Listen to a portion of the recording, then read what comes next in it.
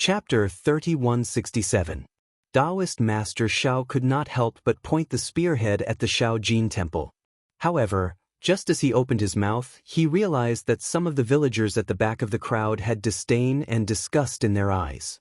He immediately became alert and flung the horsetail whisk in his hand to cover it up.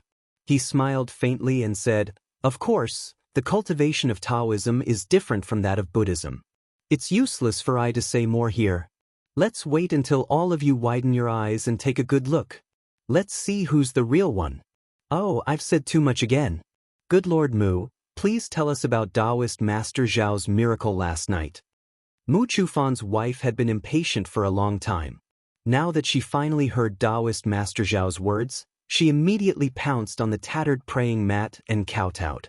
After kowtowing 9 times, she hurriedly pulled her hands, and the 2 children who were at a loss were also pulled over. She pressed their small heads to the ground and cried, "Children, quickly thank Taoist Master Xiao. If it wasn't for his grace, Mother would have left you last night." The 2 children were a little confused at first. However, when they heard that their mother would have left them if not for the tattered clay statue in front of them, they immediately stopped pressing their mother's hands and kowtowed to the ground while crying, "Thank you, Taoist Master Xiao. Thank you, Taoist Master Xiao." The children's crying immediately infected the villagers of General Ridge. Everyone wiped their tears along with them. "Everyone, my fellow villagers." Mu Chufan stood behind his wife and children and unconsciously shed tears. At this moment, he wiped his tears with his sleeves and said, "Everyone knows about my family situation. Ever since my wife married into the Mu family, she never enjoyed a day of happiness. Every day, she would be at home weaving, washing, and working hard. Later, after she had 2 children, her body became worse and worse. I felt pain in my heart when I saw it. However, I couldn't do anything at all. All the doctors in the village and town had seen her. She was slowly losing weight and had no strength. In the end, she couldn't even pick up a needle. Every doctor couldn't find the reason. They were really at their wits' end. To my family, my wife is the sky of our family.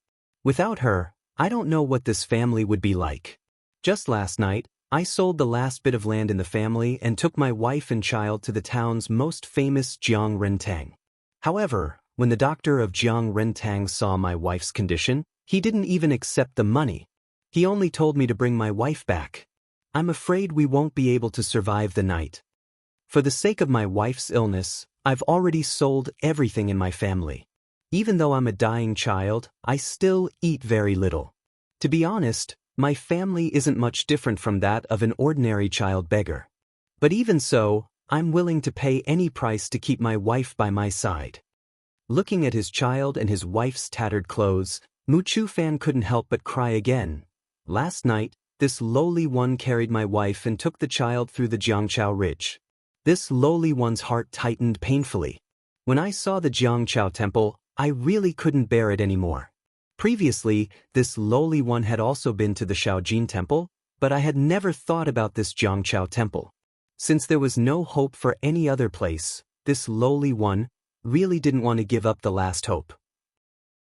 I thought of coming to the Jianghu temple, to kowtow a few times to Taoist Xiao and see if Taoist Xiao would pity this lowly one. Who knew, Taoist Xiao really showed his spirit." Speaking of the key point, Mu Chufan was exultant. "After this lowly one kowtowed and prayed, Taoist Xiao really bestowed me with the elixir. After this lowly one consumed the elixir, my wife had a stomachache for the entire night, which scared this lowly one. But today, she's completely recovered. Although she still looks weak, this lowly one knows that my wife's complexion is completely different from yesterday. Everyone, look, after a day of recuperation, my wife can actually come to the Jianghu temple from the General Ridge by herself. If this isn't a miracle, then what is it? If other people were to preach like this, the people in the General Ridge might not believe it. However, everyone knew the condition of Mu Chufan's family and his wife's illness clearly. Today, Mu Chufan's wife had completely recovered. This was simply unbelievable to everyone. Since everyone could come here, they had already believed it. When this was preached in the Jianghu temple, waves of emotions were released. Boundless holy man. Seeing this, Taoist Xiao seized the opportunity and said in a deep voice, "Good Lord Mu, do you have a copper coin?" "I do." Mu Chufan was slightly stunned as he sighed. "Take it out," Taoist Xiao instructed in a profound manner. "Yes, Taoist Xiao." Mu Chufan took out a copper coin and placed it in the palm of his hand in front of Taoist Xiao's eyes. Taoist Xiao then turned his hand, and the silver coin that Mu Chufan gave him earlier immediately appeared. He placed it in Mu Chufan's palm solemnly, then took the copper coin and said emotionally, "Good Lord Mu, I know that the merit silver is your reward to Jinren Shao. It's your family's sincerity and piety. However, this is the only thing that the 4 members of your Mu family have. Without this silver, your family of 4 may have to eat the northwest wind tomorrow. Although I have accepted your silver coin and can help Taoist Xiao reconstruct his golden body tomorrow, do you think that Jinren Shao will like this merit silver?" At this point, Taoist Xiao purposely paused for a moment, then waved the horsetail whisk in his hand and said, "There's no need to say more." Jinren Shao definitely doesn't want to see the Mu family's predicament continue. Moreover, to Jinren Shao of my Jianghu temple, this kind of worldly thing is not something that he likes. What he wants is the gratitude and piety of us ordinary people. Therefore, this silver coin is no different from a copper coin. This copper coin of yours is the piety of your Mu family of 4. You only need to give this copper coin and the piety of your Mu family to Jinren Shao, and you'll be repaying him for saving your Mu family. The silver coin is yours. Give the piety that Jinren Shao needs to Jinren Shao." As he spoke, Taoist Xiao respectfully placed the copper coin into the merit box on the offering table. Following the soft sound of the copper coin, Mu Chufan's tears instantly fell. The villagers of General Ridge were even more excited. Everyone knew the value of a silver coin and a copper coin. Other than Mu Chufan, no one would easily take out a silver coin. Now, seeing that Taoist Xiao did not want a silver coin and only wanted a copper coin, and that as long as there was sincerity, a copper coin was exactly the same as a silver coin, although the villagers of General Ridge were not rich, who did not have a copper coin. "Jinren Shao, you're really a god." At this moment, Mu Chufan bowed to his wife again. He choked with sobs, "From now on, I will only worship Jinren Shao. I will worship him for the rest of my life. Moreover, when my family's situation has improved, I will definitely reconstruct your golden body for Jinren Shao." "Why do you need to wait for your family's situation to improve?" A voice appeared out of nowhere. "Those of us who have no money will offer a copper coin. Those of us who have money will offer 5 or 10 copper coins. As long as you bring our piety, you will definitely be able to reconstruct your golden body for Jinren Shao in no time." Following this voice, another copper coin flew out from the crowd and landed on the offering table. "Amateus, thank you so much, kind lord." Taoist Xiao was overjoyed. He really wanted to thank this villager whose name he did not know. That's right, that's right. Instantly, everyone opened their pockets. There was no need to say anything else.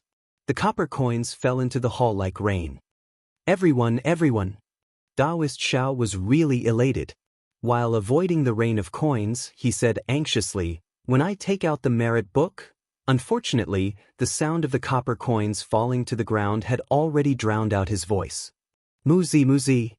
An extremely surprised voice suddenly shouted, "Is this the panacea that you were talking about?" There really is one. Not to mention everyone hurriedly turning around, even Taoist Zhao's eyes flashed with eagerness. The first copper coin was naturally thrown out by Xiaohua. At this moment, he hid behind the crowd and looked over. A man who was about the same age as Mu Chufan was holding a thumb-sized black object in his hand. He was extremely surprised as he shouted, "Seems like it, but it seems like..." In the darkness of the night, the thumb-sized object could not be seen clearly. In fact, before Mu Chufan gave the ugly pill to his wife last night, he also did not believe it. He was just treating a dead horse as a living horse. On the tree. The eyes of the crowd were as sharp as snow. Immediately, some people raised their heads and looked at the only banyan tree in the Taoist temple. At the end of the branches, between the leaves, there was a thumb-sized banyan fruit. They could not help but shout excitedly. When Taoist Xiao saw this, he hurriedly shouted, "Benevolent people, Taoist Zhao's gift is a miracle. It will not hinder anything. Although this banyan fruit is an ordinary item, if you are sincere, it will definitely have a miraculous effect." Of course, although Taoist Xiao is benevolent to the people, if your heart is not sincere and you are unable to worship him sincerely, even if you take the banyan fruit and eat it, it may not be effective. The crowd was already noisy. They only heard the first half of Taoist Zhao's sentence. Why would they care about the second half? When some people saw the banyan fruit on the banyan tree, some nimble villagers quickly climbed up the tree. Just as Taoist Xiao finished speaking, the banyan fruit on the banyan tree also fell with a walala sound. Snatch. Although no one shouted it out, everyone was shouting in their hearts. They swarmed towards the banyan fruit that fell to the ground. Those villagers who did not enter the Taoist temple also shouted and rushed in. More than 100 people crazily snatching the banyan fruit was very frightening. When Taoist Xiao saw this, he was afraid that something big would happen. He could only shout, "If you are sincere, then it will happen. Don't take too much. If you take too much, Taoist Xiao will be angry." Taoist Zhao's words were somewhat effective. Fortunately, the banyan tree was not small and there were many banyan fruits. In a short moment, the villagers who rushed into the Taoist temple all had won. Chapter 3168. Those who have received the grace, please leave. You can go home and see if you can receive Taoist Zhao's grace. Taoist Xiao saw that the temple was overcrowded, so he quickly shouted, "Taoist Zhao's grace is everywhere. When you see the miracle tomorrow, you can come to Jianghu temple to thank him. Go, we also want to pay our respects to Taoist Xiao." The villagers outside the temple were already impatient. They didn't believe it at first, but when they saw the banyan fruit, even if they didn't believe it, they couldn't help but come in and pick up too. Greed was in human nature, and no one could avoid it. For a moment, the small temple was even more chaotic. The villagers inside the temple did not want to go out and wanted to take more. The villagers outside the temple rushed in and wanted to snatch one. Not long after Xiao Taoist finished speaking, there was friction at the entrance of the Taoist temple. There were screams and cries that tore people's hearts and lungs apart. Oh no! How could Taoist Xiao not know what happened? The expression on his face changed drastically, and the sweat on his forehead began to flow down. This happiness had come too quickly, and it had left even faster. If there were any casualties tonight, not only would the villagers not come, even the government wouldn't let him go, right? While thinking, Taoist Zhao's eyes turned quickly. He brushed his sleeves on the table and prepared to take out a few copper coins to ask Yuanya to come and save him. Ignorant, unruly people. Suddenly, a gust of wind blew in the main hall of the Taoist temple, extinguishing 3 candles in an instant, leaving only one flickering in the wind. A cold voice came from the worn-out statue. "How could this Taoist master's gift fall on your head so easily? Just looking at your selfishness and disregard for others, this Tao master is bitterly disappointed." Ah? Taoist Xiao was stunned. He turned around in disbelief and looked at the statue in front of him, which he had never worshipped before, and was stunned. "Get out of my sight, all of you. When I see your sincerity, it won't be too late to come and ask for my grace." The clay statue coldly spoke again. Along with this voice, the ground of the Taoist temple began to tremble. The entire banyan tree was shaking. The villagers who were climbing on the banyan tree could no longer stay any longer. Plop, plop. They all fell down. "Taoist Xiao, please calm down, please calm down." Taoist Xiao didn't dare to delay any longer. He quickly knelt in front of the statue and kowtowed. "The villagers are ignorant, and it's all my fault. If there is any blame, please put it on I. I am willing to take the blame for these villagers. Taoist Xiao, please forgive me." As the ground shook, everyone panicked. Not only did everyone in the temple kneel on the ground, but even those outside of the temple couldn't stand still. Some rolled down the mountain path, and some knelt down. In the time it took to smoke a cigarette, the Jianghu temple was completely silent. Only the sound of the wind could be heard. Poof, with a soft sound, the candles on the candles exploded. Xiao Daoist raised his head and looked at the broken statue. He bit his lips and kowtowed. He slowly stood up and turned around. He flung the horsetail whisk in his hand and sighed. Boundless holy man, benevolent masters, please rise. Daoist Xiao is already angry. We should listen to Daoist Zhao's orders and leave the temple first. I won't sleep tonight, and I will repent in front of Daoist Xiao. Those who haven't received Daoist Zhao's blessings, please come back tomorrow. Daoist Xiao said sympathetically, it's a pity for Daoist Zhao's blessings. If Daoist Xiao wasn't angry, it's all my fault, please forgive me. Immediately, everyone kowtowed again. Even though they were sober, they were still ashamed of their impulsiveness. Yuanya, Xiao Hua. Daoist Xiao ordered again, send the villagers down the mountain. I want to pray for the villagers in front of Daoist Xiao. Daoist Xiao sat down on the futon and didn't say anything else. Dear villagers, Daoist Xiao is angry. I'm afraid all the blessings have passed away. After Daoist Xiao prays for you, please come back tomorrow. Xiao Hua knew that Yuan Ye's words were clumsy, so he hurried out of the crowd and walked to the door of the Daoist temple. He shouted at the villagers outside the temple, if we still gather here, Daoist Xiao won't have to pray for blessings, and Daoist Zhao's anger will descend. The villagers outside the Daoist temple were both regretful and afraid. However, when they heard Xiao Hua say that all the blessings had turned into nothing, their hearts calmed down. They all kowtowed outside the temple and went down Jianghu Ridge with complicated feelings. As for the people inside the Daoist temple, besides being afraid like the villagers outside, they were also a bit angry. Who would be happy to see the spirit pills in their hands turn into banyan fruits in front of Daoist Zhao's anger? However, when they saw the villagers outside the Daoist temple slowly leave, they didn't dare to stay inside the temple and left one by one. On the other hand, Mu Chufan's face was filled with ecstasy. He walked up to the praying mat and kowtowed a few more times. He said sincerely, Spiritual Master Xiao, this humble one hears your voice again. This humble one thanks Spiritual Master once again. I believe that you have already seen this humble one's wish.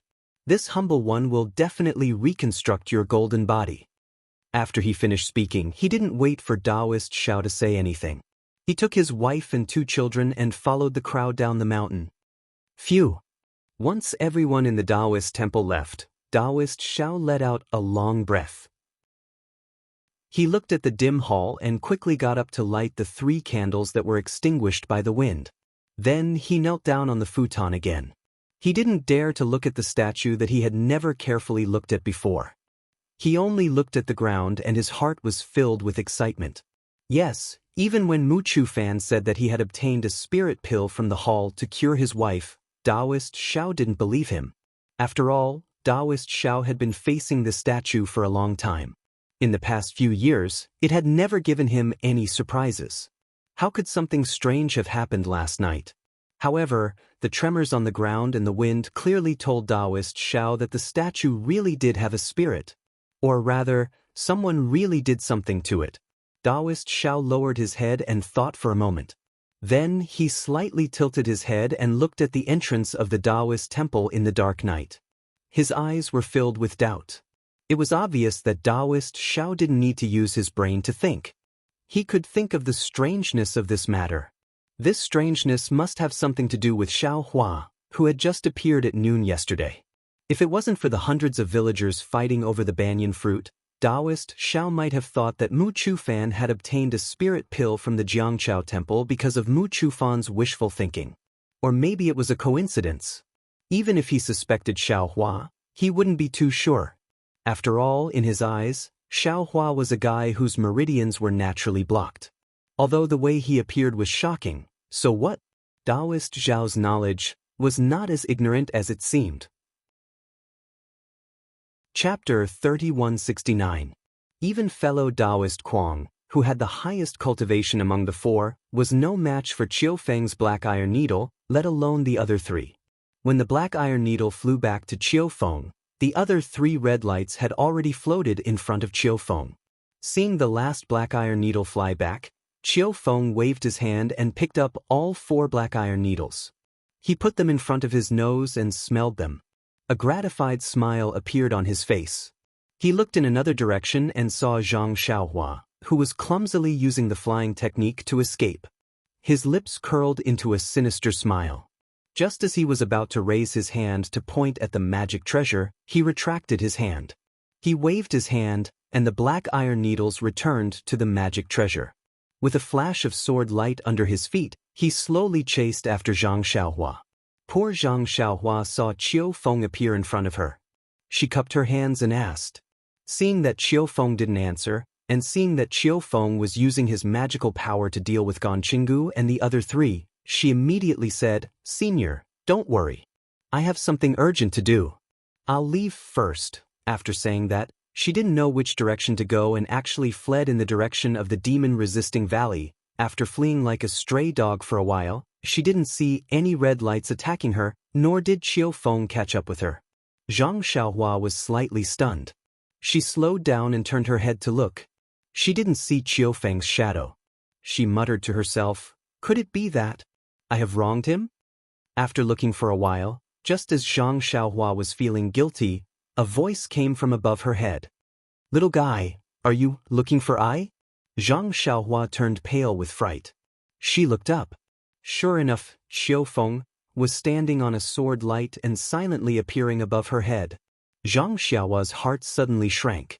She stopped and cupped her hands. No, I'm trying to find the direction. I don't know, where am I going? Oh, right, where are you going? Qiu Feng looked at Zhang Xiaohua and said with a fake smile, I'm going to the demon-resisting valley, of course. Is this the way to the Imperial Demon Valley? Zhang Xiaohua smiled very helplessly and said, then, Junior went to the wrong place. Junior wants to go to Jianghu City. Senior, please go first. This Junior will turn around right away. Hee little guy, your flying technique isn't bad. You can actually fly so fast without a flying shuttle. It seems that Lord Alliance Master has trained you well. I wouldn't dare. It's all the hard work of the elders in the sect. This Junior doesn't dare to claim the credit. There's a flying shuttle in your storage ring. Don't you usually use it? Qiu Feng smiled like a cat watching a mouse. Oh, there's no need.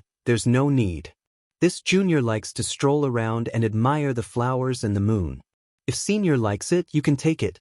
Oh, and my sect has many storage rings. Since Senior saved this Junior's life, the storage ring and the things inside can be considered as a token of my gratitude to Senior. Please accept it. Zhang Xiaohua's heart thumped when he heard this, and he quickly pushed the storage ring away. Why is there a token from the Immortal Ascension sect in your storage ring? Qiu Feng was still smiling. This. Zhang Xiaohua rolled her eyes and said, Senior Feng doesn't have time now. He asked me to go to the Immortal Ascension sect. I have something to tell his disciple. Why didn't he use the message talisman? Or the disciple of the Immortal Ascension sect? Qiu Feng asked curiously, why did he ask you to go so far? Zhang Xiaohua didn't know what a message talisman was. She could only bite the bullet and say, this matter is very important and urgent. Senior, please forgive me and let me leave early. If I delay, Senior Feng will be in trouble. Haha. Qiu Feng looked up and laughed. He looked at the sky and said, forget it. It's getting late. I don't want to play with you anymore. As he spoke, he pointed his hand, and a red light appeared from the magic treasure in front of him. What are you doing? Zhang Xiaohua pretended to be angry and said, aren't you afraid of my alliance master? What else can I do? Of course, I'm going to kill you. Just like those 4 Foundation establishment cultivators. Qiu Feng sneered and said, Alliance Master? Do you really think that you are a blood relative of the Alliance Master? Am I not? That's what Senior Feng from the Immortal Ascension sect told me. Zhang Xiaohua put on an act. How can it be possible that the Alliance Master brought you into the demon-resisting valley? Qiu Feng snorted and said, Feng Shu used the soul-searching technique on you and accidentally erased your memory. He was afraid that this matter would cause trouble in the demon-resisting valley, So he made it up at the last minute. Soul-searching technique? How is that possible? Zhang Xiaohua was surprised. If I were to tell this to others, perhaps they would really believe me. It's a pity. Feng Shu thought that I was a golden core cultivator who came in from outside after the demon gate was closed, so he made up such a lie. But no matter how much he thought about it, he didn't know that I had already entered the Demon Imperial Valley before the demon gate was opened. On the way to the Demon Imperial Valley, I even met the Alliance Master and the others and followed them into the Demon Imperial Valley. But at that time, there was no one like you beside the Alliance Master. Of course. I'm just a golden core cultivator. How could Feng Shu care about me? Since you already knew, why didn't you expose me in the demon-resisting valley? Zhang Xiaohua asked curiously. If I exposed you in front of you, wouldn't I be courting death? A spirit-severing stage cultivator could kill me with just one finger. How would I dare to do that?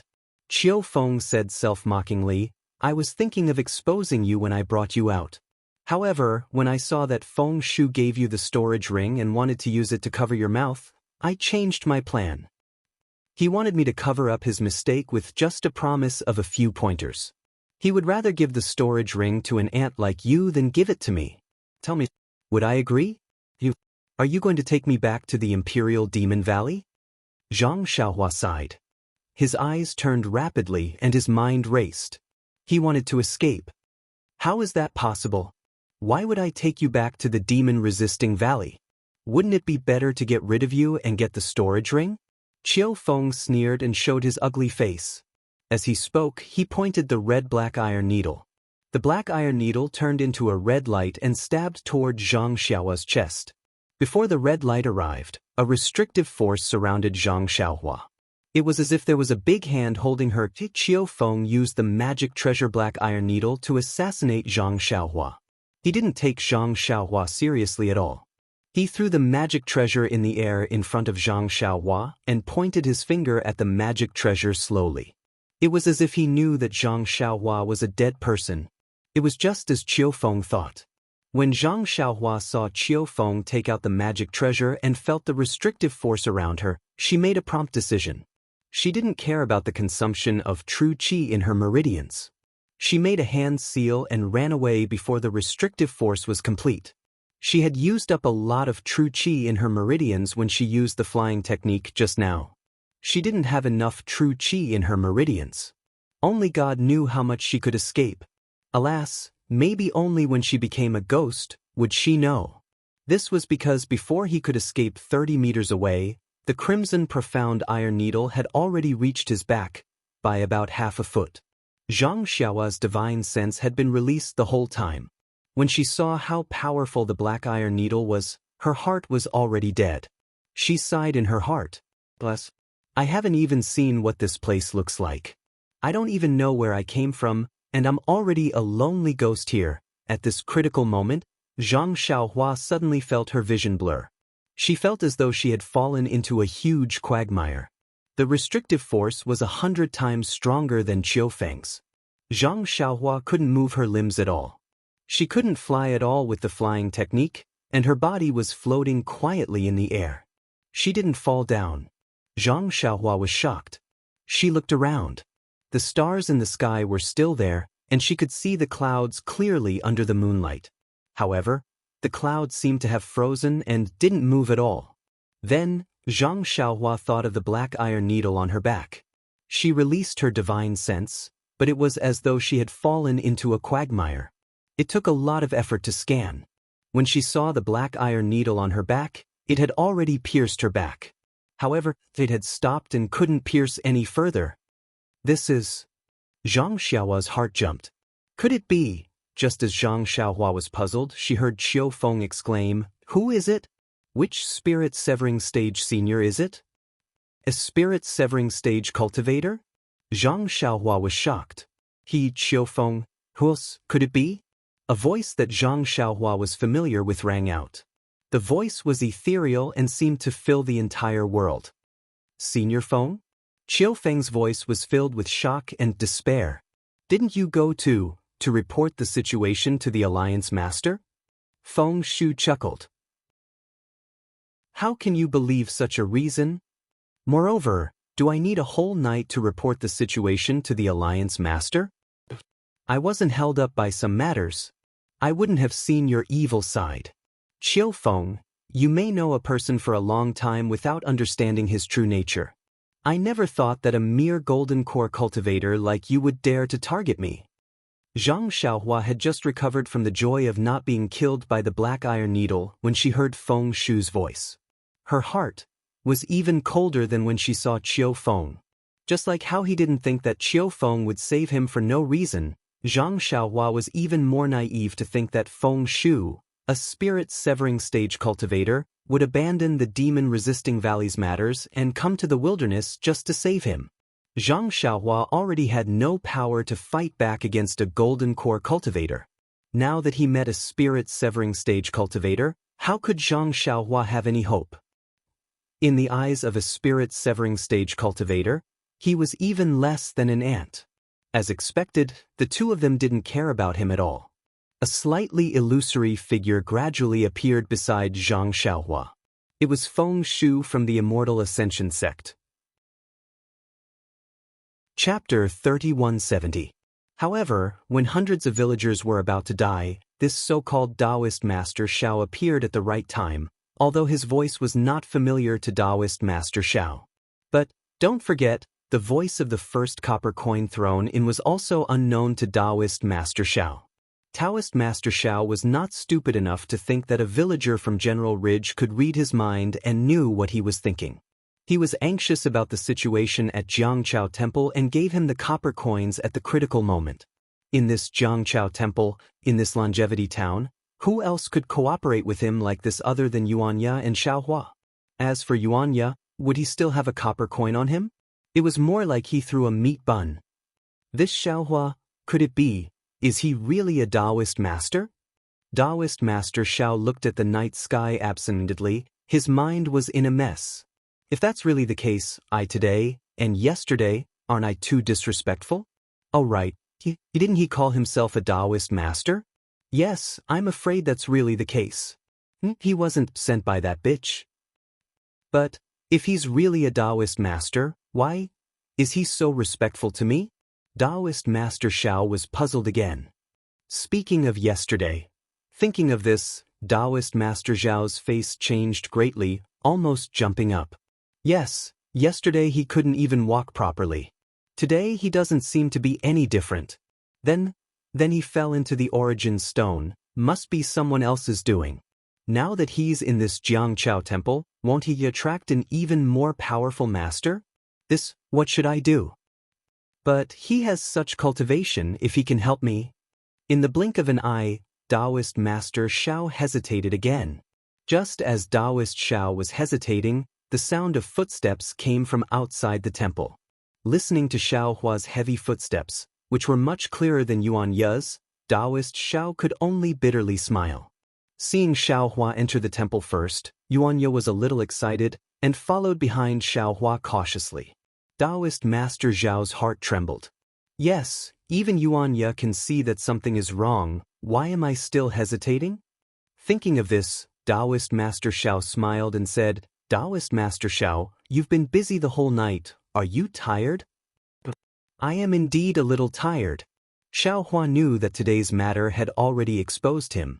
He originally wanted to explain it to Taoist Shao, but he didn't expect Taoist Shao to greet him in such a manner. He hesitated for a moment before replying with a smile. Since you're tired, why don't you take a rest first? Taoist Shao smiled and said to Yuanya, Yuanya, come over here and help your master clean up these copper coins. Yes, master. Yuanya answered as usual. He secretly glanced at Xiaohua, then quickly ran to the main hall and helped Taoist Shao pick up the copper coins one by one. Xiaohua saw that it had nothing to do with him, so the corners of his mouth curled up into a smile. He ignored Taoist Shao and went to the west wing. At this moment, there was not a single trace of the spirit stone in the west wing.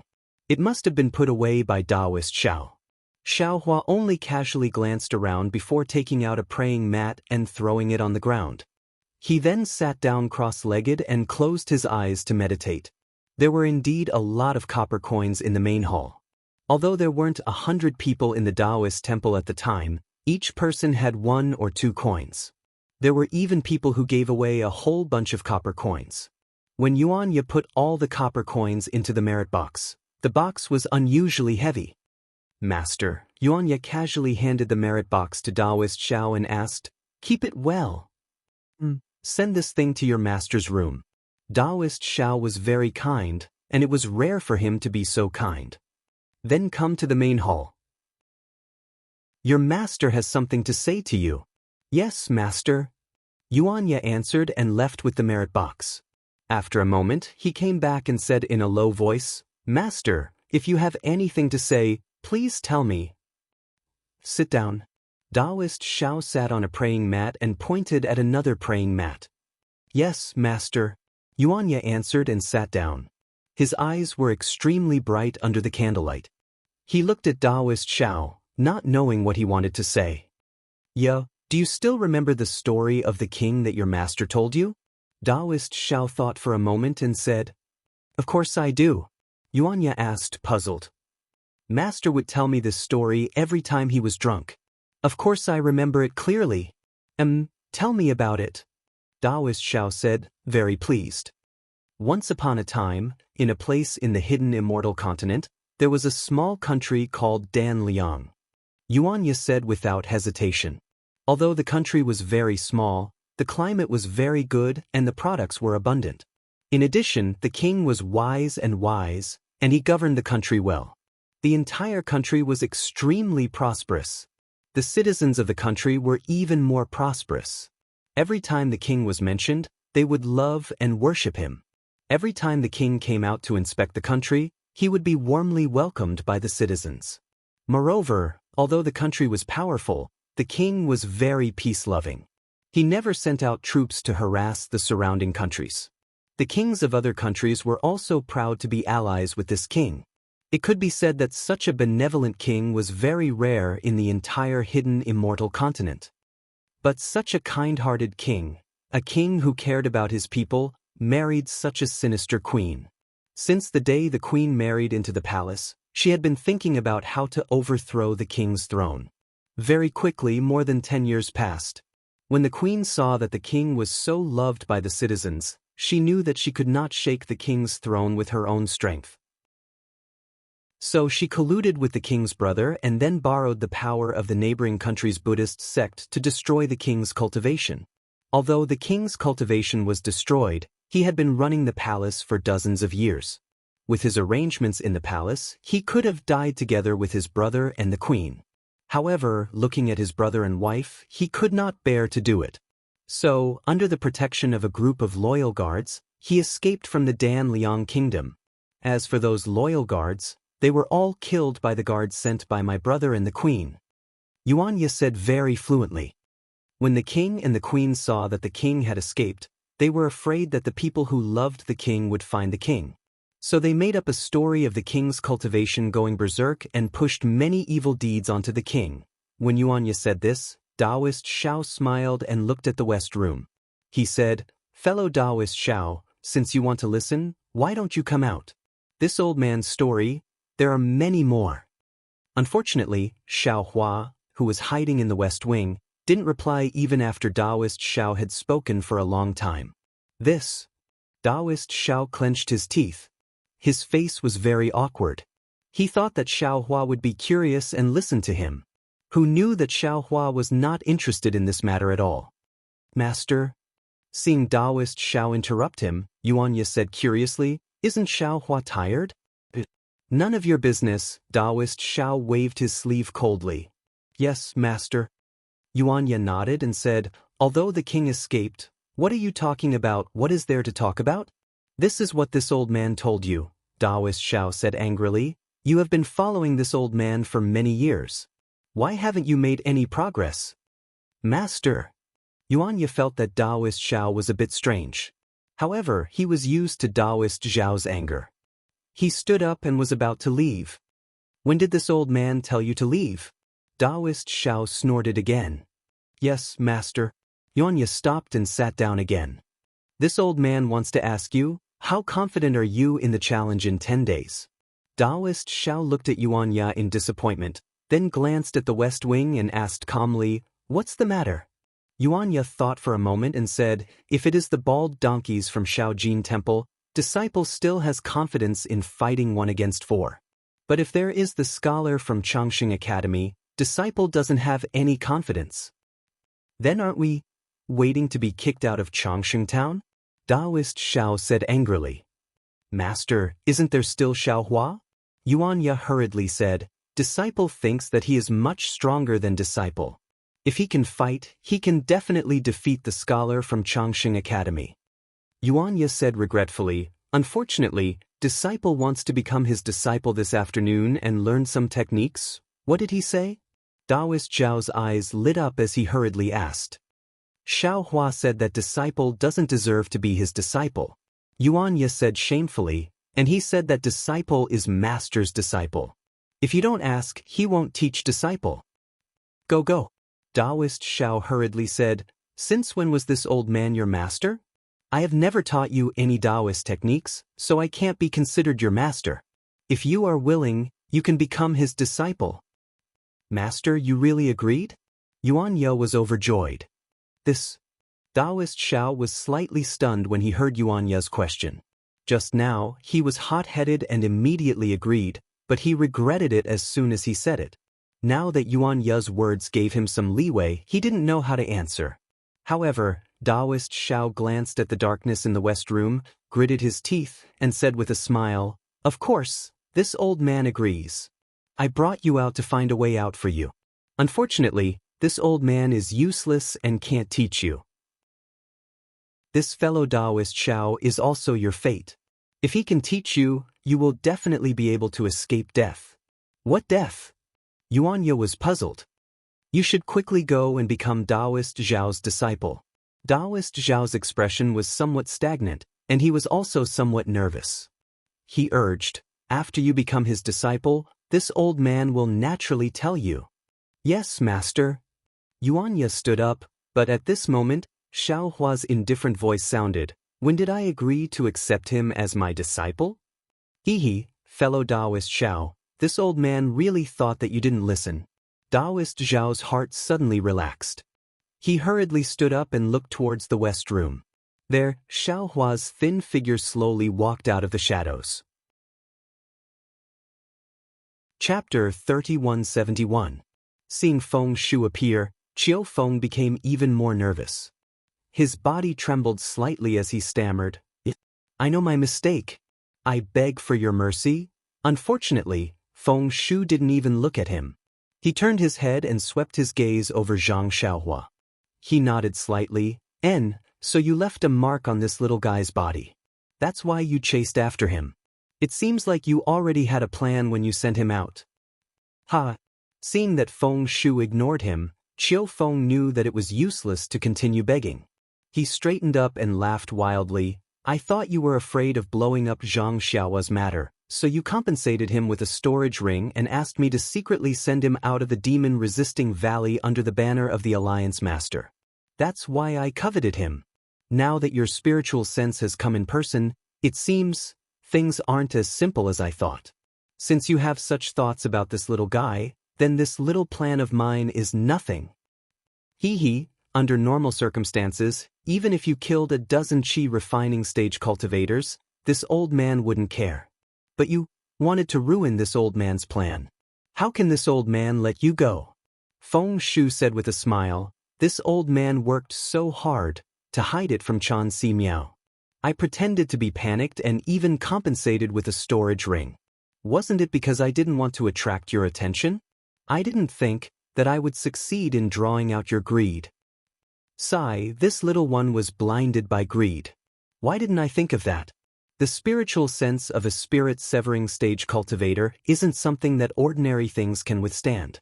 If it weren't for this storage ring, this little guy wouldn't be able to find a place to mark his spiritual sense.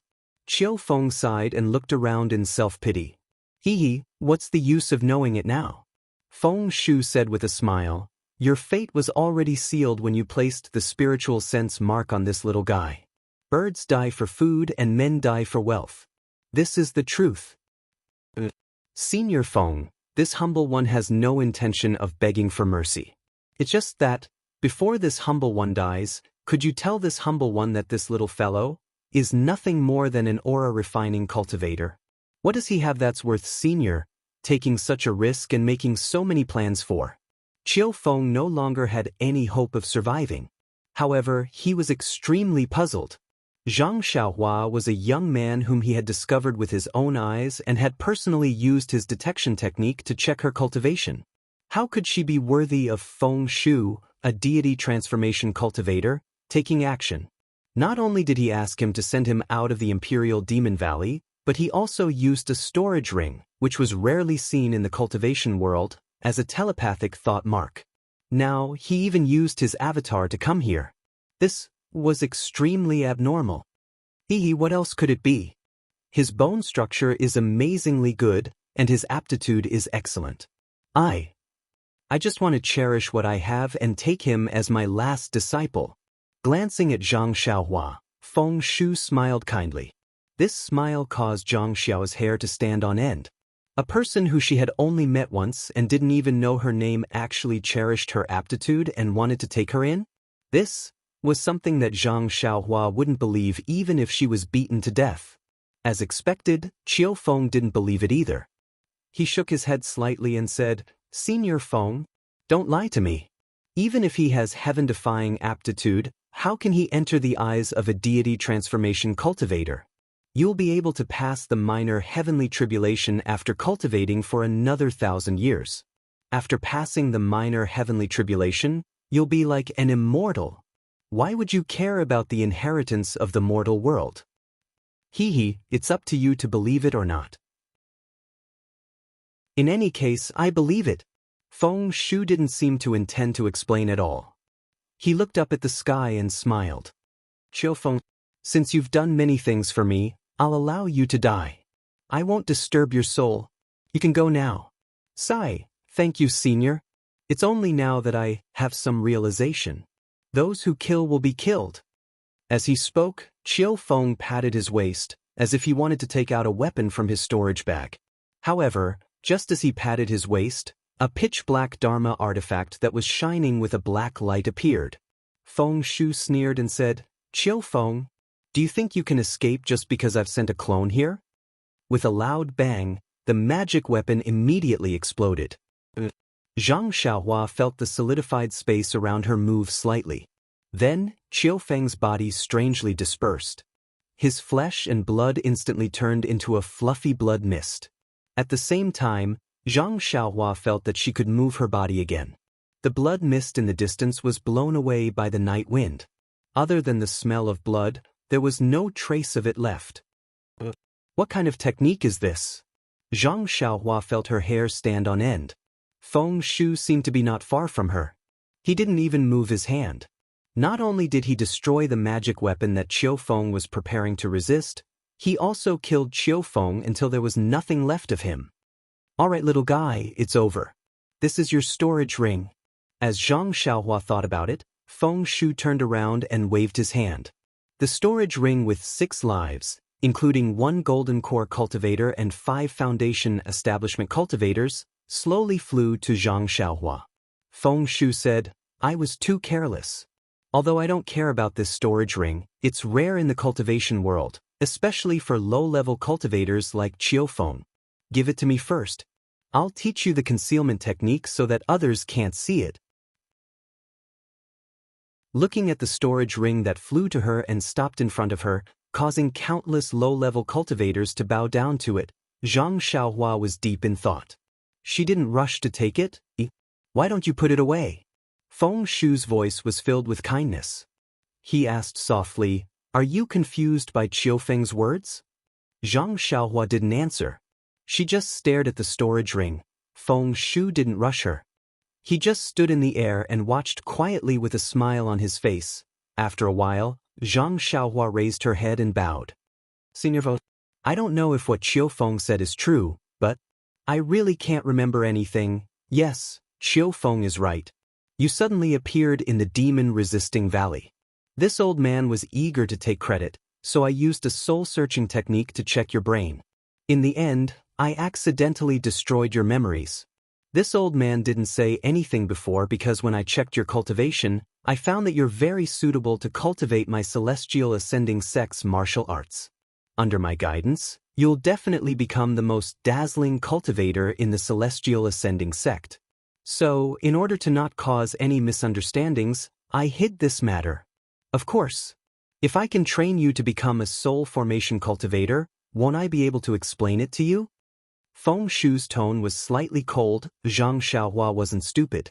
She fell for Fairy Fei Ying's trap so easily because she didn't understand the life and death situation in the cultivation world. Ever since she saw Golden Core stage and Foundation Establishment stage cultivators die so easily in front of her, she was already on her guard. Now that she heard Feng Shu's words, she couldn't help but smile bitterly. She cupped her hands and said, "Thank you, Senior Feng, for thinking highly of me. But, as I said before, I still need to report this matter to my sect master. Senior, please put this storage ring away first." Feng Shu frowned when he heard that. Instantly, Zhang Xiaohua felt the temperature around him drop, and there was a real chill in the air. But then, this uncomfortable feeling disappeared. Feng Shu asked kindly, "If that's the case, then you must have thought of which sect you belong to?" Zhang Xiaohua was at a loss for words. She could talk nonsense to Fairy Fei Ying, but Feng Shu was a soul formation cultivator who had lived for thousands of years. How could there be a sect in the cultivation world that he didn't know? Zhang Xiaohua didn't dare to lie. She answered honestly, "Senior, please no. I still don't know which sect I belong to." And this is also what this old man is worried about. Because of this old man, I will erase your memories. Even if you don't want to become my disciple, this old man can't allow you to walk around the Dawn Rain continent as you wish. You've seen it too. Golden Core stage and Foundation Establishment stage cultivators can be killed by others at any time, let alone a Qi refinement stage cultivator like you. If anything happens to you, won't I be responsible for it too? Not to mention this old man's uneasiness, even this old man's cultivation progress will be greatly hindered. Feng Shu said sincerely, "If it's possible, you should go to my Immortal Ascension sect first. No matter if you become my disciple or not, you can rest there. Once I'm done with the demon-resisting valley, I'll rush back to the Immortal Ascension sect and do my best to help you recover your memory." "Wait until you recover your memory, then we can make plans. What do you think?" Zhang Xiaohua was a little moved. Feng Shu was telling the truth. She had only been awake for half a day and had already encountered so many things. Experts died one after another in front of her. Moreover, none of these experts could kill her easily. In this unfamiliar environment, in this ferocious place, in this cruel battle, if he were to make even the slightest mistake, he would end up dead in the underworld. Finding a thick thigh to cling to was also a brilliant idea. But was she really a cultivation genius? Zhang Xiaohua thought about Feng Shu's method of killing people without making a move. Then she thought about her own aptitude and the precious storage ring that Feng Shu had given her. Suddenly she had an idea. There was no such thing as a free lunch in this world. Alas, Feng Shu, you old man, don't deceive this junior. This junior is only a Qi refining junior. If you have any thoughts about this junior, you can tell me. If it's possible, this junior won't refuse. Even if it's extremely difficult, this junior will consider it carefully, considering that senior sent this junior out of the Imperial Demon Valley. Haha, you little brat, you think too much. How can it be so complicated? Feng Shu still couldn't change the way he addressed her. He still called her little brat. He was still trying to persuade her. Hey, since it's like this, I don't want to go to the Immortal Ascending sect for no reason. I also want to repay you for your kindness. I don't even have half a copper coin on me. I can only use my life to repay you," Zhang Xiaohua said. She waved her hand and was about to slap her forehead. Zhang Xiaohua used all her strength and her hand was extremely fast. However, she was praying in her heart, "Feng Shu, hurry up, hurry up." Zhang Xiaohua was gambling.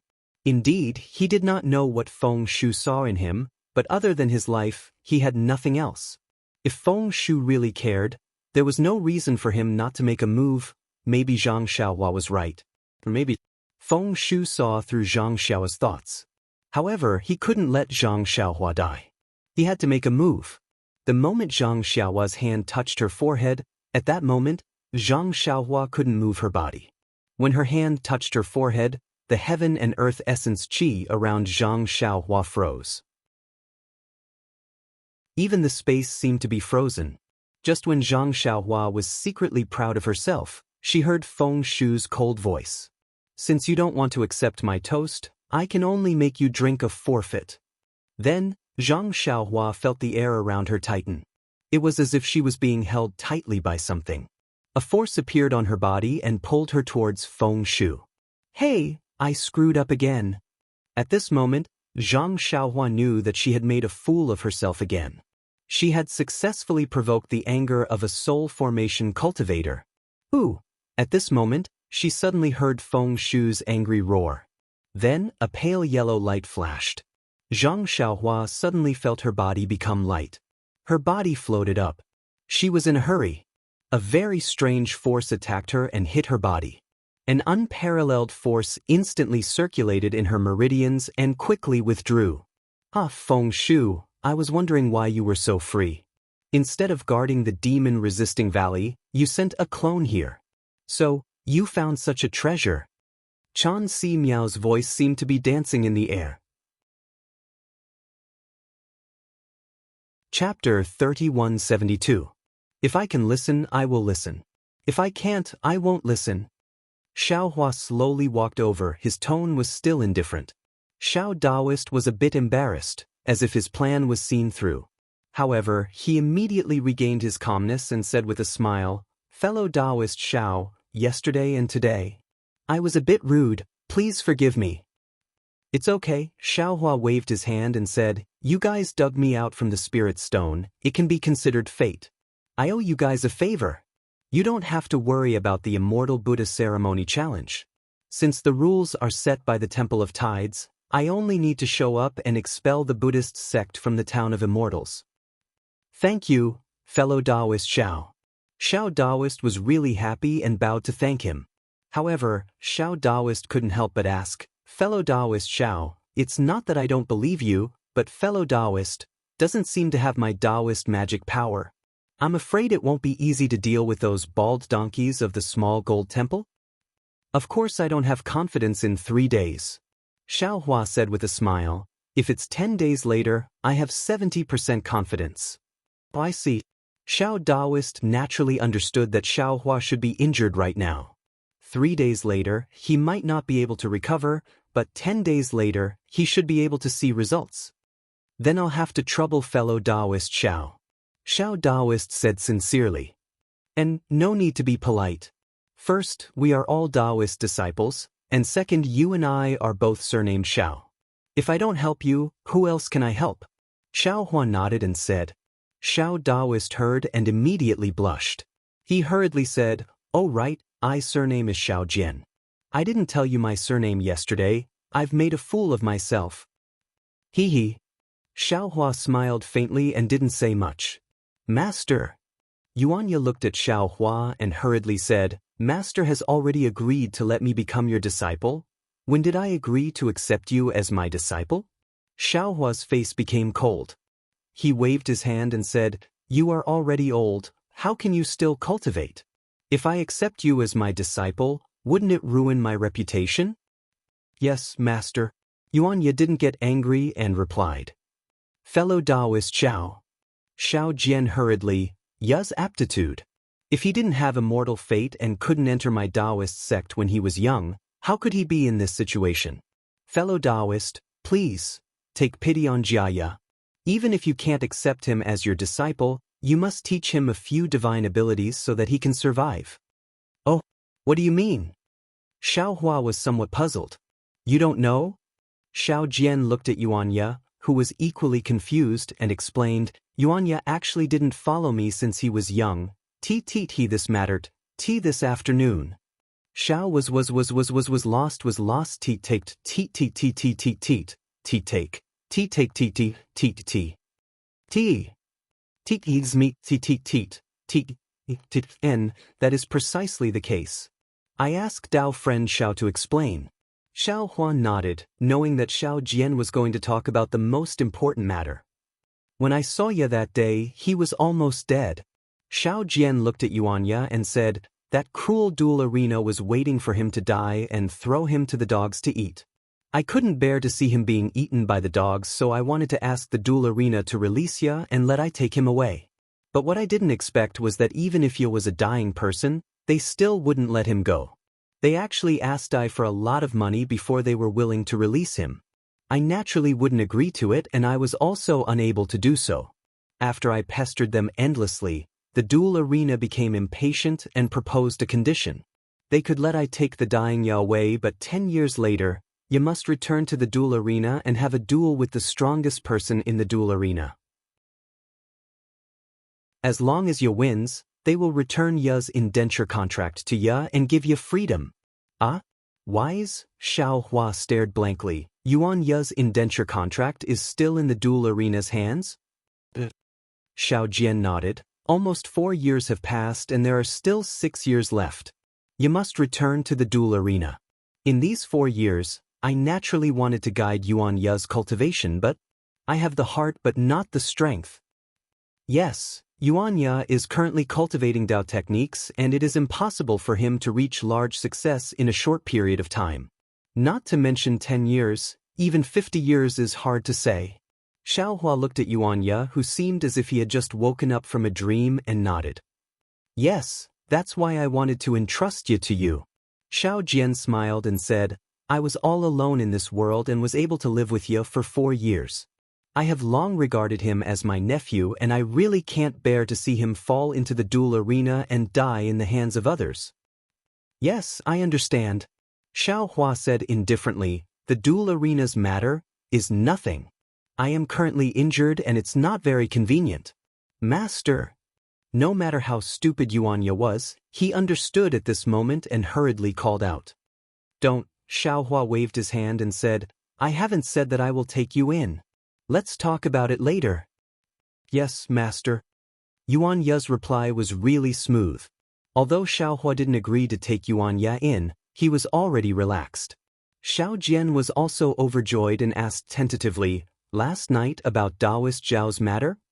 Xiao Hua wasn't surprised. Tonight's matter was so big that it was impossible for Xiao Jian to not ask.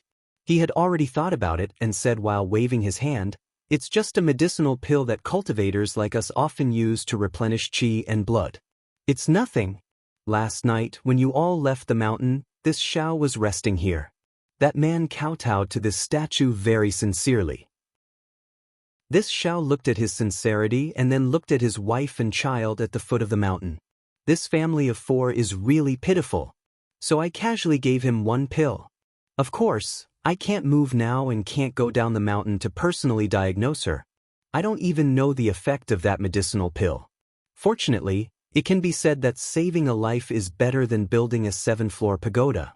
Fellow Taoist Xiao Jian's face had a strange expression, as if he wanted to ask something, but felt that it was inappropriate. He rolled his eyes and said with a smile, this saving a life is better than building a 7-floor pagoda, is a saying of Buddhism. We Taoist cultivators can't relate to it. It doesn't matter, Xiao Hua said with a smile. As long as I can see this family of 4 safe and happy, I will also be satisfied.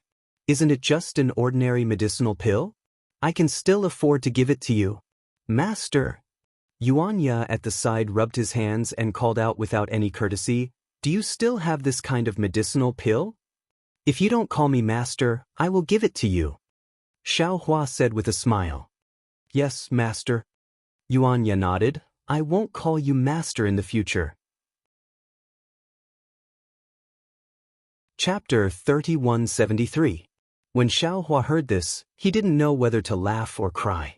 He helplessly looked at Yuan Ya's expectant eyes, and with a wave of his hand, he took out 2 parasol pills and threw them to Yuan Ya. He said, take this after you're injured. Normally, it's useless for cultivation. Yes, master. Yuan Ya took the parasol pills and scratched his head. He wanted to return one of them to Xiao Hua again. The effect of this pill is so good. Master should keep one for yourself. I just want one. Hee. Xiao Hua waved his hand and didn't take it. You keep it for yourself. If you want to give it to anyone, it's up to you. Yes, master. When Yuanya heard this, he carefully put the 2 parasol pills into his pocket. However, just as he put it away, he suddenly took it out again and respectfully handed one to Xiao Jian. He said, Master, you take one too. You're always injured by the bald donkey from Shaojin Temple. You can use this. Xiao Hua's parasol pill was naturally for Yuanya to give to Xiao Jian. However, Yuanya didn't understand at all. Xiao Jian at the side was really anxious. When he saw Yuanya finally come to his senses, he revealed a smile on his face. Who knew that before he could say anything, Yuanya would say something like that? His face immediately turned ashen. Xiao Jian unhappily took the parasol pill and carefully put it into his pocket. He looked at Xiao Hua and said with a smile, Thank you, fellow Xiao. No need. This was given to you by Yuanya, not by me. Xiao Hua waved his hand and looked at the sky. He said, You should go and rest. Perhaps tomorrow, there will be more people coming to River Tide Temple. That's right. My River Tide Temple is no longer the same as before. Tonight, I'm going to pray for the villagers of General Ridge. Xiao Jian said with a smile.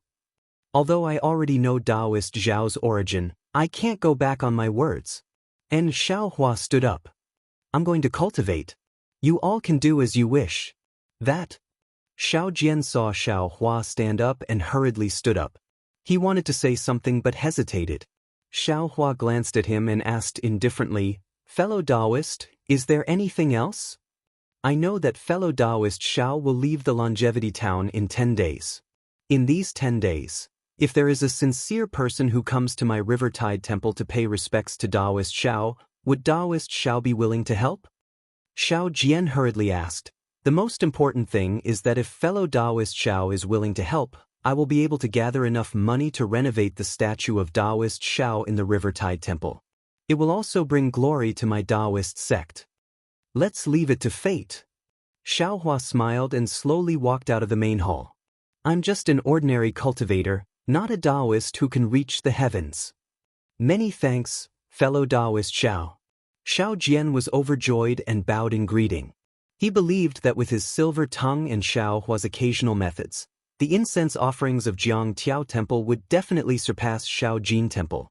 However, this thought only lasted for a moment, and he immediately laughed involuntarily. With Xiao Hua's help, how could the Taoist school be defeated in the challenge 10 days later? After 10 days, Shaojin Temple will no longer exist in Longevity Town. It doesn't matter if the Jianghu Temple doesn't have any incense offerings. Oh right, fellow Taoist Xiao. Seeing Xiao Hua walk out of the main hall, Xiao Jian suddenly thought of something and hurriedly said, Oh, is there anything else? Xiao Hua stopped and asked curiously. I know that fellow Taoist is an expert.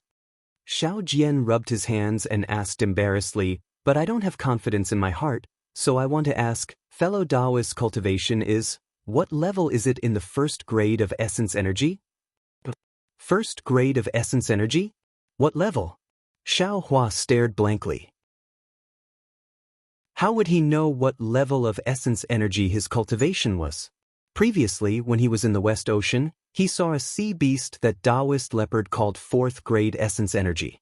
Moreover, he and the others were also called 2nd and 3rd grade essence energy cultivators by Xiancheng. As for how the essence energy was divided, he didn't really care. No matter what level of essence energy it would still be killed by him. Xiao Hua rolled his eyes and said with a smile, Taoist Xiao, how are the levels of essence energy divided? To tell you the truth, I have always been in seclusion, so I'm not too sure. How is that possible? Xiao Jian sucked in a breath of cold air, and his eyes flashed with extreme suspicion.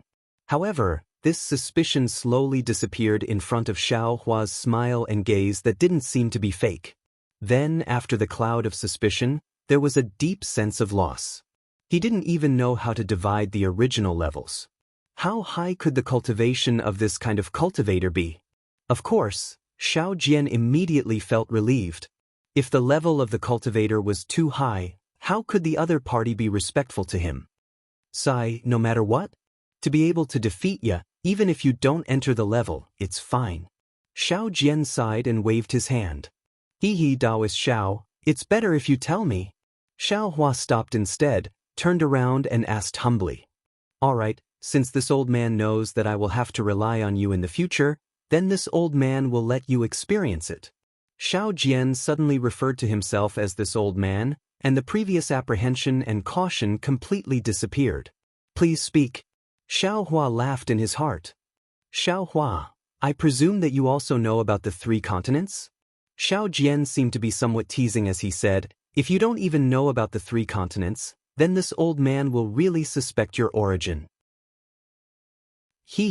The 3 continents are naturally the hidden immortal continent, the Western Paradise, and the 1,000 Demons sacred realm. Xiao Hua also laughed. This old man naturally knows about this. Since you know about the 3 continents, then you naturally know that the hidden immortal continent is the origin of Confucian cultivators, the Western Paradise is the origin of Buddhism, and the 1,000 Demons sacred realm is the place where demons run rampant, right? Xiao Jian didn't know whether he was asking Xiao Hua or talking to himself.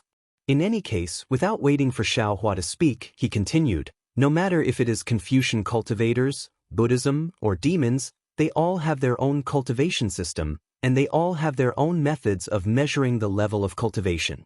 This kind of system is unknown to others, and it is also impossible to measure between each other.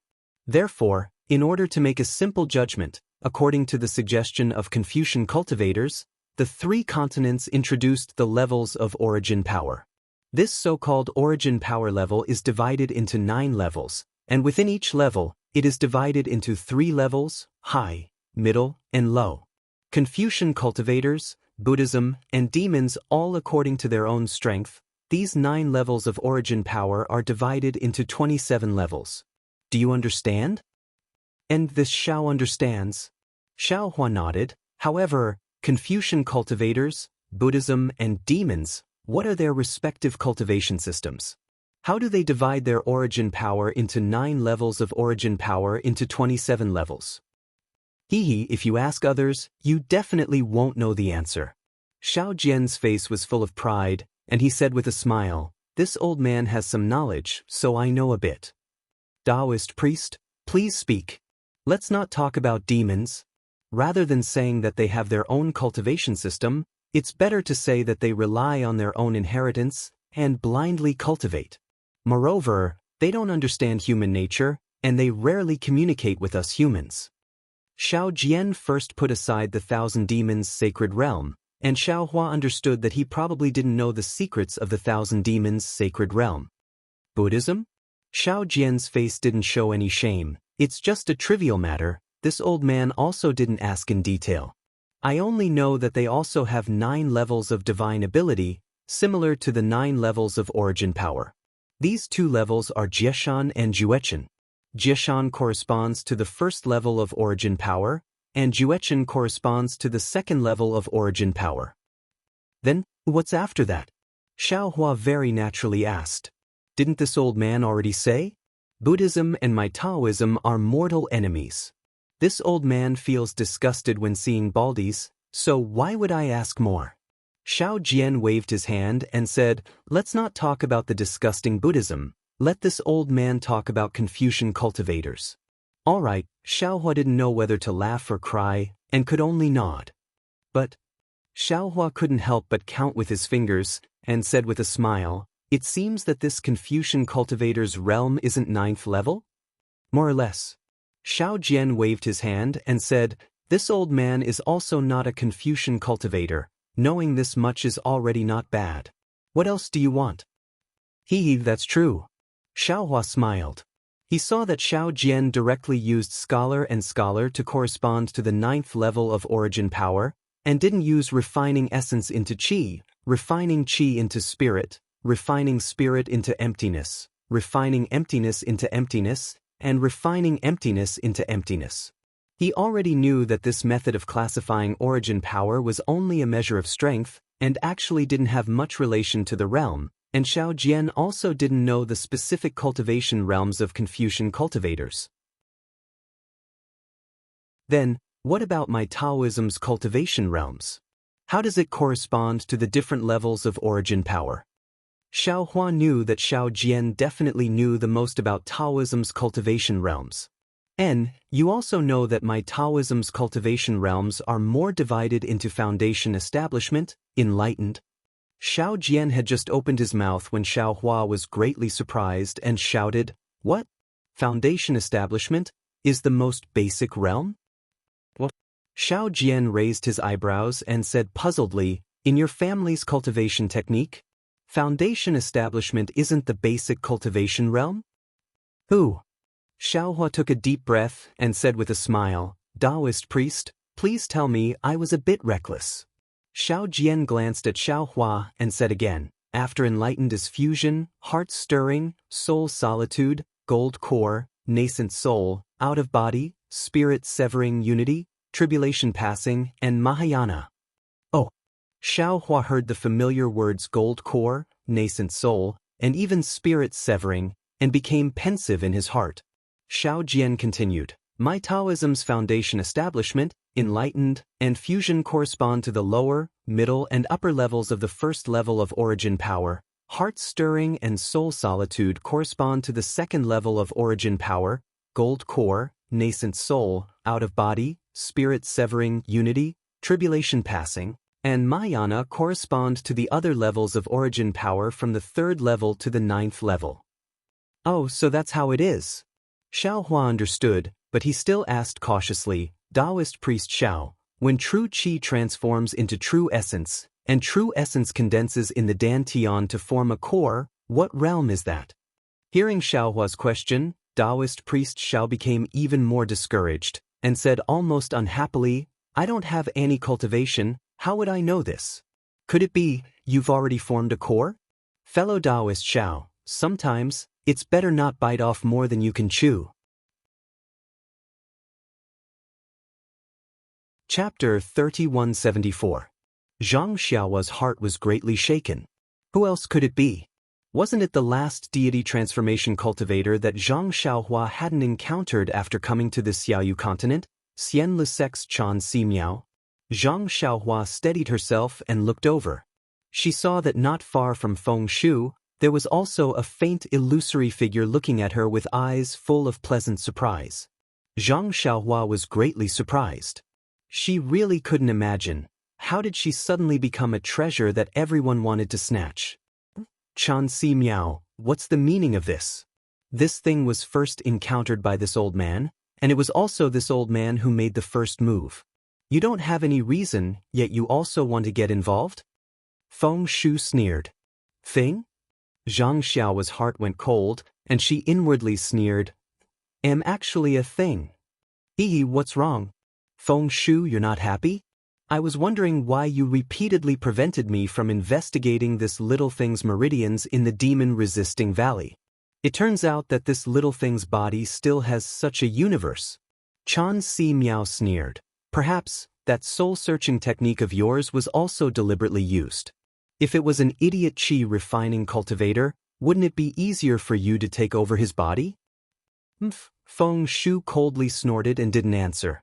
Only after a long while did he say, "Since you know the importance of this person to this old man, you presumably also know that this old man must have him. You can leave now." It's precisely because I know his importance that this old man naturally also covets him. He's important to you, but isn't he equally important to this old man? But don't forget, this old man is also a spirit-severing cultivator, and in the future, I will also encounter the danger of crossing the tribulation. With such wide meridians and a sturdy body as a cauldron, how can this old man give it up?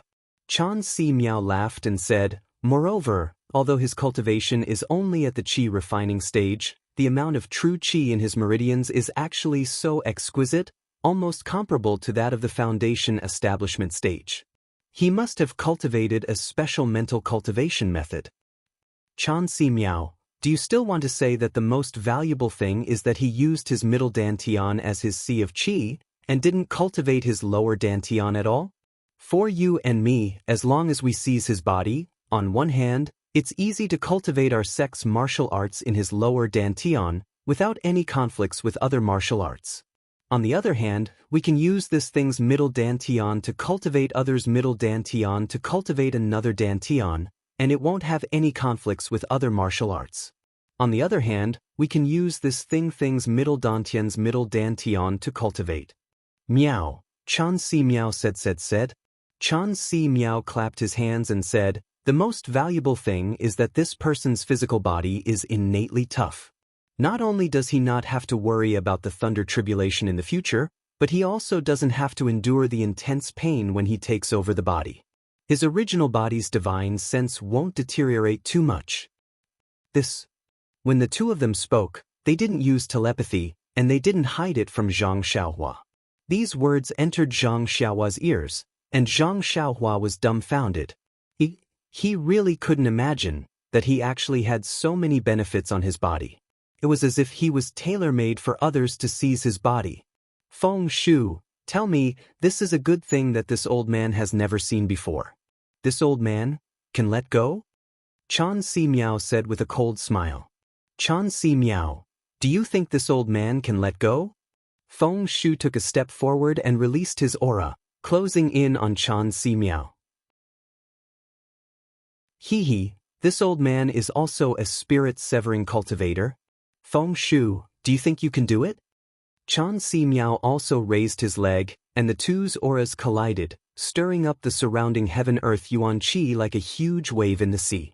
A hurricane rose from between the two of them, howling and blowing in all directions.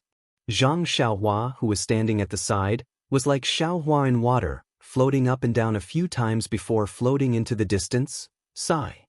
Seeing this, Feng Shu waved his hand, and the hurricane disappeared without a trace. Then, Zhang Xiaohua felt another wave of dizziness, and the entire night sky turned upside down. When Zhang Xiaohua regained his senses, he was no longer in midair. Instead, he was in a gray area. The storage ring floated quietly beside him, and there was also a bag of dirt and a strange Dharma artifact at his feet. Zhang Xiaohua recognized that Dharma artifact. It was Qiufeng's, and that bag had fallen from Qiufeng's mountain when he was killed. Looking up, Feng Shu and Chan Si Meow were still standing in midair. Feng Shu smiled and said, Chan Si Meow, you're quite brave. You actually didn't escape and followed this old man here. What's there to leave for? This old man is the same as you. We're both spirit-severing cultivators. Even if you kill this old man, my main body is still here. Even if this spirit-severing cultivator loses this spirit-severing cultivator, I will tell this matter to the Alliance Master. This old man believes that the Alliance Master will be more interested in this matter than this old man. Chan Si Meow said indifferently. Are you determined to go against this old man? Feng Shu was furious. Having a good cauldron to possess is the last method to successfully pass the minor heavenly tribulation. This old man has no reason to go against my own chance. Chan Si Meow was still indifferent. This old man believes that fellow Taoist Feng won't be willing to see a third person know about this other than me. Feng Shu's expression was uncertain. After a long while, he said gloomily, this old man naturally doesn't want to do this, but there's only one of this. If fellow Taoist Chan uses it, how am I going to use it? Fellow Taoist Chan, don't tell me you're planning to share a soul with me? This old man also just found out about such a good cauldron. Where did this idea come from? If fellow Taoist Feng has any good ideas, please tell me.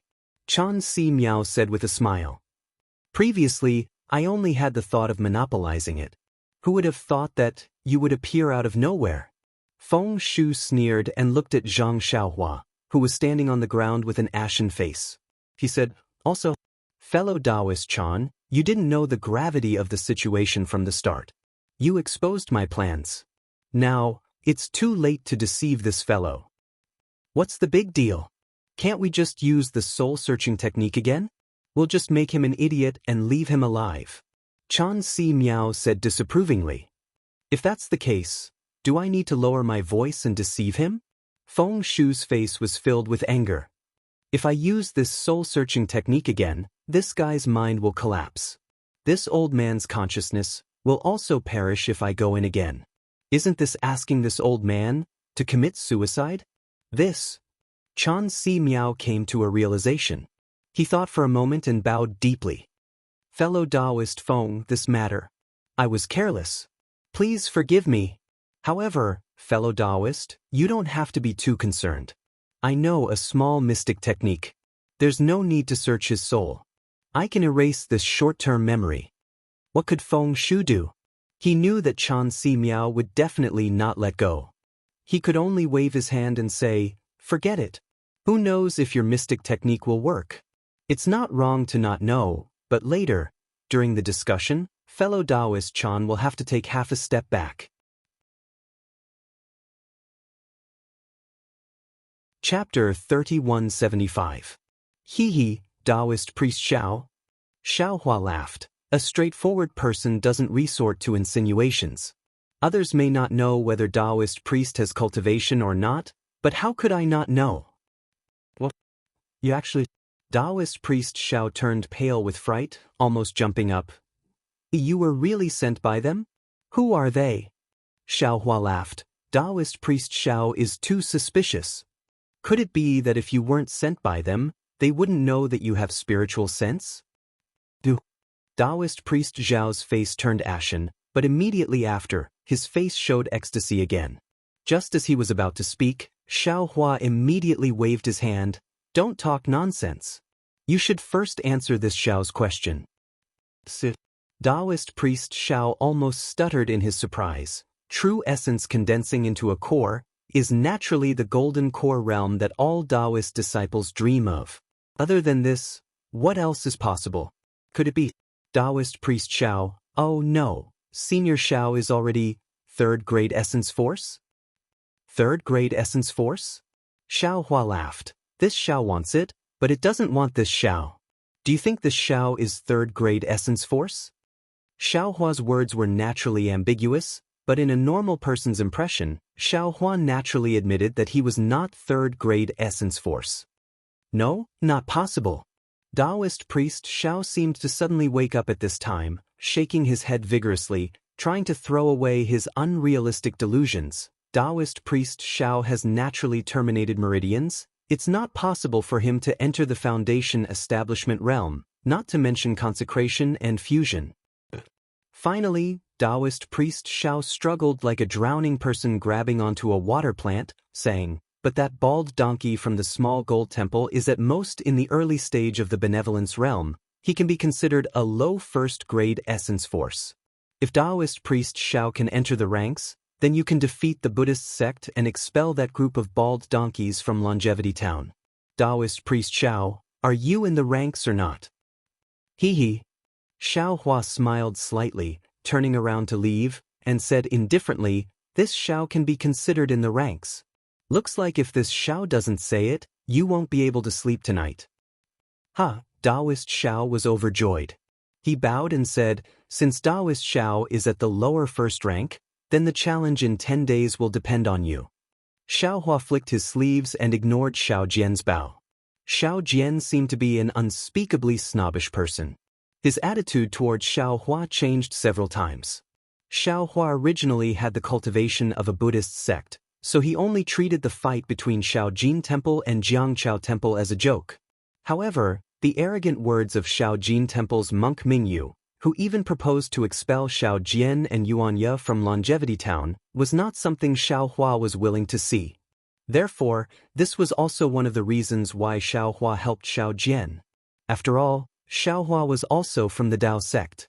It was impossible for him to watch Taoism be expelled from Longevity Town by the Buddhist sect. Of course, 10 days was indeed a short period of time for Xiao Hua. It was impossible for him to completely clean out the earth crystal Yao milk in his meridians, dantian, and flesh. However, looking at Monk Mingyu's fat body and Yuan Ye's ability to fight 1 against 5, there was no reason why Xiao Hua couldn't sweep through Shaojin Temple's monks. As for Longevity Academy and the people Chansher Mingyu relied on, Xiao Hua didn't care about them at all. Even if he couldn't recover to his peak state, When facing some foundation establishment or even Jindan stage cultivators, Xiaohua definitely wouldn't be at a disadvantage just by relying on some yellow and fire talismans. It was exactly as Xiaohua said. He indeed had the cultivation of a 4th-rank origin energy, but right now, his meridians and flesh were filled with earth crystal Yao milk. He couldn't use any divine abilities, so he really was just in the ranks. The 3 lonely and helpless Taoist cultivators of Jianghu Temple saw the light and were filled with hope for their future. One closed his eyes and meditated, one meditated and prayed for blessings, and one even laid down on the branch of a banyan tree, looking up at the stars in the night sky. It was unknown what he was thinking. Less than 5 li north of Longevity Town, there was a hill several li in size. Shaojin Temple, which was a dozen times larger than Jianghu Temple, was built on top of this hill. At this moment, inside Shaojin Temple, the rhythmic sound of a wooden fish in the main hall was heard along with the loud and clear sound of a bell. The fat monk Mingyu, who was wearing a bright kasaya, put down the small wooden mallet in his hand. He looked at the 30-something people in the main hall with great satisfaction and said in a deep voice, "Today's evening class ends here, you all can go back and rest." "Yes, Abbot," the 30-something people replied in unison. It was very loud and resounding in the main hall, making Monk Mingyu even happier. After all the monks left, Monk Mingyu stood up, tidied up the kasaya on his body, and turned his head to look at the slightly old Shakyamuni Buddha statue in the main hall. He respectfully knelt down, kowtowed to the ground, and said in a low voice, "My Buddha, disciple Mingyu, has been in this Shaojin temple for more than 10 years. Previously, there were only 3 to 5 people in Shaojin temple, but now there are a lot of people reaching 32. My Buddha must have seen disciples' hard work in these 10 years. Of course, disciples' hard work is incomparable to my Buddha's boundless Dharma. The reason why Shaojin Temple is so prosperous is all because of my Buddha's mercy and not because of disciples' hard work. Disciple is willing to take root in Longevity Town's Shaojin Temple, in this corner of hidden immortal continent, to plant my Buddha's mercy deep into the hearts of mortals, to let them know, in this world, there is only Buddha, only Nirvana is their best home. Only by devoutly worshipping my Buddha, can they get rid of evil, can they cut off evil. Amitabha." After that, Monk Mingyu softly muttered for a long time, kowtowed again, and respectfully retreated from the main hall. After Monk Mingyu returned to the abbot's meditation room, he changed his kasaya into a white monk robe. Ping ping. Someone knocked on the door of the meditation room. "Who is it?" Monk Mingyu frowned, feeling somewhat displeased. "Senior brother Mingyu, it's disciple Ming Fa." A respectful voice sounded from outside the door. "Amitabha, so it's Ming." Monk Mingyu's lips curled into an inexplicable smile. He walked to the front of the door and personally opened it. "Amitabha, senior brother is too polite." The one standing outside the door was the monk who followed behind Monk Mingyu in the afternoon. At this moment, he had a smile on his face, and his palms were clasped together as he said respectfully, "You only need to say the word, and disciple will enter. Why do you need to personally open the door?" "Junior brother Ming, for you to come so late, there must be something extremely important." Monk Mingyu invited Ming Fa into the room and said with a smile, "To be able to rack your brains for my Shaojin temple, to be able to work tirelessly for the prosperity of my Buddhism sect, you are a meritorious servant of my Buddhism sect. This poor monk naturally has to personally open the door." "Thank you for your trouble, senior brother." Ming Fa sat on the praying mat somewhat cautiously. Monk Mingyu personally held the pot, poured a cup of tea, and then asked with a smile, "May I know what is the matter, junior brother?"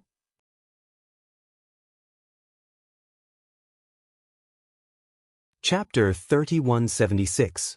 Reporting to Senior Brother.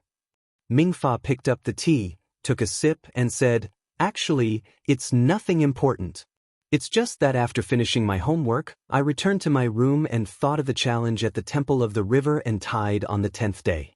I couldn't help but think of the situation 10 years ago when you came to the Shaojin Temple alone with a warning letter. Then I thought of the prosperity of the Shaojin Temple in the past 10 years. Now, Even the Longevity Academy doesn't dare to look down on the Shaojin Temple. They took the initiative to exchange pointers with the Shaojin Temple on the day of the Immortal and Buddha ceremony. This was something I didn't even dare to think about 10 years ago. Amitabha, when I think of this, I can't sit still in my room. The development of the Shaojin Temple these years is all due to Senior Brother Abbott's contribution. Therefore, I came here to thank Senior Brother Abbott for the effort you put in for the Shaojin Temple. Amitabha, Ming Fa's words obviously had a faint flattery, but in Zen Master Ming Yu's ears, it was very pleasing to the ear. Zen Master Ming Yu unconsciously chanted the name of Buddha and smiled. Junior Martial Brother Ming Fa really knows this poor monk's heart. Just now, this poor monk was talking about the development of my Shaojin Temple in the past 10 years in front of Buddha. I talked about how when this poor monk first came to Shaojin Temple, there were only 2 junior martial brothers, Ming Fa and Ming Chan. I didn't expect Junior Brother to also be so emotional. It seems that our cultivation is still lacking. This heart of a dry well realm is still very far away. Amitabha, my Buddha is merciful. Please forgive me for my unstable state of mind. Ming Fa hurriedly put his palms together and said very sincerely, Junior Brother Ming, if Buddha sees that the small gold temple has become so prosperous in our hands, I'm afraid he won't punish you. Zen Master Ming Yu immediately curled his lips and said with a smile, for the Shaojin Temple, for the Buddhism sect, I'm willing to accept Buddha's punishment. Ming Fa also said, Junior Brother, please have some tea. Zen Master Ming Yu raised his cup and took a sip himself. He looked at the night sky outside the Zen door and sighed. Junior Brother is right. Although we are Buddhists, we should have a pure heart and few desires. We should serve Buddha wholeheartedly. But in the end, we are just ordinary people. After all, we still have this stinky body. Seeing the Shaojin Temple being so prosperous, how could we not be happy? How could he not be proud? Back then, when this old monk came to Small Gold Temple, the first person I paid my respects to was Immortal Academy's Zhu Junfeng. Although that Confucian Dean Zhu was very courteous to this old monk could tell from his disdainful gaze that he was rejecting my Buddhist sect. Yes, Senior Brother Abbott is right. In the 3 continents, other than the Western Paradise, which is the pure land of my Buddhist sect, the hidden Immortal Continent and the Thousand Demons Sacred Realm are not places that my Buddhist light shines upon. Within the Thousand Demons Sacred Territory, who knows how many disciples who are willing to sacrifice themselves for the development of our Buddhist sect have been buried in the mouths of demons. On the hidden Immortal Continent, there is the resistance of Confucian cultivators. The spread of our Buddhist sect's Dharma has also been greatly hindered. We disciples of the Buddhist sect have a long way to go. Ming Fa nodded his head in agreement. That's right, Junior Brother Ming Fa. This is the voice of millions of Buddhist sect disciples. We are not afraid of blood and tears, we are not afraid of difficulties. We just want to illuminate the entire 3 continents with Buddhist light. Zen Master Ming Yu's face showed a trace of redness. His eyes also flashed with fanaticism. Unfortunately, Ming Fa slightly clenched his teeth. The matters of this world are a test for us Buddhist disciples. In this small immortal town, not only does Immortal Academy have Ruo Tong Long tightly protecting their sphere of influence, even Taoism has revived from the ashes. A long time ago declined River Tide Temple, a wandering Taoist dares to go against my Small Gold Temple, challenging the dignity of my Buddhist sect. I won't hide it from Junior Brother. Zen Master Ming Yu said with a smile. Back then when this old monk saw that Taoist surnamed Zhao's face, I looked down on him from the bottom of my heart. What the hell, a scoundrel wants to challenge my Small Gold Temple in Immortal Town. Who does he think he is? Indeed, Ming Fa said with a smile. I remember the first time this old monk saw that so-called Taoist Zhao, he was no different from a beggar. However, this beggar-like person actually went against my Small Gold Temple in all aspects. Zen Master Ming Yu said with a sigh. If not for the fact that this River Tide Temple doesn't have many Taoist disciples, perhaps in these 3 to 4 years, that River Tide Temple really could catch up to my Small Gold Temple. This can't help but make me think of our small gold temple back then. At that time, in Zhu Juanfeng's eyes, you and I probably weren't much different from this Taoist Shao, right? Hee, how could it be that simple? My Buddhist sect's Dharma is boundless. What does his Taoist sect have? It's nothing more than some tricks. It's fine to deceive ordinary people, but in front of us, it's just a joke. I believe that Immortal Academy knows all of this. The problem is... Zen Master Mingyu smiled bitterly. My small gold temple is entangled with River Tide Temple. So many years of pure reputation will turn into flowing water. Even if I can't see River Tide Temple clearly, how will the secular people of Immortal Town view my small gold temple? In the past, they compared Small Gold Temple to Immortal Academy, but now, they want to compare Small Gold Temple and River Tide Temple on the same level. At this point, Zen Master Mingyu said with some disappointment, I originally didn't want to say this. Yesterday, Minister Lu didn't even invite my Small Gold Temple's monks, so why did Ming Fa Shidi insist on bringing a few disciples to Minister Lu's home? Although Minister Lu didn't want to embarrass Small Gold Temple, so he gave half of the ritual to you. But can't you use your brain to think? How can my Buddhist sect's ritual be compared to Taoists? How can they be compared? Yes. Ming Fa's face showed some disapproval, but he still lowered his head and agreed. The most terrible thing is... Zen Master Mingyu didn't stop talking and continued to reprimand. After the ritual, you actually had a conflict with River Tide Temple. You and your group of close to 10 people against River Tide Temple's 2 people. If others knew, it would be strange if my small gold temple wasn't laughed to death. Senior Abbot, I know I was wrong.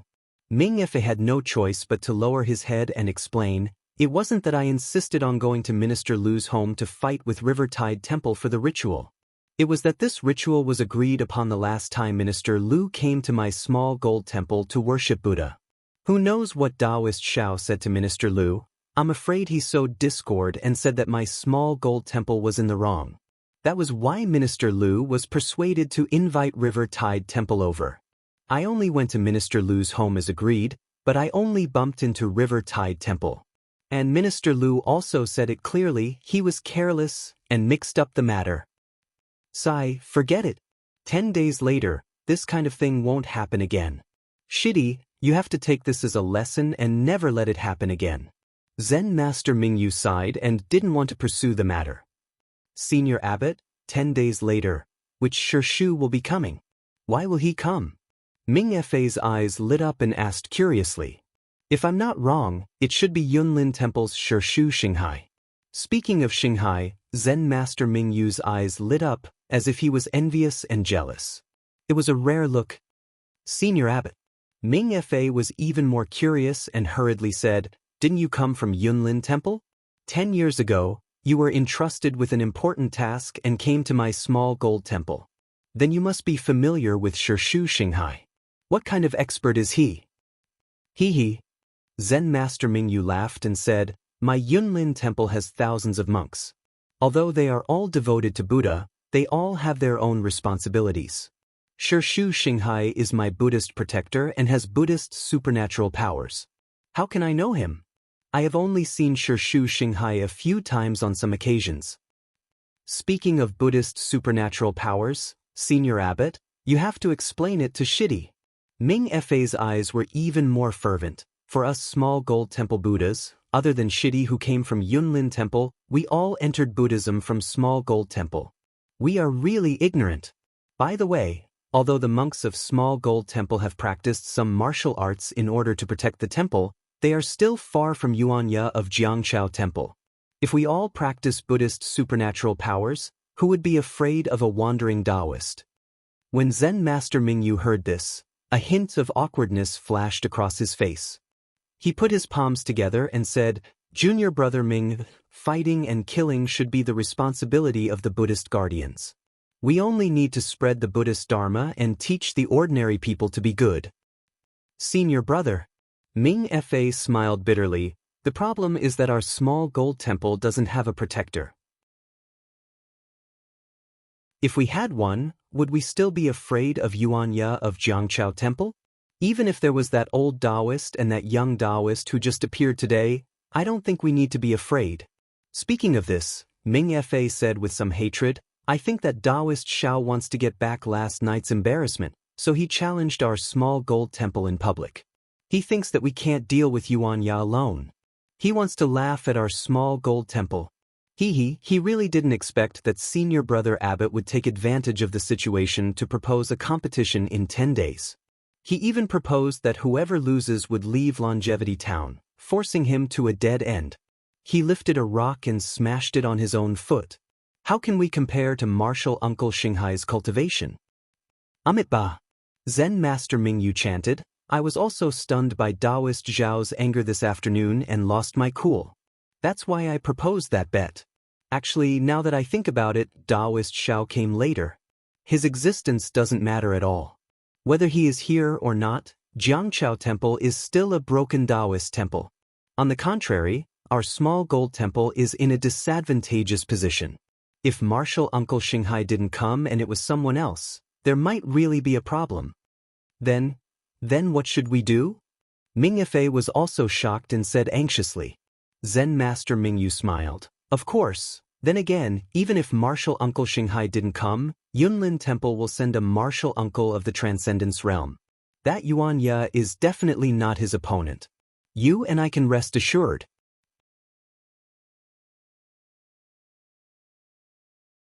Chapter 3177. Chan Si Miao smiled apologetically and said, that's easy. If it's not something important, why can't I take a step back? Zhang Xiaohua saw that the two of them didn't avoid her and only treated her as an object. She also knew that her life wasn't in danger. Zhang Xiaohua sat on the ground and stared straight at Qiu Feng's magic tool. She didn't know what he was thinking. After a while, Feng Shu said, How about this, fellow Taoist Chan? I have an idea, but I don't know if it's suitable. Feng Shu, please tell me. I'm all ears. Yes, this cauldron is the last resort for us to get through the heavenly tribulation. If we all get through the heavenly tribulation safely, we won't need this cauldron. So, I was thinking, instead of fighting over this cauldron now, why don't we put it away first? Chan Si Miao's eyes lit up and he nodded. That's right. We're only in the middle stage of the soul formation stage. There's still some time before we pass the minor tribulation. Why should we fight to the death now? Why don't we use it when we pass the minor tribulation in the future? Also, if fellow Taoist Chan successfully passes the tribulation, we won't have to fight over it, right? Feng Shu flattered him. Thank you for your kind words.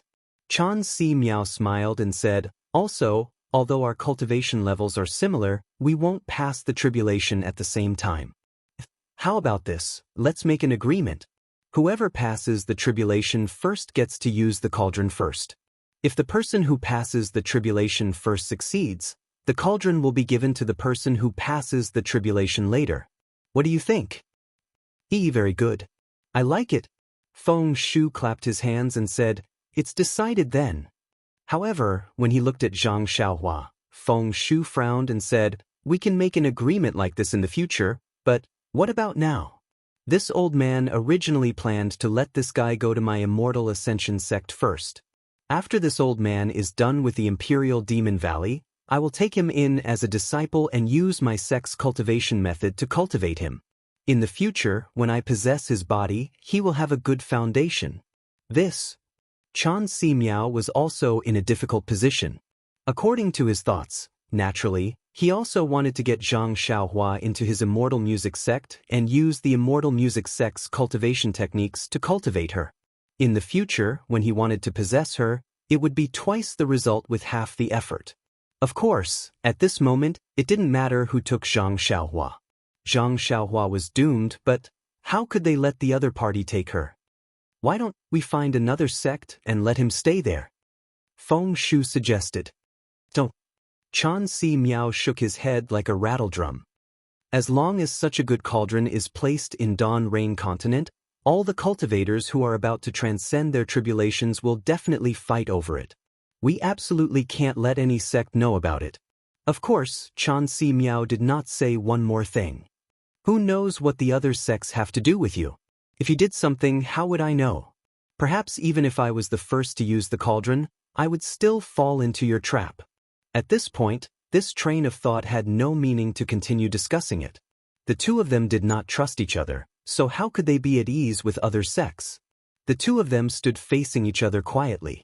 After a long while, Chan Si Miao urged, "Fellow Taoist Feng, could it be that there's no other way? Could it be that we're going to imprison this guy somewhere? Or let this guy cultivate alone in Dawn Rain Continent?" Feng Shu's eyes lit up. He clapped and said, "Fellow Taoist Chan is right. Why can't we? Where does fellow Taoist Feng want to imprison this guy?" Chan Si Miao was slightly stunned. It's not good to imprison him. After all, this cauldron is someone we want to possess in the future. Imprison him for a long time will be detrimental to our future development. Fellow Taoist Feng, don't tell me you're going to throw him to Dawn Rain Continent. Chan Si Miao said in disbelief. If he's discovered by others, how can we still have a chance?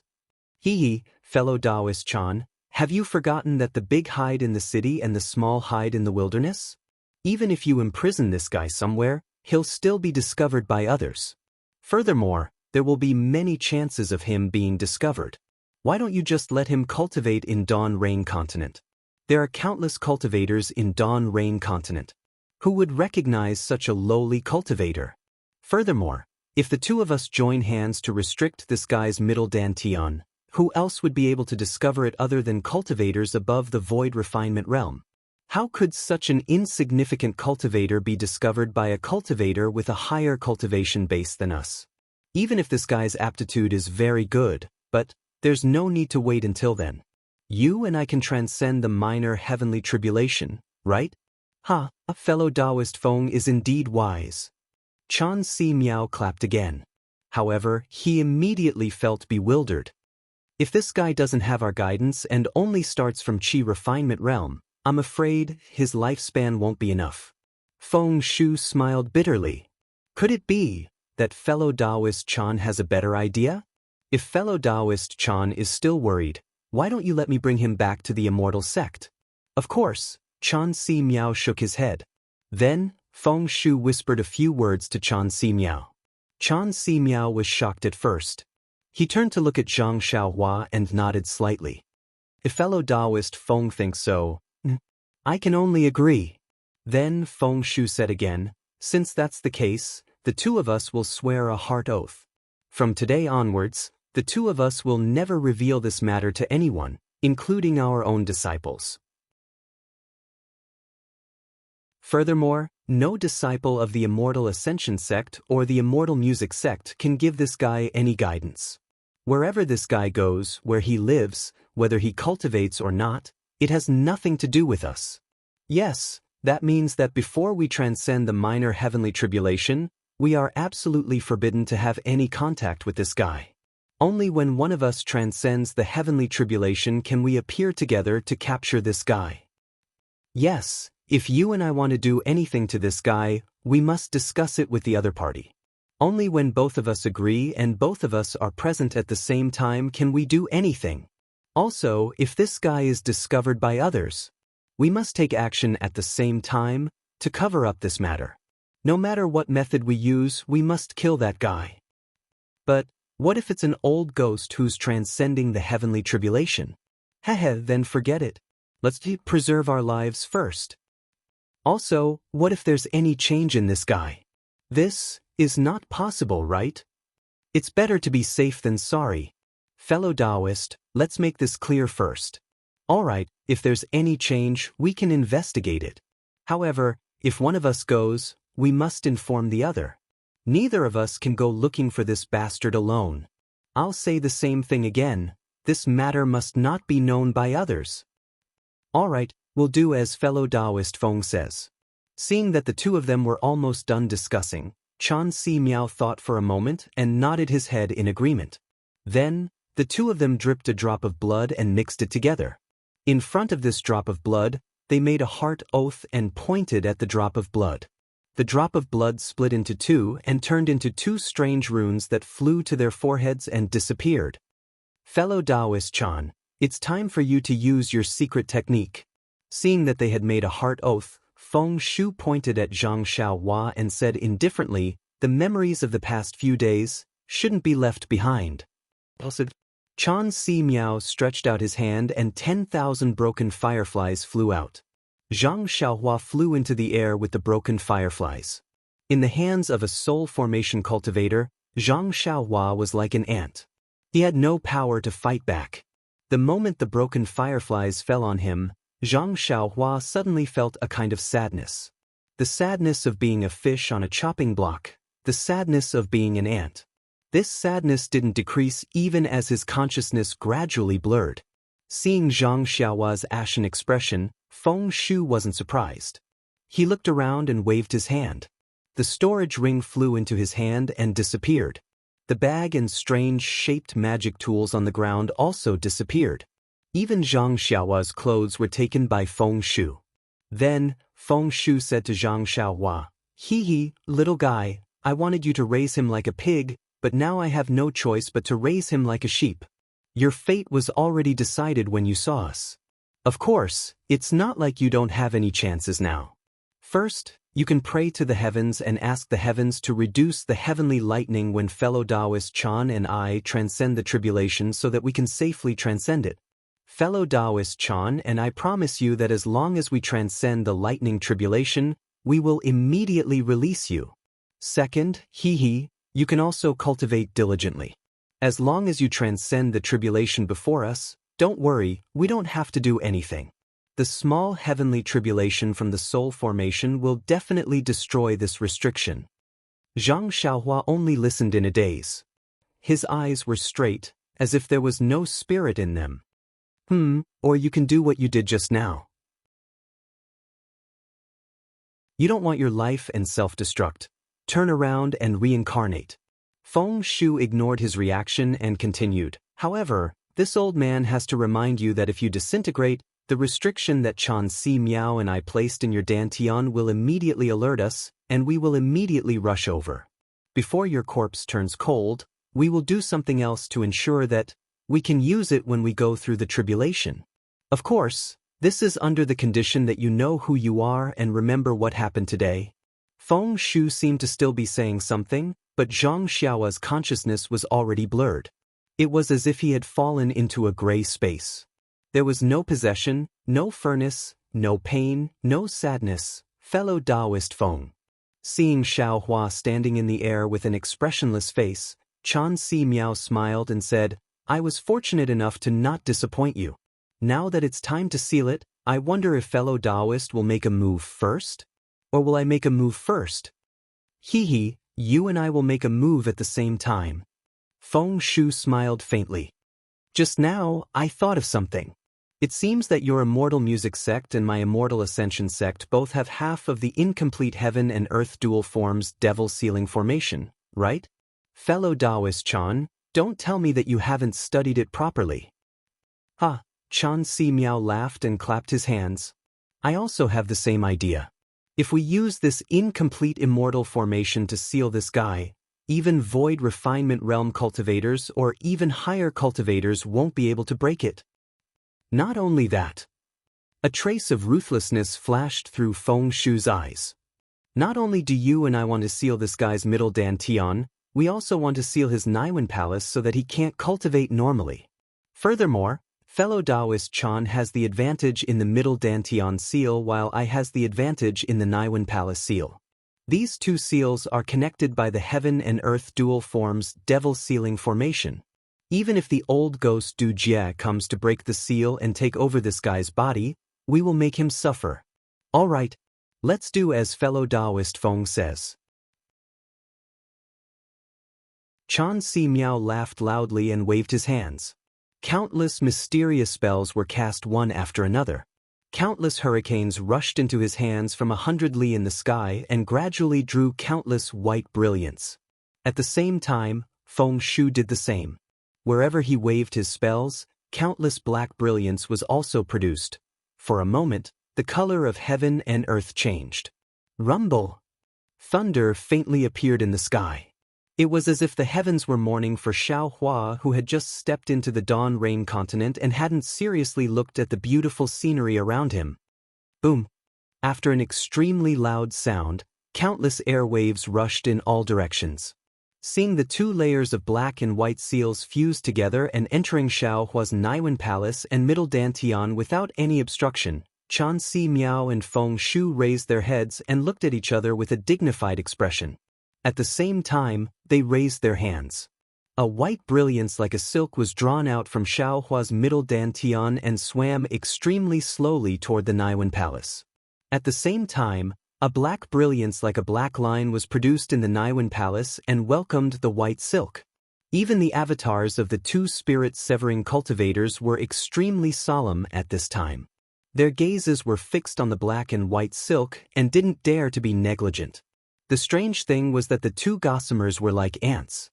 Every time they swam an inch, the void seemed to be about to collapse. Every time they swam an inch, the two avatars also became a bit dimmer.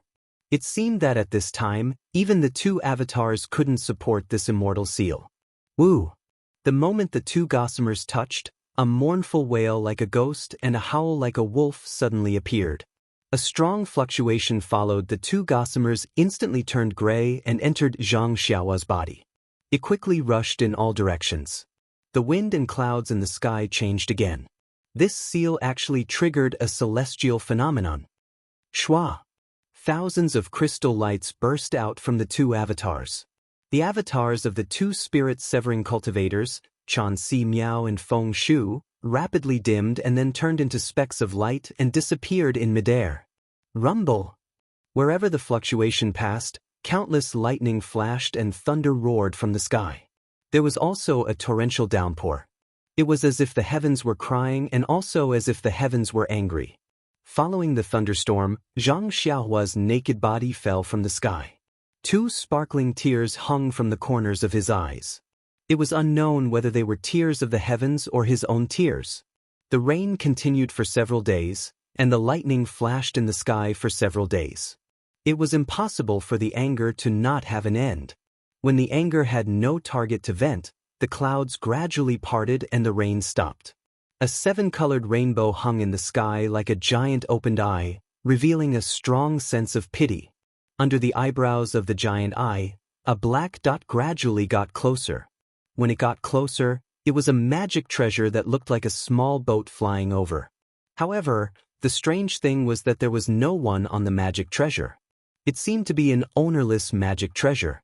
However, when the magic treasure flew over a mountain stream, the light of the setting sun reflected on the magic treasure. A cultivator in a green Taoist robe suddenly sat up from the magic treasure. That's right, he sat up and even stretched his back. The cultivator looked at the sunlight reflected on the mountain peak and smacked his lips. Sigh, I just closed my eyes and another day has passed. Time is too short. At this point, the cultivator had already stood up. He tidied his Taoist robe and muttered to himself, "This old man has been waiting outside the valley for so long, but I still haven't snatched anything good. Why did all the spirit stones in the world run into other people's pockets? Why didn't a single piece run into this Xiao's storage bag? Don't tell me I have to return to Yellow Flower Ridge empty-handed again today?" The cultivator said in a bored tone as he looked around. The rain from before was really heavy, and the mountain stream was full of flowing water. The water in the stream was very muddy, and it flowed everywhere. On both sides of the mountain stream, many small trees and branches were blown down by the strong wind. Many mountain rocks were also shattered by the lightning, rolling down from the top of the mountain. The mountain peak was in a mess. "Io, is this a person?"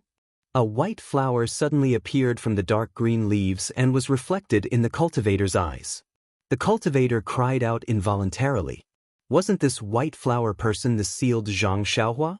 She just rushed into the mountain stream along with the heavy rain. This person is actually still alive.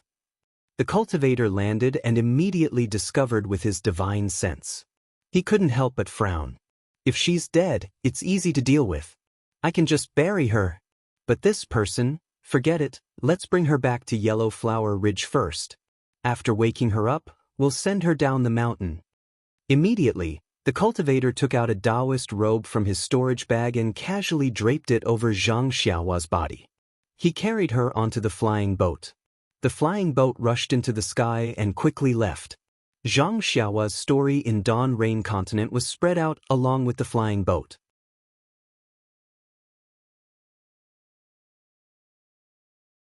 Chapter 3178. That's good. Ming Fe heaved a sigh of relief and asked again, Senior brother, what is the transcendence realm that you mentioned? I don't know much, so I'll answer your questions today. Hearing Ming Fe's question, Zen Master Ming Yu had no choice but to answer. When I was in Yunlin Temple, I occasionally chatted with Martial Uncle while he was preaching about Tao. We talked about the 9 realms of Buddhism's supernatural powers. What 9 realms? Ming Fe couldn't help but ask.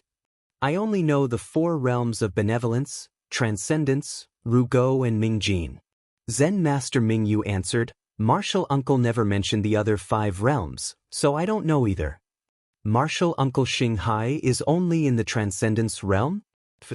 Rugo and Mingjin, how powerful would they be? Ming Fe asked enviously. Oh right, Senior Brother Abbot. Didn't I say it earlier? We are different from Buddhism's Dharma protectors, so we don't have to emphasize on cultivation realms. Zen Master Ming Yu smiled. We only need to exhaust our energy to serve Buddha, and when we have enough merit, we can attain Buddha fruit. That's the best outcome. Sai, how can it be easy to attain Buddha fruit in Buddhism's 7 realms? However, the Sapphire Buddha fruit would probably require tens of thousands of merit points, not to mention the Supremacy, Heavenly King, Golden Gang, Arhat, Bodhisattva, and Buddha. This penniless monk does not even know how much merit points would be required to obtain the Arhat, Bodhisattva, and Buddha. According to what I know. Zen Master Ming Yu hesitated and said softly, some Buddha fruits can't be attained in a lifetime, but in 2 or even 9 lifetimes. So difficult. Ming Fe took a deep breath and said angrily, previously I was ignorant and thought that Buddha fruit was Buddhism's supernatural powers, but after hearing Senior Brother Abbot's words, there's a huge difference. Don't be discouraged, Junior Brother Ming Fe. Speaking of the supernatural powers of Buddhism, I've been practicing for more than 10 years, but I've only just stepped into the realm of benevolence.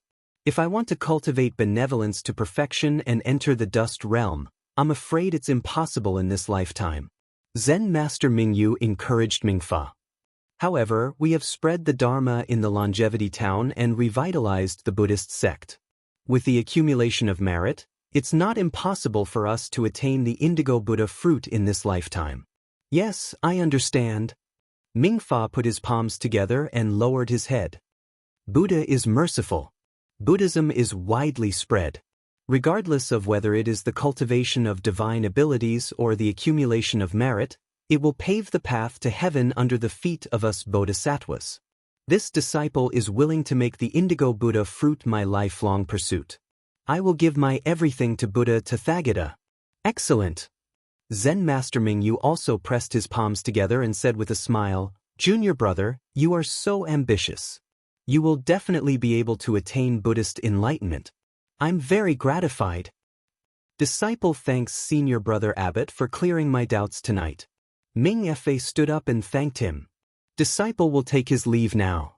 Yes, Junior Brother Ming Fa. The Immortal Buddhist ceremony in 10 days will be the first for our Shaojin Temple. You must not make any mistakes. Start preparing from tomorrow onwards. Zen Master Ming Yu stood up and instructed. Yes, I understand. Senior Brother Abbot, please rest assured. Ming Fa agreed and slowly left the meditation room. Sai, competing with the Jianghu Temple is really an unfair victory. I wonder if Martial Uncle Xing Hai will agree. Looking at Ming Fa's departing figure, Zen Master Ming Yu sighed. However, I don't think he will watch us get chased away by the Taoist priests of the Jianghu Temple, right? The 2 monks of the Shaojin Temple were thinking about the Buddhist challenge in 10 days and preparing for the Immortal Buddhist ceremony that was held once every 10 years. On the west side of the Longevity Town, in the Longevity Academy, which was several times larger than the Shaojin Temple, the sound of reading resounded from the academy, resonating in the night sky. Following the sound of reading, wisps of faint mist danced in the night sky. Also, traces of undetectable brilliance slowly scattered, enveloping the entire academy. Within the brilliance, in a corner of the academy, beside a lush bamboo forest, a disdainful voice reprimanded from within a small and exquisite library, "Junfeng, you are a little reckless. The Immortal Buddhist ceremony can be lively, but it is only held in our Longevity Academy. Why did you drag the Shaojin Temple into it? A small temple actually wants to stir up trouble in the Longevity town. Why don't you take a look at the morals of these monks?" Mister, and you worry too much." Following this voice, another voice sounded in the library. It was Zhu Junfeng, Dean Zhu of the Longevity Academy. He held the fist-sized lamp on the desk and looked at the white-haired but hale and hearty thin old man in front of him. He smiled and said, "I just happened to be returning from a walk outside the town with a group of scholars. When I heard about the bet between the Shaojin Temple and the 3 Taoist priests of the Jianghu Temple, I felt it was funny. That's why I spoke. I wanted to let them know that in the Longevity town, only the Longevity Academy counts. Whether it is the Shaojin Temple or the Jianghu Temple, they are jackals of the same tribe. Yes, I just feel that competing with the Shaojin Temple and celebrating the Immortal Buddha ceremony is beneath the dignity of the Academy. It's not that I am dissatisfied with your arrangement." Mr. Tai nodded and said, "If we can use the Immortal Buddhist ceremony to suppress the arrogance of the Shaojin Temple, that would be great." "That's exactly what I was thinking," Zhu Junfeng explained. "In the past few decades, the Buddhism sect has been wantonly spreading Buddhism in the hidden Immortal Continent and the Thousand Demons sacred realm. Although this doesn't violate the public opinion of the 3 continents, they have been brazenly establishing temples and sending some ignorant people into Buddhism. This has affected the rule of the Confucian cultivators in the hidden Immortal Continent. I used the Immortal Buddhist ceremony to make the Shaojin Temple suffer. This is also a blow to them and let them know when to stop. Don't be greedy. The Buddhism sect has big plans. We Confucian cultivators are already vigilant." Mr. Tainen frowned. The Buddhism sect has been building temples in the hidden Immortal Continent and spreading Buddhism to the point where it can't be suppressed. However, we Confucian cultivators have been building academies in the Western Paradise and teaching students. Progress is slow. The Buddhist people in the Western Paradise are very ignorant. It's hard to use benevolence, righteousness, propriety, wisdom, and faith to teach them well. Even if it's difficult, we have to face it. Otherwise, how can we go up and down to seek? Zhu Junfeng was also somewhat worried. However, from what I saw today, the Shaojin Temple has been unscrupulous in order to destroy the Jianghu Temple. The Buddhism sect's intention of eliminating dissidents is really scary. It's far from our Confucian cultivators' breadth of mind. That's right. That abbot of the Shaojin Temple called Monk Mingyu obviously had the confidence to win. He was sure that after 10 days, there would be a Buddhist expert who defeated Yuanya. That's why he restrained himself and pushed the challenge 3 days later to 10 days later. He even used leaving the Longevity town as bait to trick Taoist Shao of the Jianghu Temple. His methods are really despicable.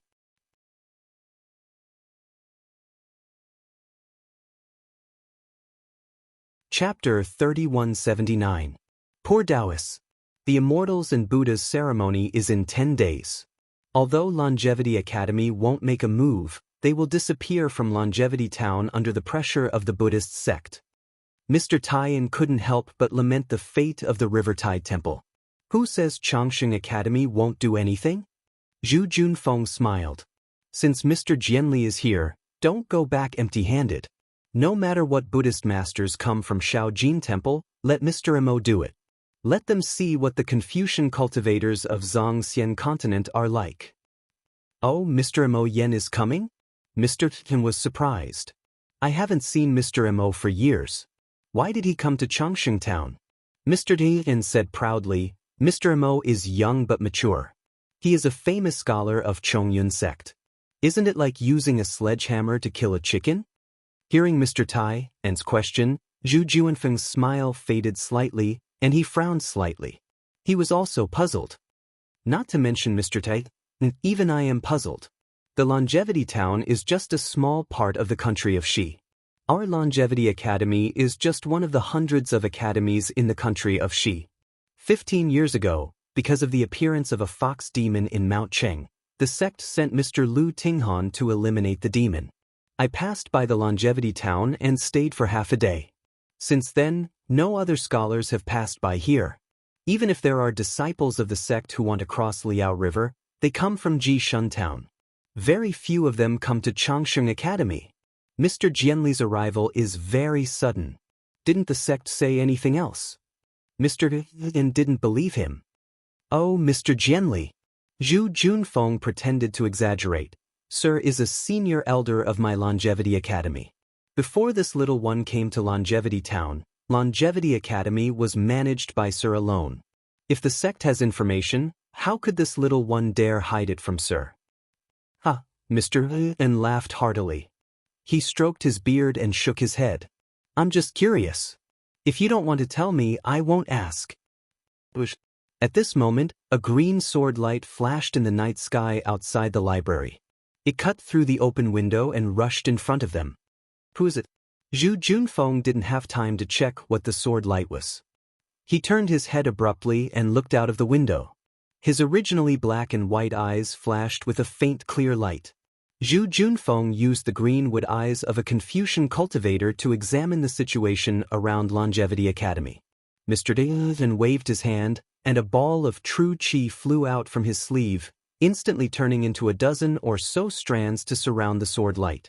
Within the true qi, the sword light suddenly converged. It was a thumb-sized green flying sword. Mr. Tai opened his mouth and infused his true qi into the flying sword. The surface of the flying sword immediately began to roll like water. Gradually, something similar to a bamboo joint emerged from the flying sword. Principal Zhu. The vigilance on Mr. Tai An's face faded. He smiled. This is a flying sword message from the sect. Try using Longevity Academy's sword comprehension technique.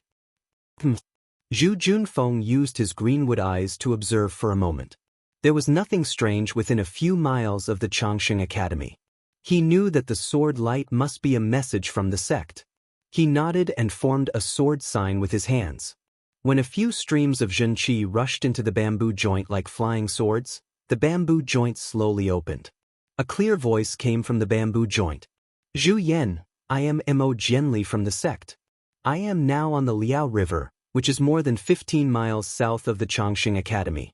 I have something to ask you. As Mo Jianli's voice faded, the bamboo joint slowly dissipated. Then, it turned back into a thumb-sized sword. Mr. Mo? Zhu Junfeng reached out and the sword landed in his hand. He carefully examined the sect insignia on the sword. He couldn't help but frown. He looked at Mr. Lin and asked curiously, How did he get here so quickly? Last time, the message said that he would come to Longevity Academy in about 6 days. Moreover, why did he go to Liao River instead of coming to Longevity Academy so late at night? Could it be that his main purpose of coming here today is Liao River? Since Mr. Mo is here, why don't we go and ask him? Why bother guessing? Mr. Tai said with a smile. When Zhu Junfeng heard this, he couldn't help but laugh. Exactly. Tonight, the sky is clear and the stars are like lanterns. I really want to go to the Silver Han Dynasty with Mr. Dai. We'll play the stars and welcome the guests from afar. That's right. I want to go with you. Mr. Tai was in high spirits. He shook his hand, and a jade pendant flew into the air like an auspicious cloud. Then, he opened his mouth and breathed in a puff of true qi. The jade pendant flashed with a faint white light. Then, it turned into an auspicious cloud several feet in size and floated in front of Mr. Tai raised his leg and stepped on it.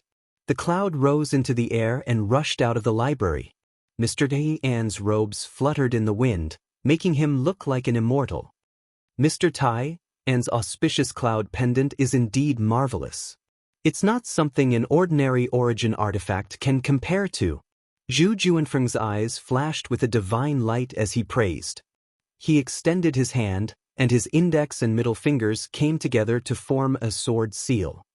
Rise. Following Zhu Juanfeng's soft command, a weng sound of a sword rang out. The treasured sword hanging on the wall of the library flew out of its scabbard, and like a silver dragon, it streaked across the air and rushed past Zhu Junfeng. Zhu Junfeng nimbly leaped onto it, and the treasured sword did not stop there either. It also rushed out of the library.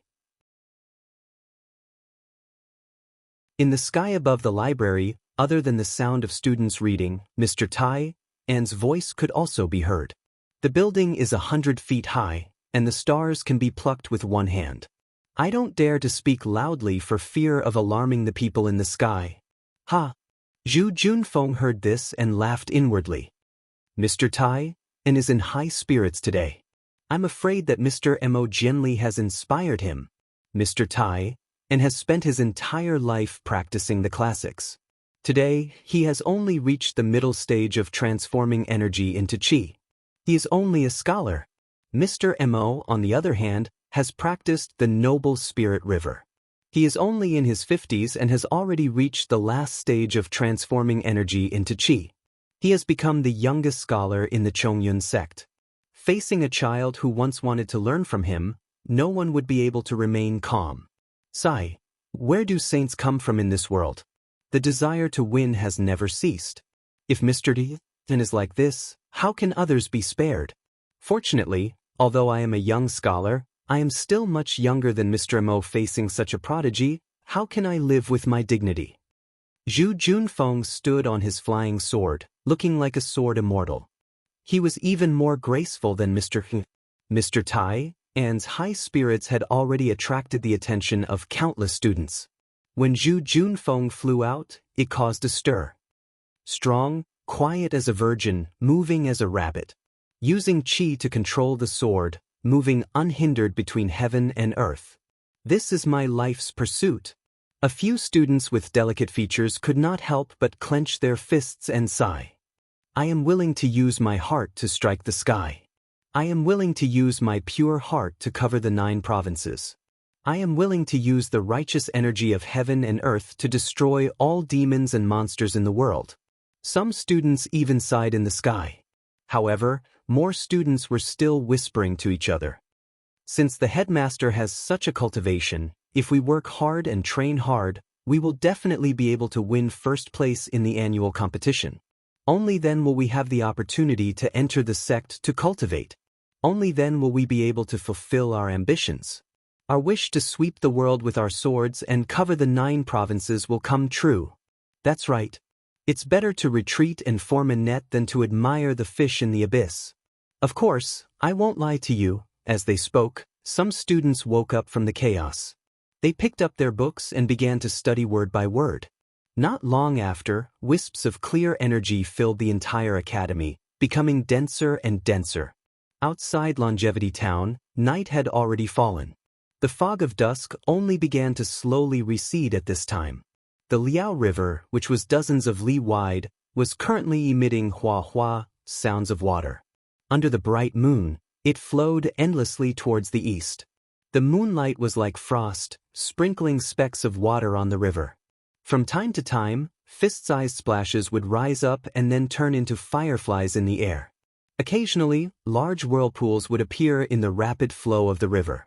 The dried branches and leaves floating on the river surface would all be sucked into the water. Although it was already late at night, under the moonlight, the Liao River seemed to be as bright as day. Not to mention the huge ships in the middle of the river. From time to time, they could see the dozens of small boats fishing at the river's edge. It wasn't just the huge boats. Under the moonlight, it was the time for the fish to swim upstream. Tens of thousands of small fish were like notes jumping around in the waves. They jumped and attacked the water, going against the current, unwilling to go with the flow. It was a scene full of vitality, a scene of people wanting to fight against fate.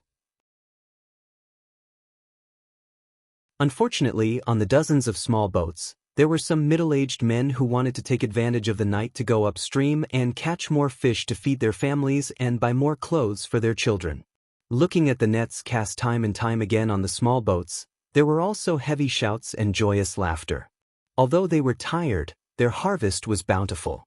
On the other hand, those fishes who wanted to change their fate would immediately fall into the nets of others as soon as they jumped up from the river surface. Other than becoming the meal of others tomorrow, there was no other ending. What bravery, what change, what unyielding will, they all turned into the moon's shadow in the river.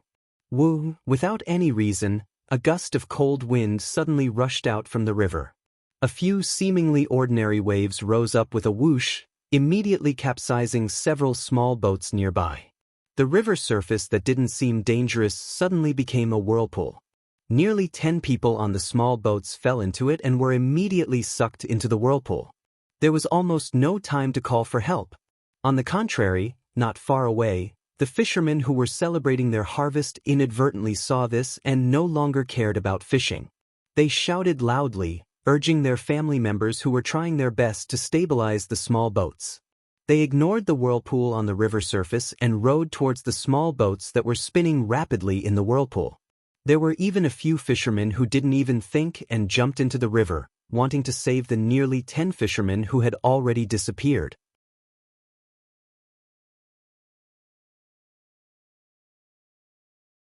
Chapter 3180. These fishermen might not be familiar with each other, but since they were still boating in the middle of the night, they knew that they were all people who worked hard. If they could lend a helping hand, no one would be stingy. How could their honest and upright hearts think more than that? Since those fishermen did not surface from the river, how much stronger could they be? But the strange thing was that these fishermen were much more agile than the upstream fish in the river. In a short moment, they had already neared the numerous large whirlpools. However, the moment the fishermen touched the whirlpools, they immediately sank into the water and did not show their heads again. It was as though they had never appeared in the first place. This time, the numerous fishermen who had rushed over from behind turned pale with fright. They hurriedly screamed and fled towards the shore with all their might. Unfortunately, it was already a little too late. The numerous large whirlpools were like huge mouths that could devour people. They were getting bigger and faster, moving towards these people. Help! The heart-wrenching cries for help could not travel far on the surging river surface. Not to mention the sound of splashing water, even the sound of thousands of fish falling into the water could drown out these cries. Just at this critical moment, a rumbling sound of flowing water suddenly appeared in the distant night sky. This flow of water was as continuous as the river water, but it also seemed to be more imposing than the sound of the river water. It was simply like a waterfall that washed down from the cliff. Following the sound of flowing water, another voice that was full of energy and even more powerful than the rolling waves sounded. Hold on for a moment, this Simo will save you all. Looking at the source of the voice, a long river that was like the Milky Way descended from the 9 heavens. On the long river, there was a scholar who stepped on a crimson cloud. He was dressed in a white scholarly robe and was flying over on a sword. Help! How could the numerous fishermen who had half of their bodies in the whirlpool care to look at the Immortal's grace? They hurriedly shouted for help. Speaking of which, it was strange. When the scholar's voice sounded, the whirlpool on the river surface immediately weakened. Although the fishermen's bodies were spinning uncontrollably in the whirlpool, they did not immediately fall into the river like before. In a short moment, the scholar had already landed on top of the fishermen's heads. The scholar's thick eyebrows and his face was full of tranquility. Although he was facing the life and death of several people, his thin lips were tightly shut and there was no sign of panic. Go, the scholar waved his hand and a brocade silk handkerchief flew out. The sword wind became 10 feet long and the silk handkerchief fell down and easily wrapped around a fisherman. Then, the silk handkerchief flew to other places and wrapped around a few more. As for the scholar himself, he controlled the flying sword and grabbed the air. 2 fishermen were pulled out of the river and were brought to the shore. This humble one thanks Mister for saving our lives. Several people landed on the shore. Their faces were already deathly pale, and they didn't think much about it as they lowered their heads and kowtowed. Get up! Crow's feet appeared at the corner of the scholar's eyes. He did not look young. He waved his hand and said, It's late now and the Liao River is not peaceful. It's better to go back and rest early. Although fishing for money is important, your life is more important. Sir, please save old second son, one of the fishermen said anxiously. He still has a 70-year-old blind old woman at home. The scholar looked at the Liao River, which was still without any waves, and bit his tightly shut lips slightly. Plop plop. Several fishermen hurriedly kowtowed again. They might not know who old second son was, but they knew that without old second son, that 70-year-old blind old woman would not be able to live for long. Wait a moment. The scholar hesitated for a moment and flew into the air again. At this time, 3 slightly older old men flew over from the distant sky. They were all dressed like Confucian cultivators. However, these old men did not carry swords on their backs. Instead, they stepped on a faint green cloud. The 3 old men were very respectful when they saw the scholar. The scholar gave a few instructions and the 3 old men chased after the uncontrollable boats on the river. They seemed to want to send these boats to the shore. The scholar waved his hand and a sword light rushed into the night sky.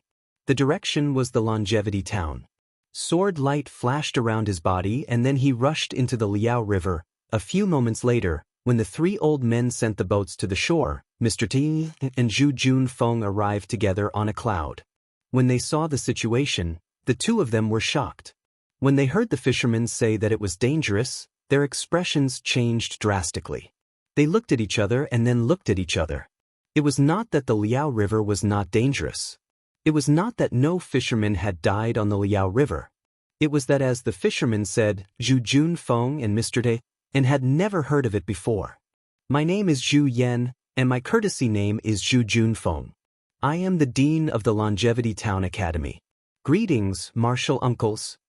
Zhu Junfeng saw that the 3 old men were Confucian cultivators and hurriedly went forward to greet them. Mr. Tai did not dare to be negligent and bowed as well. Dean Zhu, junior brother T, we pay our respects to you. The 3 of them hurriedly returned the greeting and introduced themselves. They were all Confucian cultivators of the Chongyun sect. Their names were Qiu Jian, Li Mo Ming, and Ji Dong. However, they did not tell Zhu Junfeng their courtesy names. After the 5 of them greeted each other, Zhu Junfeng did not ask too many questions because there were still fishermen from the Longevity town. He looked at the 3 of them and said, Mr. Yan will accompany the 3 martial uncles here. I will go and take a look. Dean Zhu. Qiu Jian hurriedly called out, the river is dangerous. Mr. Mo Ming won't even let us go near it. You should, it's fine. Zhu Junfeng smiled. I have been in the Longevity town for a long time. If I haven't been to the Liao River 100 times, I have at least been here dozens of times. I have done many things like rowing at night and drinking. Diju. Li Mo Ming said unhappily, I know that you are in charge of this place.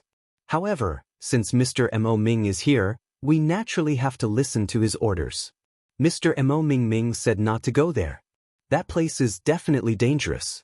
Furthermore, I have come here today precisely for this matter. If you think that a little scholar like you can handle it, then I will wait for Mr. Mo Ming to return and immediately turn back. Yes, I know my mistake. Zhu Junfeng's heart trembled as he hurriedly bowed. It's good that you know. Li Mo Ming nodded and did not say anything else. He raised his head and looked at the Liao River. The wide Liao River was the same as before. There was no danger at all. There were very few giant boats in the middle of the river, but one would occasionally sail by. The lights on the giant boat flickered with the stars in the sky, and the fragments of moonlight on the river's surface seemed to resonate with each other. It made one wonder if this was the falling stars in the sky. Whoosh, a long river flowed against the current and rushed up to the sky. The brilliance of the river instantly covered all the stars and moonlight.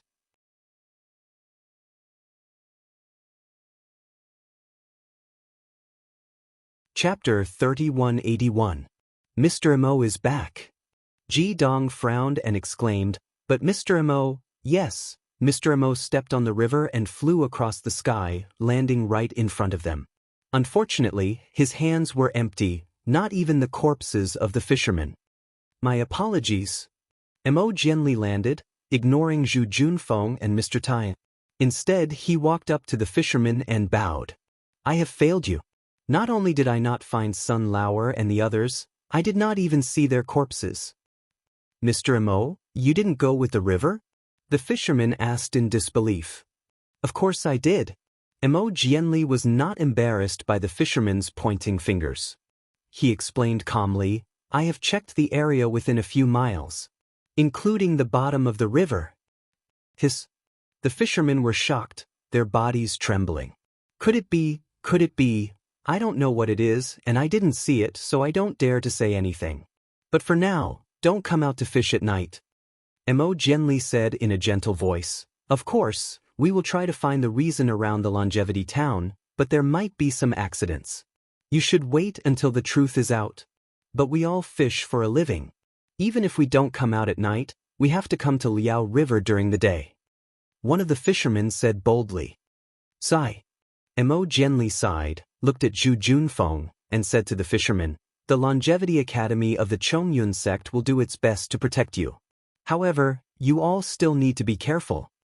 Mo Jianli then took out a silver coin from his pocket and handed it to the fisherman. He said, this is for Sun Lauer's mother. Please give it to that poor old woman for me. Thank you, Mr. Mo. The fisherman took it gratefully. I thank you on behalf of Sun Lauer. I will definitely bring this to Sun Lauer. Please don't worry. You can go now. Mo Jianli waved his hand. The fishing boat has been found. Go home quickly. Yes. Thank you, Mr. Mo. The fishermen were overjoyed, but still scared. They packed up their fishing gear and their harvest and hurried back. Greetings, Mr. Li. Zhu Junfeng could still call the few scholars martial uncle, but Mo Jianli, who was a scholar, could only call him grandmaster. However, among Confucian cultivators, teacher was an honorific, regardless of seniority. Most Confucian cultivators liked to hear this honorific, so Zhu Junfeng naturally addressed him as teacher. Yes, Principal Zhu, there was no trace of a smile on Mo Jianli's face. He seemed to be feeling guilty about what had happened just now. He cupped his hands and bowed. This old man will be troubling the principal for a period of time from now on. I don't dare. Sir, please call me Junfeng. Zhu Junfeng hurriedly said respectfully, Sir, you are my senior. Regardless of knowledge or cultivation, you are my teacher. The dean is just a common name. Sir, please don't humiliate me. All right. Mo Jianli nodded, then bowed to Mr. Tai and said, Mr. Tai, I haven't seen you for many years. Today, I see that you are still as strong as before. Mr. Tai was not convinced before he came here. However, when he saw Mo Jianli was neither arrogant nor humble. Mo Jianli was so amiable even in front of a few lowly fishermen, he was convinced. He hurriedly bowed and said, In the early years, I just explained a few things to you. I don't dare to call myself your teacher. Sir, you're wrong. A teacher for a day is a father for life. Mo Jianli's tone was still a bit indifferent. Although you have never been my teacher, a few words of advice are enough. It is the tradition of Confucian cultivators to respect their teachers. If I don't acknowledge you as my teacher just because my cultivation is higher than yours, how can I carry forward the inheritance of Confucian cultivators? Ha, Mr. Mo. Mr. Tin laughed. You can call me Mr. Mo. You don't have to call yourself my student. Otherwise, as a scholar, if I were to hear a scholar call me teacher, I would also feel uncomfortable in my heart. All right, I got it.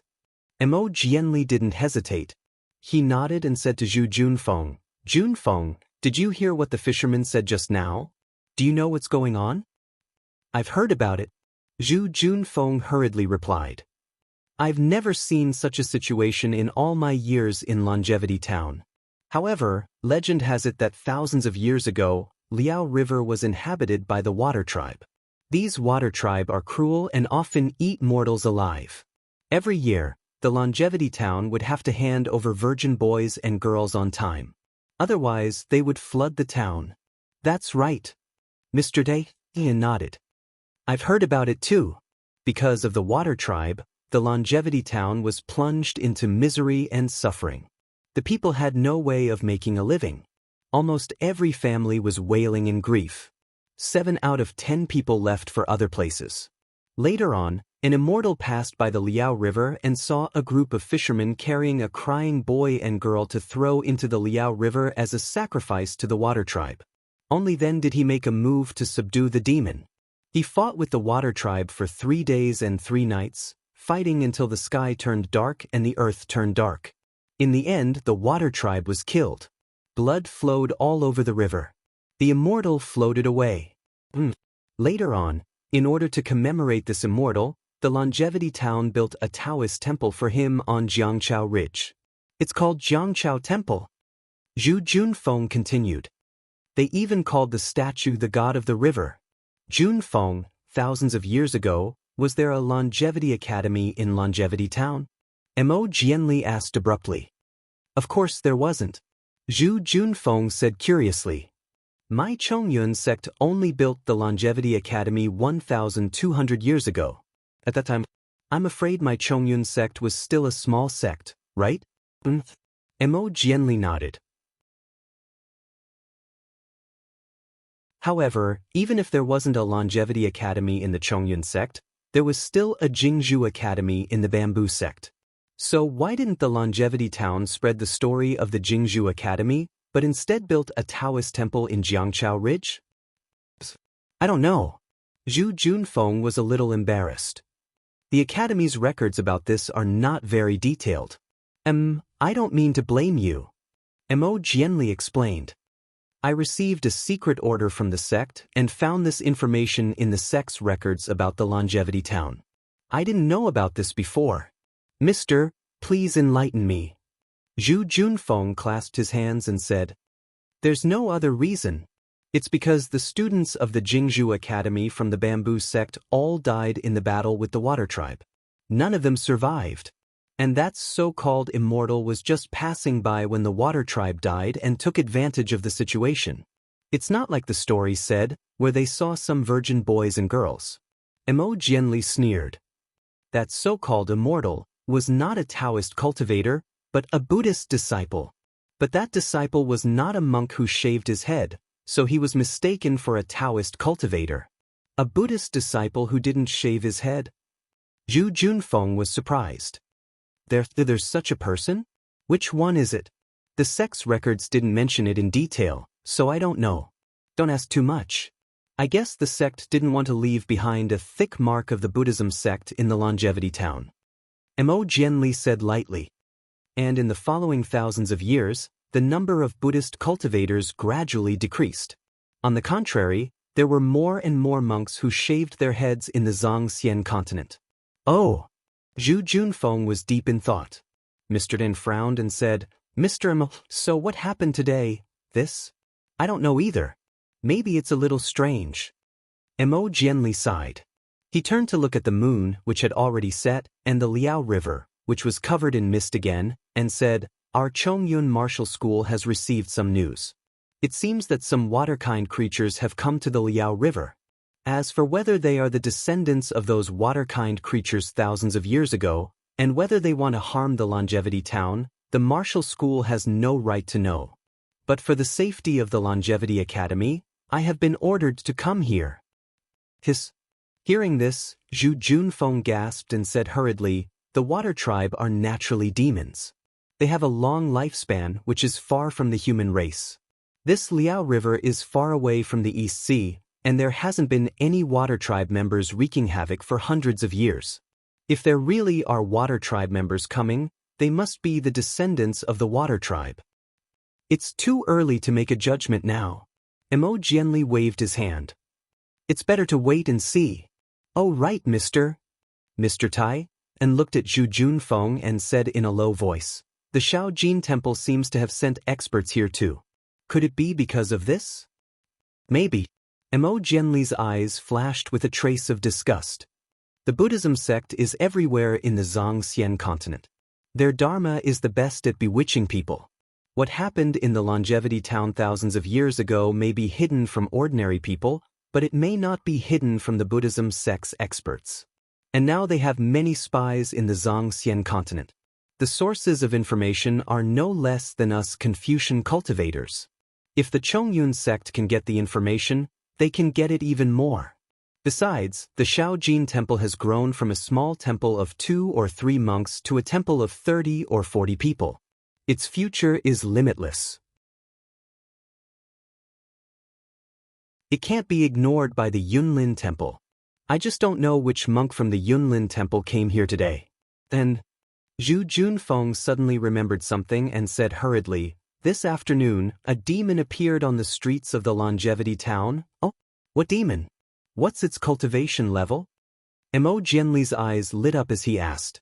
Zhu Junfeng hurriedly told him what he heard, and then said, "A few students from the academy who returned early have seen it. Mister, why don't you come back with me and ask for more details?" "That's right." Mo Jianli clapped his hands and said, "Since there are traces of that demon, I'm more confident now. Jidong, you stay here. If you encounter anything strange, just go back to the academy and report it to me." "Yes, Mr. Mo," Jidong answered and walked out from the crowd.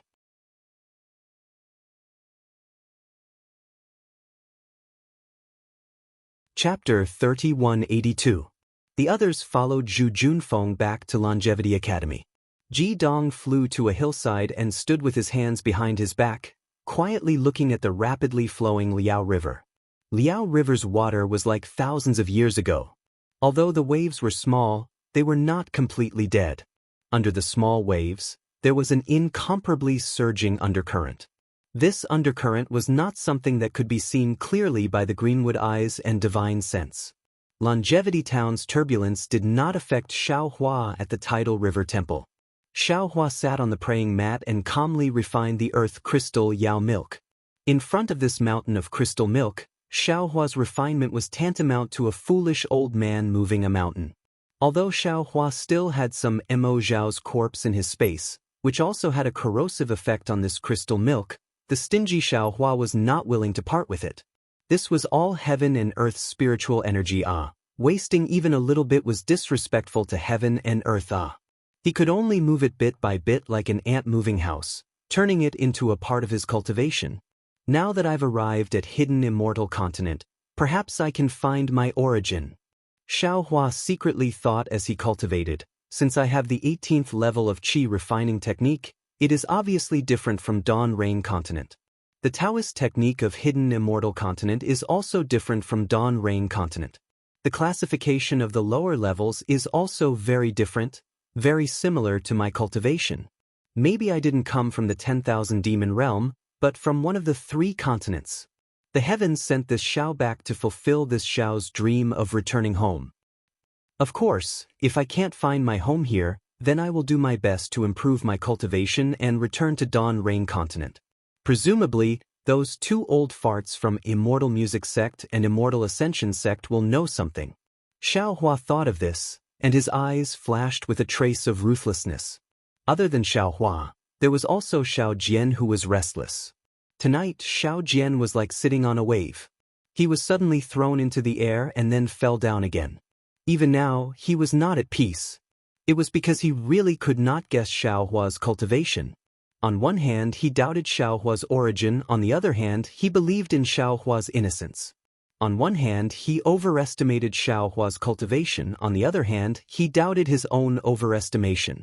After all, Xiao Jian did not detect Xiaohua's divine sense, nor did he detect Xiaohua's true qi.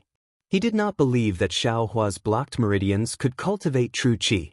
But it was clear that since Xiaohua was able to produce miraculous pills and possess divine sense, his background was in no way simple. But what made Xiao Jian about to go crazy was that this Taoist cultivator with an extraordinary background actually didn't even know about the essence energy of the 3 continents. Even with his wisdom, he couldn't figure out if Xiaohua was testing him or if he really didn't understand. Rather than calling Xiaohua fellow Taoist, Xiao Jian might as well call him Senior Xiaohua. However, rather than calling Xiaohua by his real name, he still wanted to call him fellow Taoist Xiaohua. In the face of the challenge from the small golden temple, just Yuan Ya alone was no longer of any use. The only person he could rely on now was Xiaohua. Xiao Hua was the only person Xiao Jian and Yuan Ye could rely on to not be expelled from the Longevity Town. Compared to Xiao Jian's distracting thoughts, Yuan Ye was much simpler. This guy hugged the branch of the banyan tree and slept soundly. His saliva, along with the smile on his face, almost got stuck on a banyan fruit. If the townspeople who flocked to the Rivertide Temple to pick the immortal fruits found out that the thing they regarded as miraculous pills was actually stained with Yuan Ye's saliva, would they beat Yuan Ye to the ground and trample on him 10,000 times?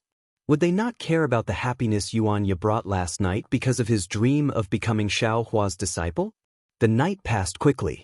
It was not delayed by the deaths of several fishermen in Liaojiang. When the first rays of dawn appeared, the sunlight passed through the banyan tree and fell into the temple. Xiao Jian's heart was even more anxious. If not for the fact that he couldn't use his divine sense often, he would have already released it. He really wanted to know if the Rivertide Temple's liveliness last night was able to attract the townspeople's attention. Would it be able to make them slightly shift their gaze and piety from the small golden temple to the Rivertide Temple? At the very least, there was no need for him, the representative of the Rivertide Temple, the successor of the Taoist school, to show his face in public and set up a stall to sell divination, right? Listening to the chirping of the birds on the banyan tree, Xiao Jian's eyes from time to time drifted towards the small door of the temple, ready to be drowned by the tide of people at any time. Unfortunately, after looking for the time it took to eat a meal, the small door did not even make a creaking sound. First, there was still the pleasant chirping of the birds, which made Xiao Jian feel that it was too noisy. That's not right. Suddenly, Xiao Jian woke up. Since when did his Rivertide Temple have birds? Those birds were a delicacy in the eyes of Yuan Ye, who grew up in the forest. Especially when Yuan Ye did not have enough copper coins to buy meat buns. Therefore, after Xiao Jian and Yuan Ye arrived at the Rivertide Temple, there were no more birds chirping in the morning. How come there are birds today? Yeah. Has he already stuffed his teeth with meat buns? Xiao Jian immediately had a bad feeling. When he hurriedly rushed to the west wing, Xiao Hua, who was meditating there, was already nowhere to be found. Damn it, the two of them couldn't have eloped, right? Xiao Jian immediately became anxious. Although he was paranoid for an entire night and did not eliminate his doubts about Xiao Hua, but thinking about it, if Xiao Hua was not by his side, he would have no one to rely on. It would be just like when he was alone and did not have Yuan Ye. Xiao Jian rushed out of the temple even more hurriedly than before. When he saw Xiao Hua, who was on the empty ground next to the Rivertide Temple, using the Big Dipper magical fist, and Yuan Ye, who was obediently lying behind a small tree in the distance like a leopard peeping, his heart immediately calmed down. Hee, this sunlight is really beautiful. Xiao Jian looked at the distant morning sun and took a deep breath. He raised his hands and stretched his waist, pretending to dance a few times with his fists and legs. He opened his mouth and scolded, "What a good-for-nothing! How can a small tree support your fat body? Since you want to secretly learn, then do it openly and brazenly. Why do you have to be so secretive?" Xiao Jian's words immediately startled the chirping birds on the banyan tree. Naturally, Yuan Ye also flew up with the birds. This guy's face carried a trace of shame. His hands and feet nimbly climbed up the small tree. His whole body borrowed the elasticity of the branches to rush up the banyan tree and then hid his whole body between the branches. Xiao Hua naturally had already seen through the appearance of this pair of master and disciple. He secretly laughed in his heart and did not pay attention to them. The current him is already 200 years old. He can really call himself an old man. Xiao Jian and Yuan Ye are just two little children in front of him. However, Xiao Hua's face is so tender that he also likes others to call him young man. The Big Dipper magical fist was used one move after another. The slow and steady flow melted the earth crystal Yao milk bit by bit. Xiao Hua closed his eyes and enjoyed this relaxed and tranquil atmosphere. He did not seem to care about Yuan Ye secretly learning. If the Big Dipper magical fist could be learned so easily, would it still be a bone-tempering secret technique? Even though Yuan Ye, who had escaped, still revealed half of his eyes on the banyan tree. His eyes were burning with passion, but Xiaohua did not expose him. Xiao Jian also did not think that Yuan Ya, who was always ignorant of the ways of the world, would be so shy today. He actually escaped back to the Taoist temple. He strolled in front of the Taoist temple for a while. From time to time, he would look down at the Jianghu ridge and see that there were already some people on the main road. Unfortunately, these people were only limited to the main road. Not even half of them flowed towards the Jianghu temple. Ai, Xiao Jian sighed.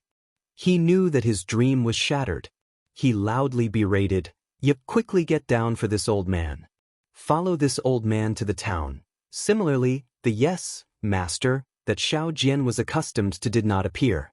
Instead, it was Yuan Ya who asked in puzzlement, "Master, didn't we have so many copper coins yesterday?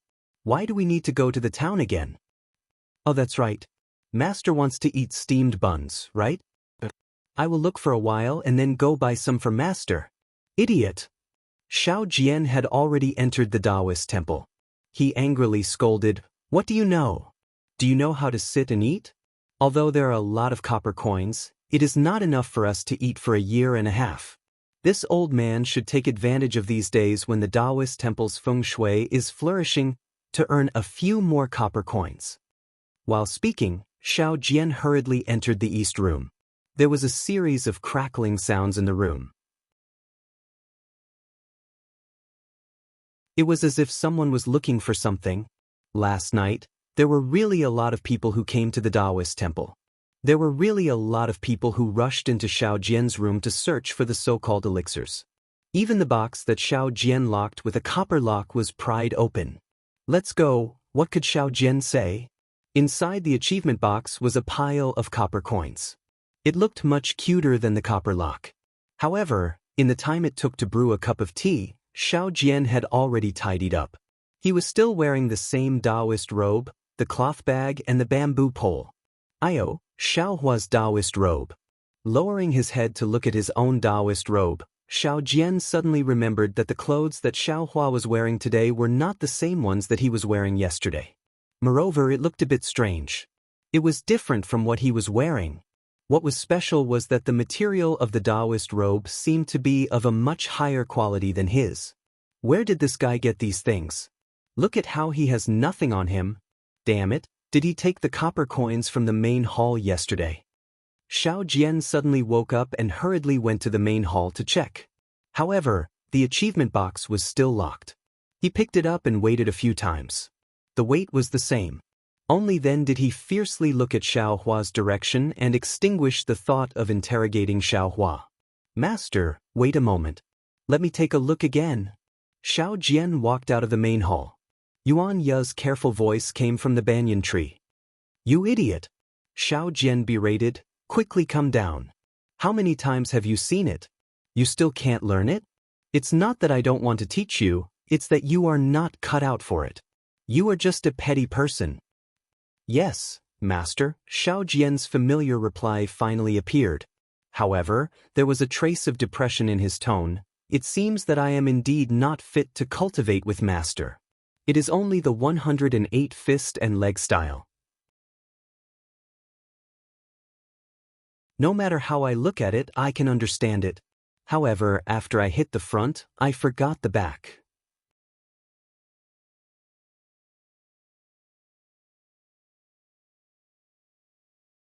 Chapter 3183. Let's go. Follow this old man. Xiao Jian raised his head and shouted unhappily. However, before he could finish his words, he was interrupted by the sound of beating drums. The sound of the drums wasn't very loud, but it was clear in Xiao Jian's ears. In particular, the sound of the drums was getting louder and louder, and there were also some messy noises. "Pa, someone is coming." Xiao Jian laughed and threw the bamboo pole away. He had just scolded Yuan Ya for being petty, and now he rushed to the front of the Taoist temple. However, Xiao Jian didn't jump out directly, but instead he peeked out half of his head and looked outside the Taoist temple, just like how Yuan Ya hid on the banyan tree and peeked at Xiaohua's practice. "Don't look." Xiaohua's faint voice sounded from above Xiao Jian's head. "You can't see anything if you hide in the Taoist temple. They have just reached the foot of the mountain." "Hee hee." Xiao Jian awkwardly straightened his back and looked at Xiao Hua, who was standing beside the door of the Taoist temple. He smiled embarrassedly. I want to see if the group of people from the General Ridge came again. They turned our Jianghu temple upside down. It shouldn't be the group of people from the General Ridge. Xiao Hua glanced at the distance and said, they seem to be fishermen. Some of them are holding fishing nets and some of them are holding oars. In addition, some of them are wearing white mourning clothes. They should be here to worship the Taoist temple. Worship the Taoist temple? Xiao Jian seemed to be a little disappointed. He coughed twice and was about to walk out of the Taoist temple. At this moment, Yuan Ye's cheers sounded. Master, there are pig heads. Big fat pig heads, cow heads and sheep heads. Slurp. At this point, Yuan Ye couldn't help but drool. When Xiao Jian heard this, he naturally swallowed his saliva. He walked to the front of the Taoist temple and looked down along the mountain path. Sure enough, just as Xiao Hua and Yuan Ye had said, there were dozens of people at the foot of the mountain path. In front of these people were 3 bare-chested strong men. Above the heads of these 3 men were a red lacquered tray. On each tray was the head of a cow, a pig, and a sheep. Behind the 3 heads were 2 children, 1 male and 1 female. Each of them was holding a fist-sized incense burner. At this moment, there were 3 incense sticks in each burner. As soon as the incense sticks were lit, the incense sticks slowly floated up and were blown away by the mountain breeze. Behind this group of boys and girls, there were another dozen or so people. Among these dozen or so people, 2 of them were carrying a red drum that was several feet in size. There was also a burly man who was several feet tall, holding a drumstick that was even larger than his fist. He was beating the drum with all his might. Large beads of sweat dripped down the man's forehead, and his veins throbbed as he beat the drum. Next to the 3 people beating the drums, there were 4 people holding gongs in their hands. Clang, clang. As for the people dancing along with the gongs and drums, there were 2 men dressed as lions. In front of the 2 male lions, there was actually a thin young man holding a colorful ball in his hand. It was like a lion dance. As they pounced on the young man's colorful ball, the young man nimbly jumped in front of the male lions, dodging and leading the 2 male lions up the mountain path step by step. Behind these people, there were dozens of fishermen wearing tattered clothes. Each of them held a fishing net and or in their hands, respectfully following behind the lion dance. Their faces were solemn and pious. As for the people in mourning clothes that Xiao Hua had mentioned, they were walking at the very end. There were about 10 people, women, children, and the old and weak. What is going on? Xiao Jian was shocked. This was something that he had never encountered in the years he had been at Jianghu Temple. What are they going to sacrifice? Could it be that they are going to make a water and land Dao temple? Xiao Jian said to himself. Then, should they go to Shaojin Temple? Master. On the branch of the banyan tree outside the temple, Yuan Ye's figure strangely appeared. He shouted, I'm afraid that your reputation has already spread out last night. These people are here to worship you. Not bad, not bad. Xiao Jian suddenly understood. He hurriedly lowered his head to look at his own Dao robe and immediately felt extremely dissatisfied. He turned his head and crashed into the temple. It was unknown whether he went to lock the door or to change his Dao robe. In short, when the sound of gongs and drums arrived in front of the temple, Xiao Hua quietly watched from the side. Xiao Jian was wearing a new Dao robe and brought Yuan Ye out of the temple. At this time, Yuan Ye was also wearing new clothes. However, looking at Yuan Ye's twisted head and back appearance, he was definitely not used to it. However, this did not affect Xiao Jian's face full of smiles and extremely amiable. Xiao Jian walked in front of the 3 big men holding the tray and bowed. I, Xiao Jian, am the temple master of Jianghu Temple. May I know the reason for your visit? Who knew that the respect and answer that Xiao Jian expected did not appear? The 3 men did not pay any attention to Xiao Jian at all. In the order of sheep, pig, and cow, they walked past where Xiao Jian bowed and entered the Taoist temple. Even the boy and girl behind them with the incense burner in their hands did not pay any attention to Xiao Jian.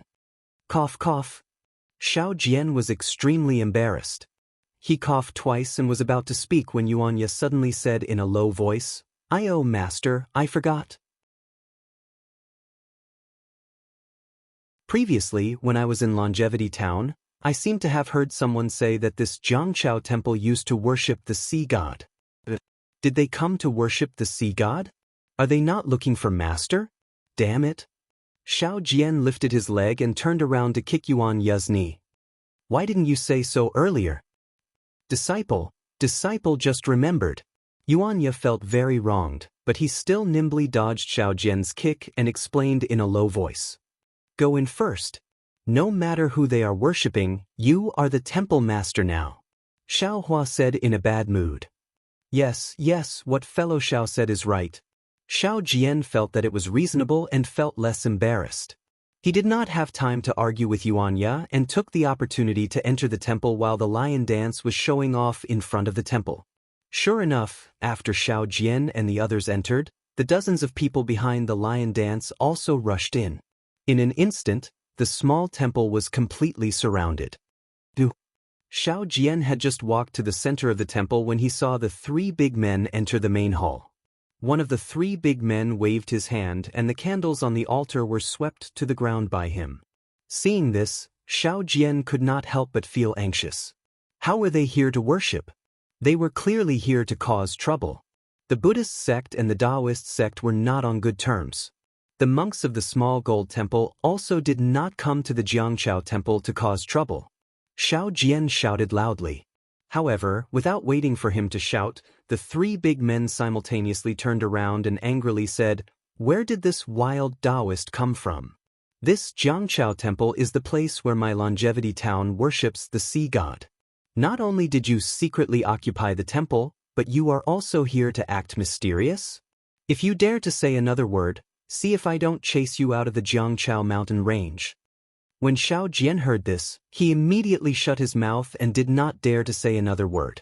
He was afraid that he would be chased out of Longevity Town by these fishermen before he could fight with the monks of the small gold temple. Lord Sea God! Mournful shouts came from behind Xiao Jian. Dozens of old and weak women and children wearing mourning clothes entered the Jianghu temple and cried as they rushed towards the main hall. Xiao Jian tactfully dodged to the side. He was even more agile than Yuanya. Following the cries and shouts of these fishermen, the three burly men placed the three offerings on the altar. The two virgin boys and virgin girls also presented the incense burner respectfully, then stepped back to the altar with their heads bowed and eyes lowered. In the main hall, the three offerings shone brightly. The two young boys and girls were beautiful and charming. Smoke curled around the incense burner. Although the statue was still tattered, with the cries and sincere worship of the fishermen in the main hall, it was unknown how many times more powerful it was compared to the worship of Xiao Jian and Yuanya. Xiao Hua stood not far behind Yuanya. His eyes flickered as he saw everything clearly. After less than an hour, the fishermen wearing mourning clothes paid their respects. The other fishermen also paid their respects. Xiao Hua already understood. He knew that a disaster had occurred in the Liao River last night. 10 fishermen lost their lives in the river. These fishermen came to pay their respects to this statue for their own safety and future livelihood. They did not know how many years they had not paid their respects to this statue. At the end of the worship, a few craftsmen first went forward to pay their respects. Then, they took out a strange ruler and thread to carefully measure the statue. Then, they took out a brush and ink to carefully mark some numbers on an image. Xiao Hua also clearly saw that the image was of a statue. This statue was of a male body. The 2 strands of mustache above his lips were especially obvious.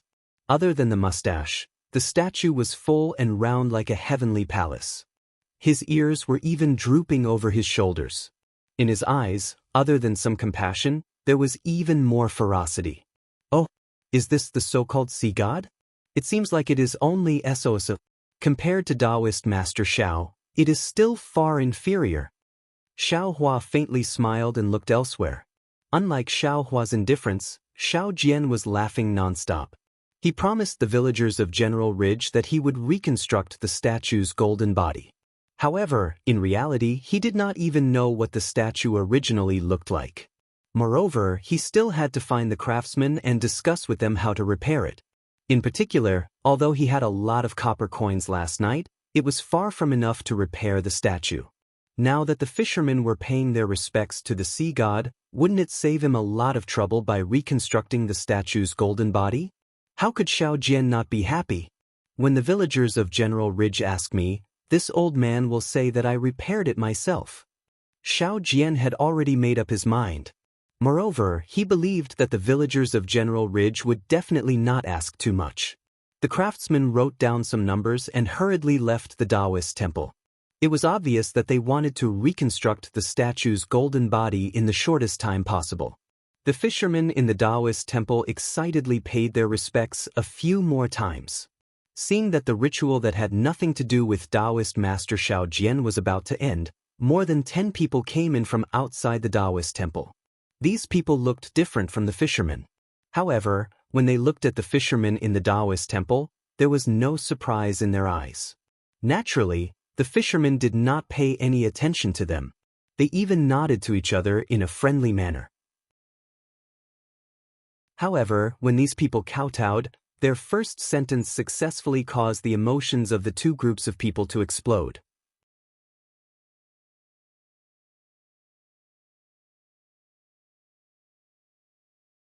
Chapter 3184. Thank you, Taoist Xiao. One of the vigorous old men knelt down in the main hall and said in a low voice, "Last night, I received Taoist Zhao's miraculous elixir and took it overnight. The chronic illness that I've had for decades disappeared at once." Before the old man finished speaking, the fishermen who were packing up and preparing to leave the Taoist temple could not take it anymore. A strong man hurriedly shouted, "Old man, what are you talking about? This Jianghu temple worships the sea god of our fishermen. There's no Taoist Xiao. If you want to worship, you can go to Taoist Zhao's Taoist temple. Don't worship blindly here. If you annoy the sea god, not only will we fishermen have nowhere to make a living, but the entire longevity town will also be eaten up by the monsters in the water. Little guy, what do you know?" The old man glared at the fisherman with disdain and said, "This Jianghu temple worships Taoist Xiao. He just showed up yesterday. Not only did he save my family of 3 in General Ridge, but he also gave me elixirs. Look, my chronic illness and these people's illnesses are all thanks to Taoist Master Zhao's blessing." Bullshit. Before the old man finished speaking, another old man who looked older than him rushed out from the fisherman. He held a small oar in his hand and scolded, "Rebellious thing!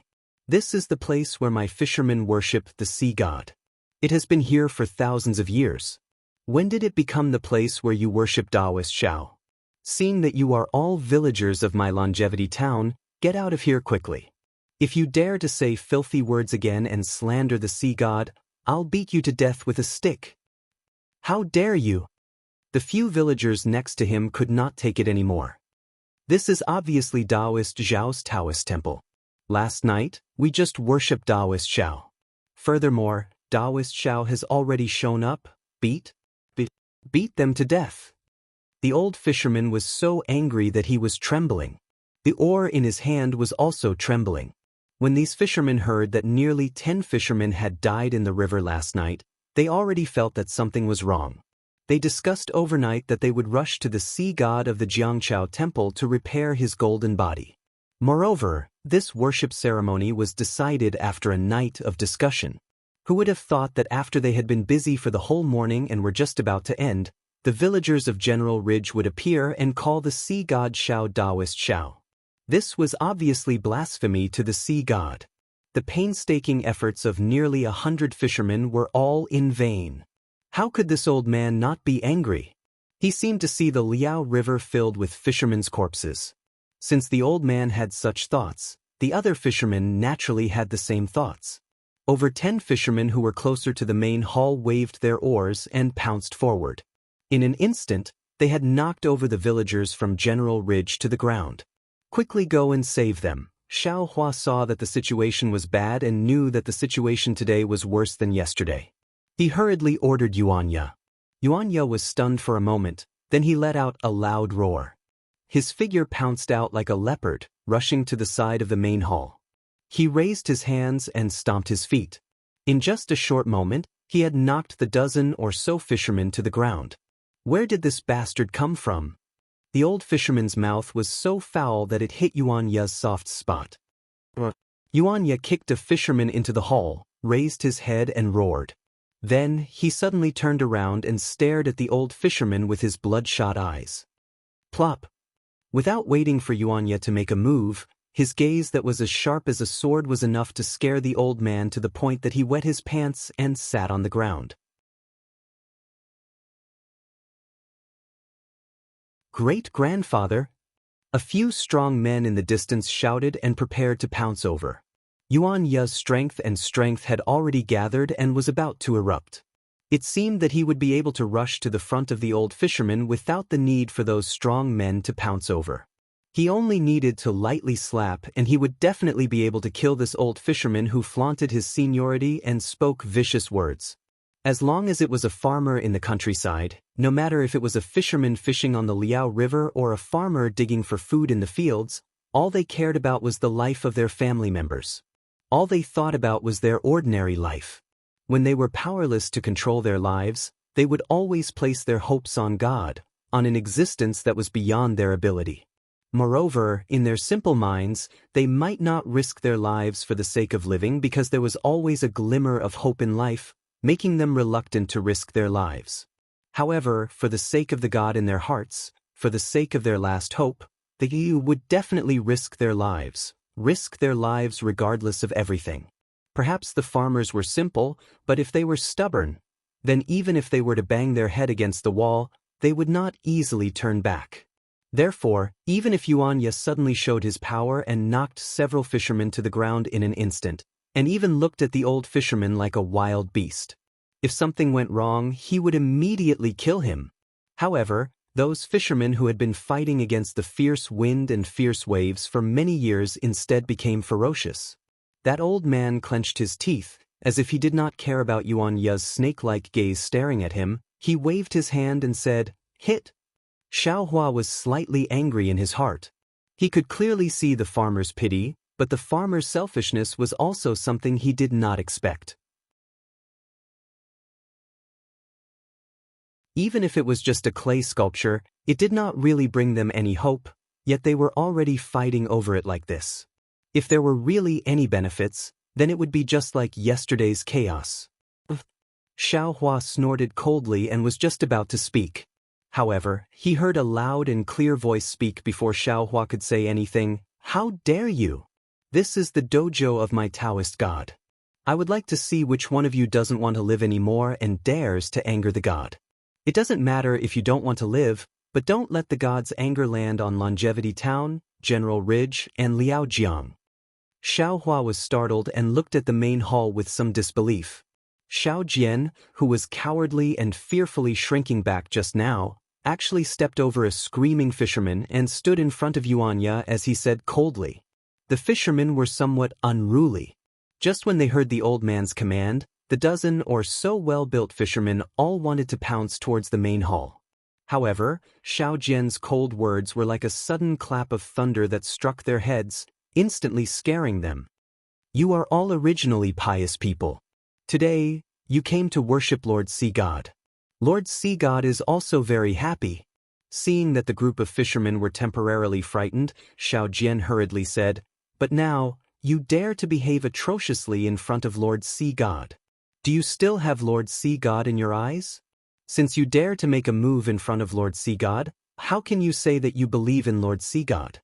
Since you don't believe in Lord Sea God, how can he accept your offerings? Although these three animals are extremely revered, how could they have the slightest bit of weight in the face of your disrespect? Even if you offer 10 offerings and reconstruct your golden bodies 10 times, you still won't be able to obtain Lord Sea God's gift." Hearing Xiao Jian's short words, not only did the expressions of all the fishermen change, even the old fisherman who spoke viciously was greatly shocked. "That's right, today, I came to worship Lord Sea God. If I were to make a move here, how can I be considered to be worshipping? Since I'm not worshipping, then wouldn't everything today be in vain? Lord Sea God, please forgive our mistakes. We are all people who deserve to die. I hope that your mercy will exempt us from the disrespect in our hearts. There were already a few women and children who were trembling with fear. They threw themselves onto the ground in front of the main hall and started crying. How could the fishermen who were about to make a move still move? They hurriedly shrank back and stole a glance at the old fisherman. The old fisherman clenched his teeth. Just as he was about to speak, Xiao Jian beat him to it. You aren't my Taoist disciples, so you don't understand my Taoist rules at all. Let's not talk about the thousands of titles of the gods we worship. Even I, other than my original name, have different titles like Taoist Xiao and Wanderer Tranquil. If I were to succeed in my cultivation one day, perhaps even a holy name would descend. Therefore, Lord Sea God is Taoist Xiao, and Taoist Xiao is also Lord Sea God.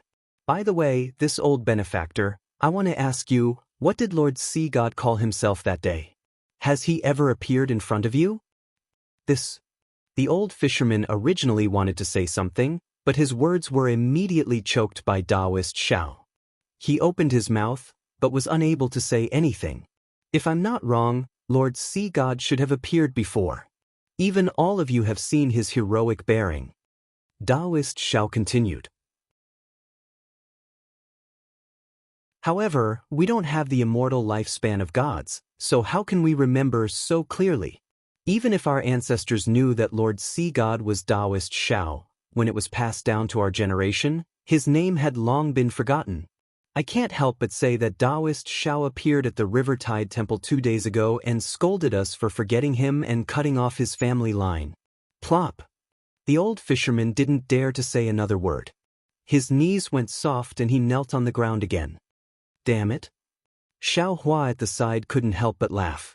Looking at Taoist Xiao's serious face, he thought to himself, this Xiao Jian is definitely not an ordinary person.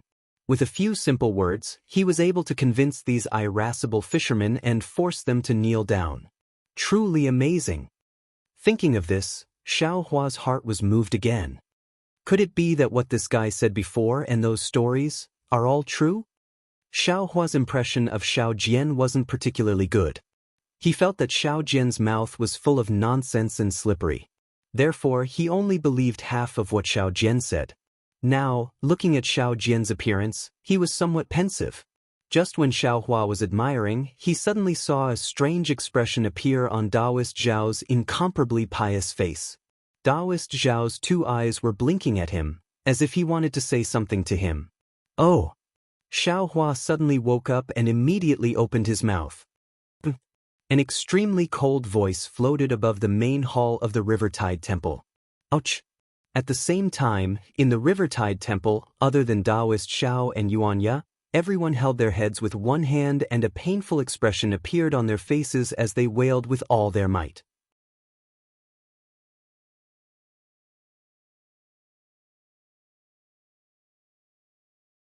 Chapter 3185. A bunch of stubborn things. At the same time, the voice scolded coldly, "Back then, I saved you from fire and water. How many years has it been, and you actually don't even know my name?" Lord Sea God? Lord Sea God? Everyone was trembling with fear, shouting loudly and banging their heads on the ground. Moreover, all of you actually dared to cause trouble in my training ground. You've truly disturbed me. You wait, forget it. Following the last sentence, the faintly discernible voice suddenly stopped. At the same time, everyone's head no longer hurt. Lord Sea God, Lord Sea God. All the fishermen wailed loudly, "Please don't give up on us, Taoist Xiao, Taoist Xiao." More than 10 villagers from General Ridge also shouted loudly, looking abnormally remorseful. Sigh, humans, their nature is just so despicable. Taoist Zhao's words leisurely rose. Living comfortably, they forget their own beliefs. Only after receiving a lesson and suffering, do they realize their unbearable stubbornness. After saying that, Taoist Xiao turned his head and knelt in front of the statue. Keng King King, he kowtowed a few times. His forehead was clearly bruised, but Taoist Xiao was still unwilling to give up. He directly kowtowed 9 times. A stream of blood flowed out from his forehead. Only then did he cry out sorrowfully, "Taoist! Don't blame them for not believing. don't care about their stubbornness, this is all my fault. It's all my fault for not waiting for Taoists to teach them properly.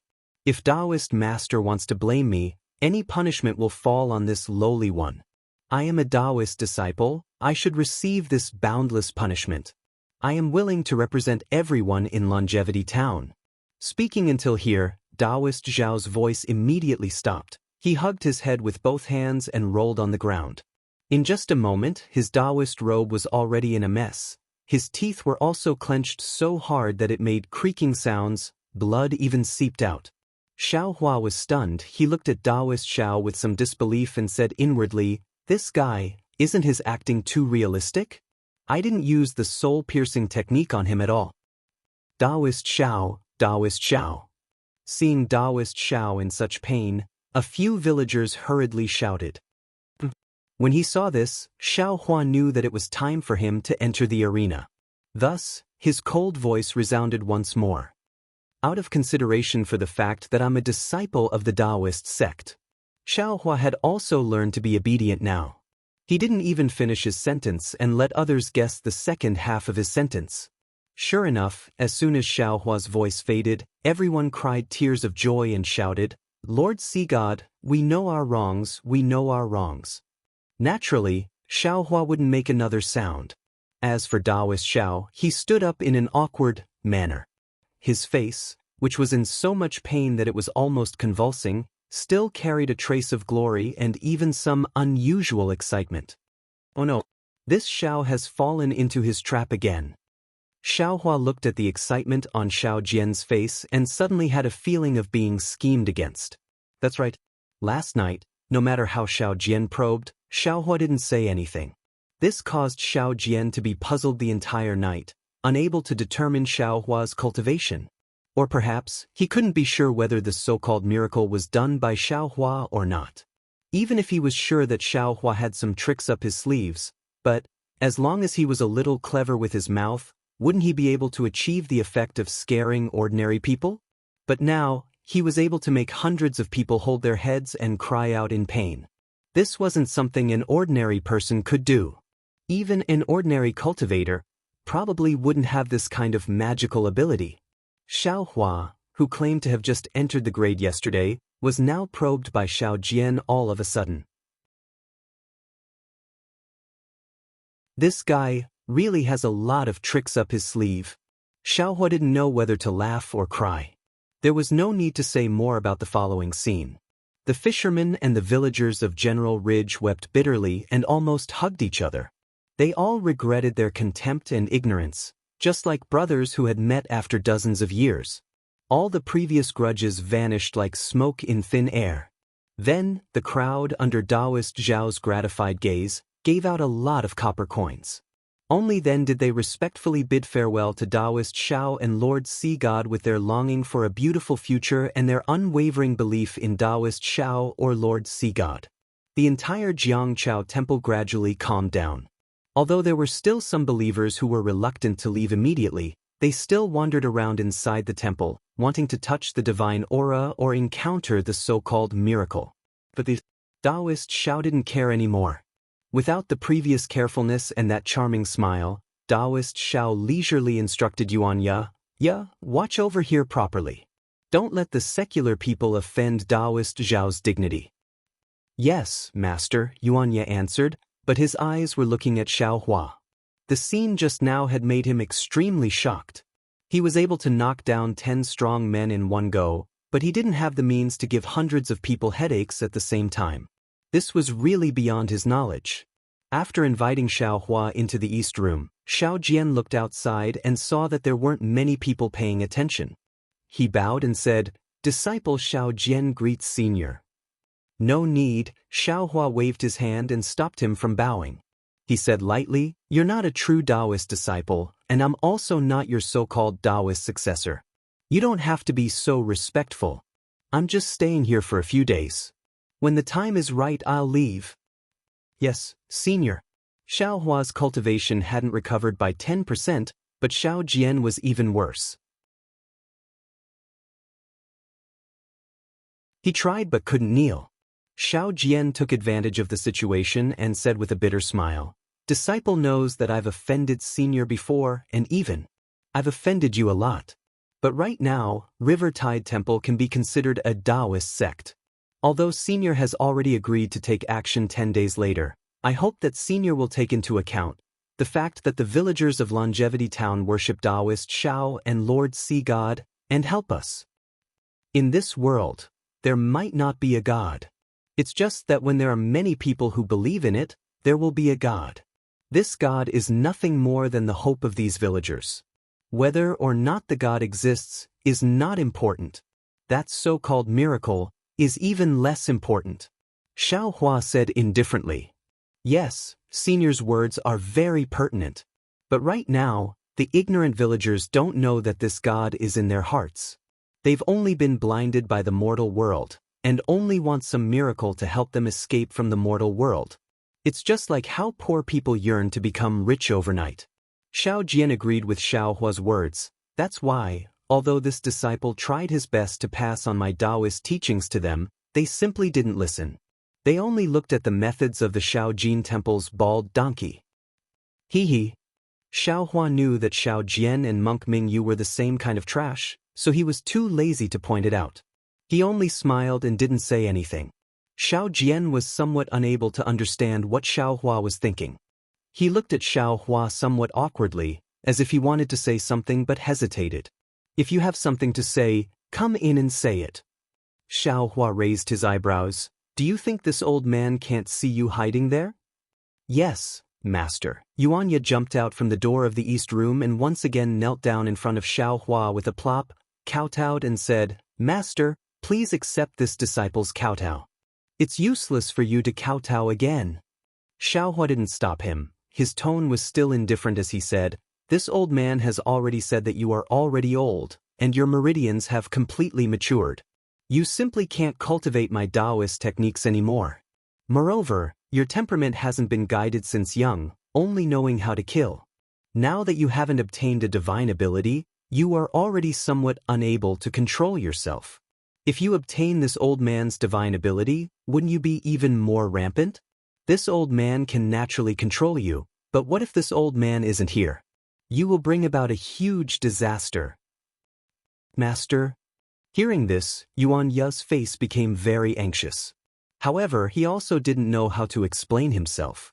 He obediently got up and opened his mouth, not knowing how to persuade Xiao Hua. Xiao Jian even gave him a look, telling him to continue kneeling and rather die than get up. Xiao Jian already saw some clues.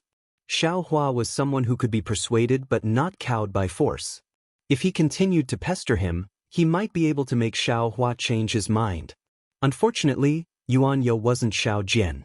Although he understood Xiao Jian's look, in the end he still didn't kneel down. Senior. Xiao Jian's eyes turned, sighed several times, and similarly pleaded, Ya is a good child. This is something this disciple knew when I first saw him. That's why I brought him by my side, Xiao Jian. Hearing this, Xiao Hua immediately interrupted him and said coldly, Don't think that this Xiao is kind and deceived this Xiao. Don't think that this Xiao doesn't know that you left Yuan Ye behind, because you want him to protect you. It's not because of your so-called kindness, nor is it because of his nature. Don't think that this Xiao doesn't know that there are several eyesores under Jiangchao Ridge. Hearing this, Xiao Jian's face immediately turned pale. He bit his lips and looked at Xiao Hua in disbelief. He didn't understand.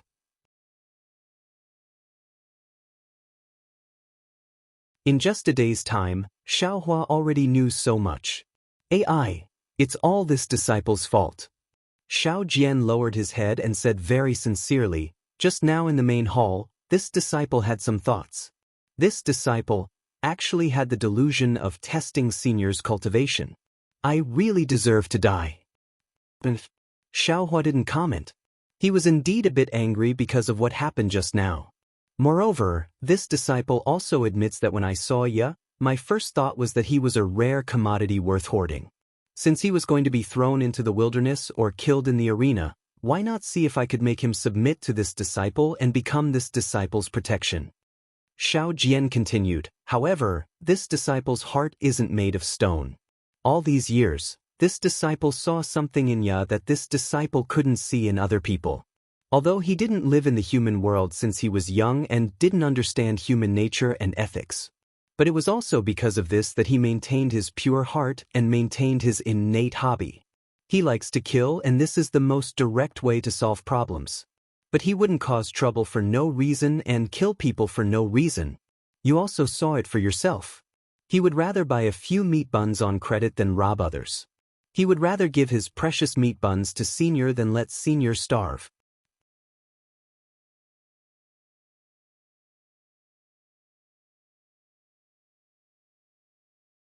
Chapter 3186.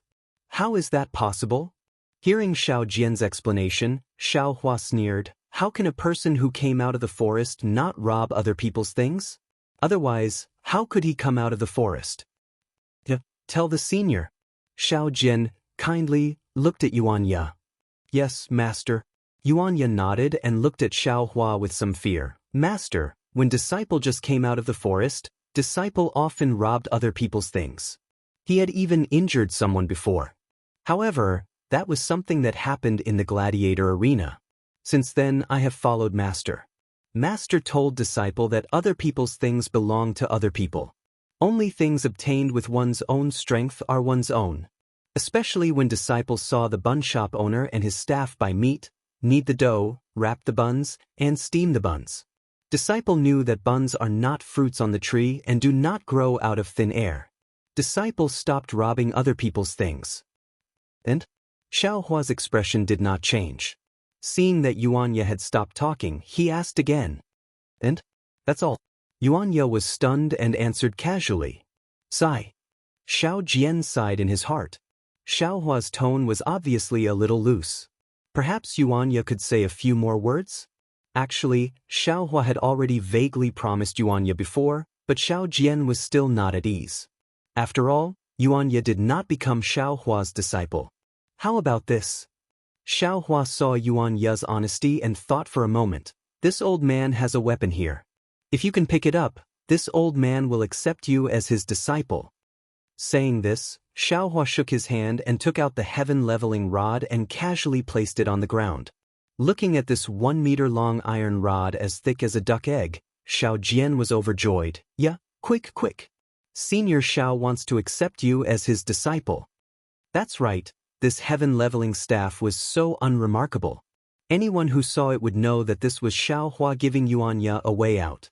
Xiao Jian was very clear about Yuan Ya's strength.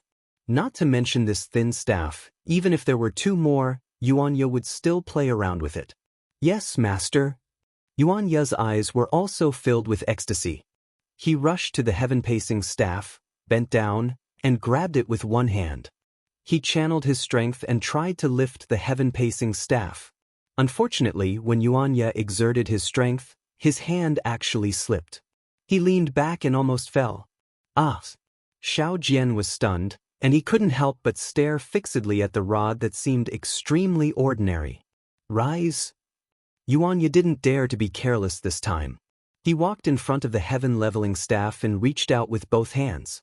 The sky-leveling staff didn't rise as Xiao Jian and Yuan Ya had expected. It didn't even sway. "Master, I can't lift it."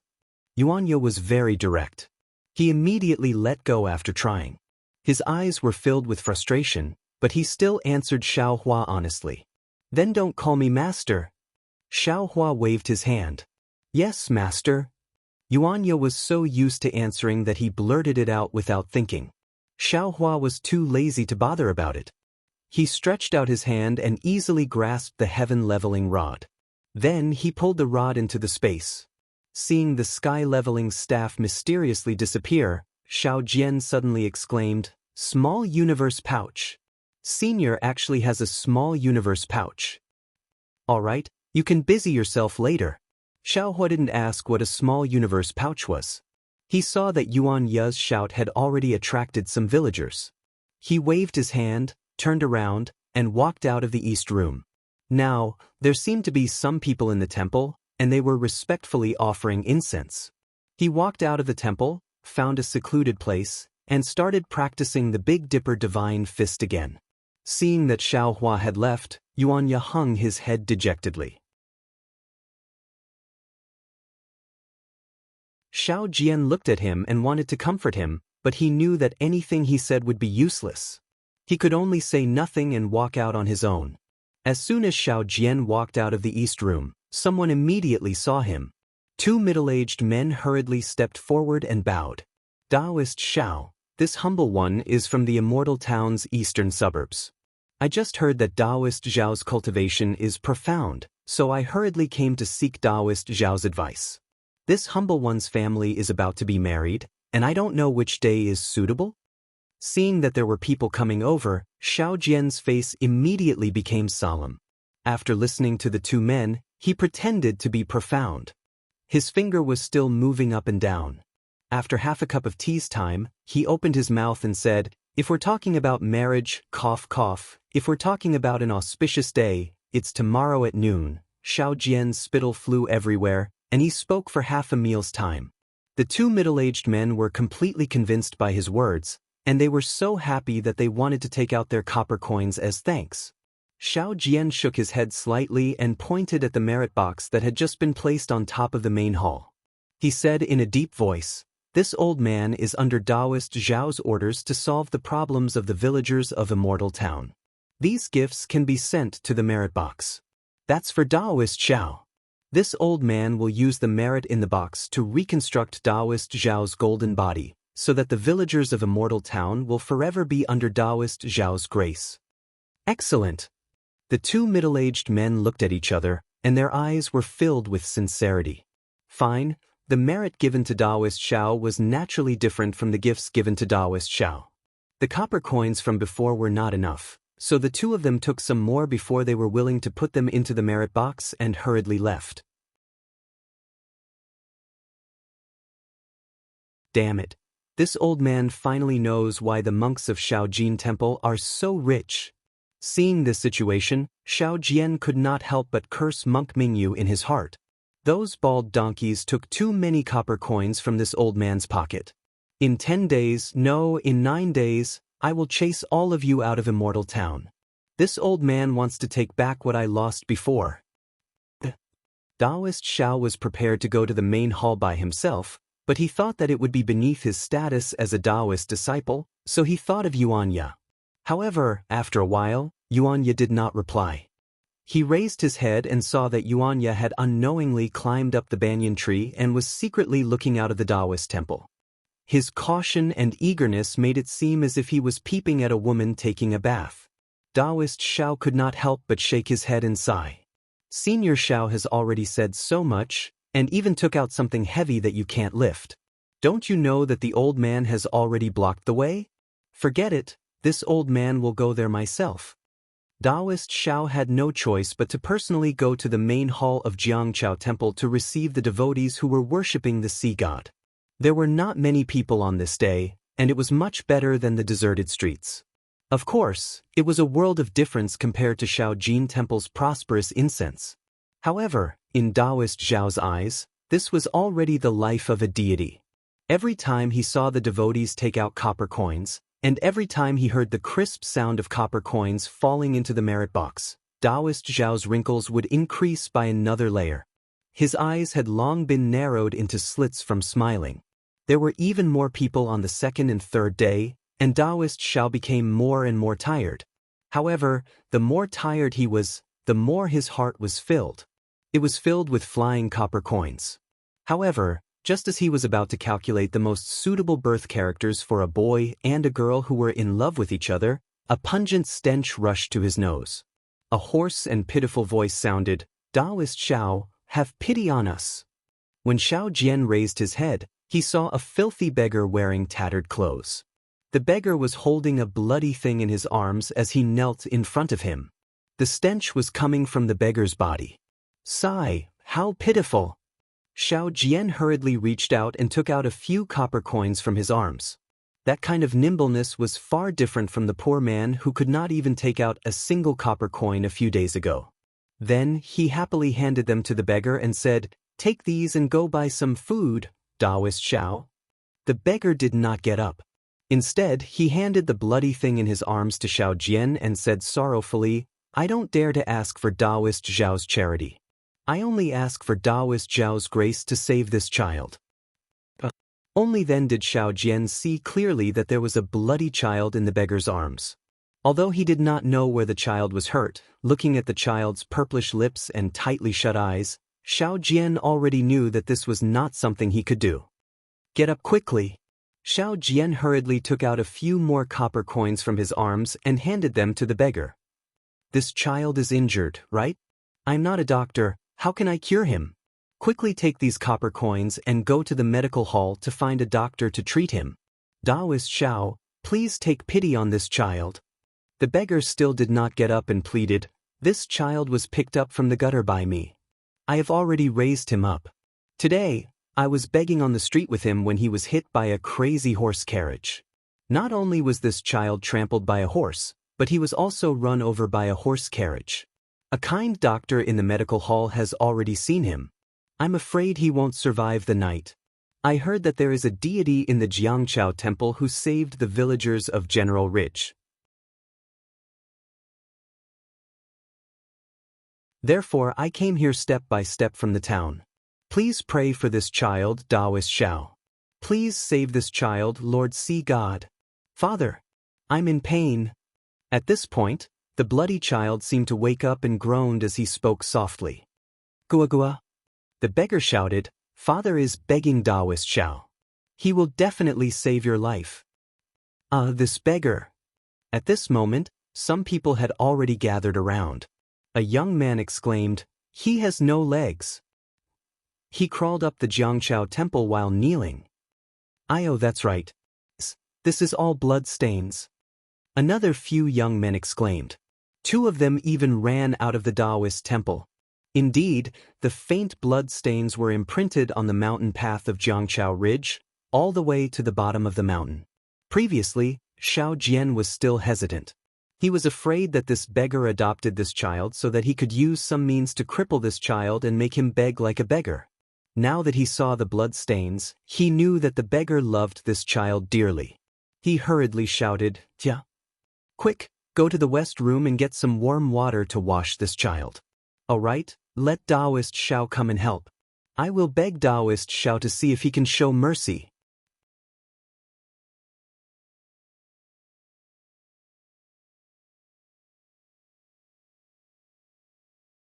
Chapter 3187. Yuanya was originally lying on top of the banyan tree, secretly watching Xiao Hua practice martial arts. He was startled by Xiao Jian's fierce shout. When he saw the situation inside the Taoist temple, he hastily shouted, Master, quickly come over, there is a pitiful child here. Master asked you to come and help. As he spoke, he quickly jumped down from the tree and started a fire on the stove in the corner of the temple, preparing to boil water. Xiao Hua, who had been in peace for 3 days, suddenly heard Yuanya calling him. He released his Buddha's sense, and when he understood, he couldn't help but sigh in his heart. Xiao Jian was right. This matter, he had to help. This injured child's injuries were very serious. If it wasn't for the fact that the child was young and full of vitality, he wouldn't have been able to hold on until now. Moreover, the child had already reached the final stage. In less than an hour, if he wasn't treated, he would definitely die. Forget it. Xiao Hua withdrew his fists and slowly walked back to the temple. After all, it is a life. If I can save it, I will save it. When Xiao Hua walked back to the west wing, Yuanya had already placed a large wooden bucket inside. He was waiting for the water to heat up so that he could wash the child. Go and bring the child in. Xiao Hua ordered. Yes, master. Yuanya responded and prepared to go out. However, after taking 2 steps, he turned his head and whispered, Master, this child, you must save him. As long as you save him, I will do whatever you ask me to do. Including not peeking at me practicing martial arts? Including not worshipping me as your master? Xiao Hua said with a smile. Yuanya clenched his teeth and said, But. Xiao Hua asked curiously, because this child also has no parents. Yuanya said, then turned around and left, not saying another word. Xiao Hua looked at Yuanya's firm back and didn't know what he was thinking. Yuanya carried the child into the west wing. However, other than the beggar who was anxiously looking at him, everyone's gaze fell on Xiao Hua who was shouting in the main hall. Taoist Master Shao, please have mercy and save this child. Xiaohua's words came one after another as if he didn't stop. It was as if the worn-out statue could still hear his voice. While Taoist Shao was trying to act mysterious, Xiaohua took the child from Yuanya's hands. Xiaohua placed his hand on the child's pulse, closed his eyes for a moment, then moved his fingers as if they were flying, pointing at several places on the child's body. Soon after, he strangely took out a dozen silver needles and inserted them into the child's body. As the silver needles entered the child's body, black blood slowly flowed out from the child's 7 orifices. Yuanya was shocked at first, but when he saw that there were small blood clots in the black blood, he immediately understood that this was the dirty blood that had accumulated in the child's body. Xiaohua was cleaning this dirty blood out. Immediately after, Xiaohua waved his hand and took out 2 pieces of yellow paper. He waved his hand and placed them on the child's body. With a flash of green light, the yellow paper disappeared. The child's body slightly trembled and no longer moved. Call Xiao Jian in. After Xiaohua fed the child another pill, he handed the child to Yuanya and said, "Clean the child." Yes, this time, Yuanya did not call him master. After cleaning the child, Yuanya hurriedly called out according to Xiaohua's instructions, "Master, the child has been cleaned. Come and take a look." Xiao Jian, who was in the main hall, was already exhausted. He was waiting for Yuanya's call. He knew that Xiaohua would definitely not watch with folded arms, so he hurriedly rushed over from the main hall. Immediately after, he pretended to take a look, then turned around and returned to the courtyard of the Taoist temple. He kowtowed towards the statue in the main hall and muttered something that no one knew. When the beggar saw this, he hurriedly moved to Taoist Zhao's side and kowtowed with all his strength. When the people at the side saw this, a woman knelt down first, then everyone else also knelt down one by one. They called out to Taoist Shao or Lord Sea God, asking for the god's grace. The sound of prayer became louder and louder, causing Xiaohua's heart to move. When Xiaohua's mind entered his Naiwan palace, he saw that the Buddha's fire in the Buddha's saraira was flickering with a golden light. It was flickering incessantly above the prayer. This Buddha's fire. I'm afraid it's related to prayer and the power of faith. Xiaohua looked pensive. His mind came out of his Naiwan palace, and with a flick of his finger, a banyan fruit on the banyan tree fell on top of Taoist Zhao's head. Taoist Shao has bestowed the medicine. Taoist Shao has bestowed the medicine. Xiao Jian shouted and hurriedly took out the banyan fruit that was smaller than a soybean and hid it on his head. Then he took out the banyan fruit that was smaller than a soybean and landed on the ground. Many thanks, Taoist Shao. Hot tears flowed out of everyone's eyes. The joy of helping others was 100 times greater than the joy of helping oneself. Xiao Jian took the spirit medicine and walked in front of the child in Yuanya's arms. He glanced at Xiaohua, then handed the banyan fruit to Xiaohua and said, "Taoist Shao, I'll have to trouble you to give this spirit medicine to the child." Xiaohua looked at Xiao Jian unhappily. He knew that he did not dare to put the banyan fruit into the child's mouth. He only took the banyan fruit, pretended to give it to the child, and then put it into the space. "Sure enough, it's really a spirit medicine." Xiao Jian said extremely exaggeratedly, "It melts in the mouth. It melts in the mouth." That is to say, Taoist Shao bestowed a spirit medicine, and we picked ordinary banyan fruits. How could there be such an effect of melting in the mouth? It melts in the mouth, sure enough, it's an immortal medicine. Hearing these words, Xiaohua despised Xiao Jian to the extreme. Other than melting in the mouth, what other words can there be? Thinking of the craziness from a few nights ago, Xiao Jian did not know what Xiaohua was thinking and hurriedly added the last sentence. This banyan tree is not young anymore. It can no longer withstand the blind worship of the villagers. Fortunately, with Xiao Jian's words, everyone shifted their fanatical gazes away from the banyan fruit. At this moment, Xiao Jian's face froze. His eyes suddenly widened, and he looked at the statue with an even more inconceivable expression. He hurriedly bowed towards the top of the main hall and said anxiously, "Disciple knows, Disciple will definitely explain in detail to these benevolent masters. Everyone felt strange. They had already guessed that it was definitely Lord Sea God or Taoist Shao who was talking to Taoist Shao, but what exactly were they talking about? This. Looking at the dirty beggar in front of him, the high-spirited Taoist Shao suddenly did not know how to address him.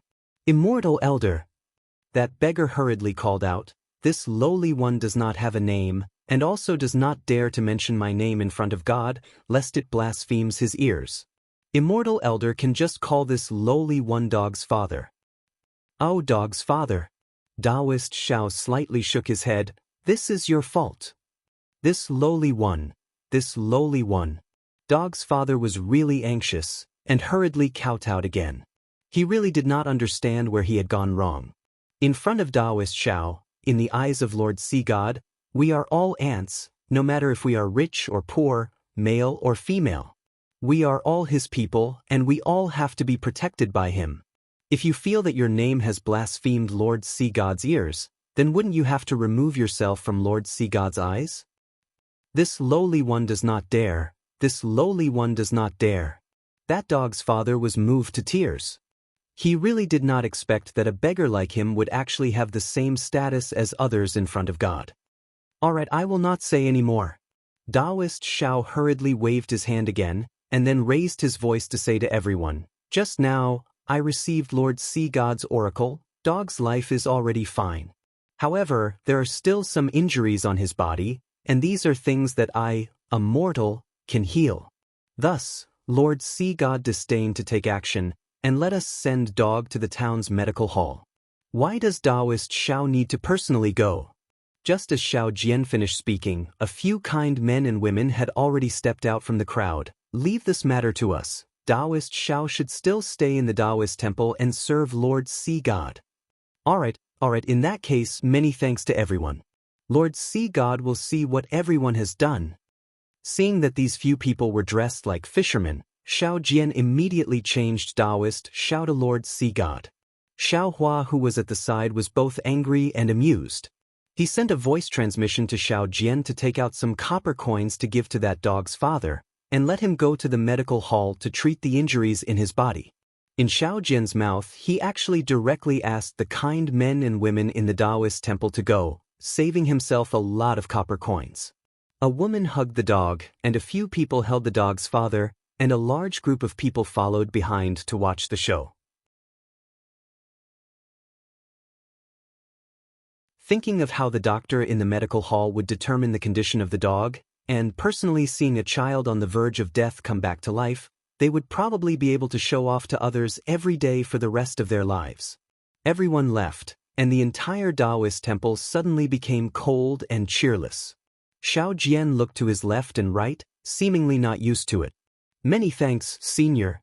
Shao Jian saw Xiao Hua walk out, and Yuanya, who was behind him, easily carried the large wooden bucket to the outside of the Taoist temple to pour water.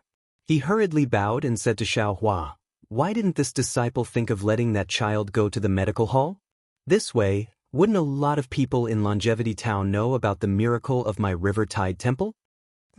How can this old man be so narrow-minded like you? Xiao Hua waved his hand, slowly walked out of the Taoist temple, and said disdainfully, this old man originally didn't know the Qi Huang technique. That child took a pill, but it couldn't heal the bones in his body. These things can only be cured by a real doctor. Do you really think this old man is really the sea god? Yes. After seeing Xiao Hua's ability, Shao Jian really admired Xiao Hua from the bottom of his heart. How could he dare to refute half a word? Xiao Hua also didn't pay attention to him and went out to practice martial arts. Yuanya scuttled back to the banyan tree and continued to secretly learn from Xiao Hua. The matter of the dog seemed to be very sensational. The River Tide Temple, which had returned to its peaceful state before noon, welcomed a stream of people in the afternoon. These people didn't just bring incense and candles, they also brought sacrificial items, and many of them even left copper coins in the merit box. At this time, although Taoist Shao was smiling from ear to ear in his heart, his face was even more solemn. He didn't even ask questions like he usually did. He held a snow-white horsetail whisk in his hand, and in front of the damaged statue in the main hall, He pretended to be an expert and answered the questions of the kind men and women.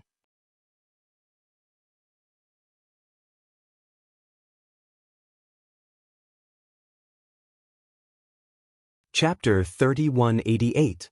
On the sixth day, the long-awaited statue of Lord Sea God was finally completed. The face of the statue was the same as the one Xiaohua saw that day. The craftsman's craftsmanship was very exquisite. The statue looked very lifelike, as if it was alive. The celebration of the reconstruction of the golden body was even more grand. At this time, the matter of the Jianghu temple was no longer Taoist Zhao's matter alone. Not only did the fishermen come, there were also the villagers of the General Ridge and the devout townspeople who came to help. The celebration was extremely lively and took half a day's time. However, this had nothing to do with Xiaohua. Even if there were some chores, Yuanya would go and help. Taoist Xiao did not dare to rashly trouble Xiaohua. Xiaohua was naturally happy to have peace and quiet. He was constantly using the Big Dipper divine fist beside the Taoist temple. Xiaohua's appearance naturally attracted the attention of others. However, the adult's attention was only attracted by the bustling Taoist temple for a moment. Who would still look at a Taoist who was endlessly practicing inexplicable punches and kicks? On the other hand, there were some children who were happily playing near Xiaohua. There were even some who were standing there and gesticulating. Only when the sun set in the west did the people in the Taoist temple gradually become sparse. Only when the sky was completely dark and a half-moon appeared on the horizon did the Taoist temple become completely deserted. Senior.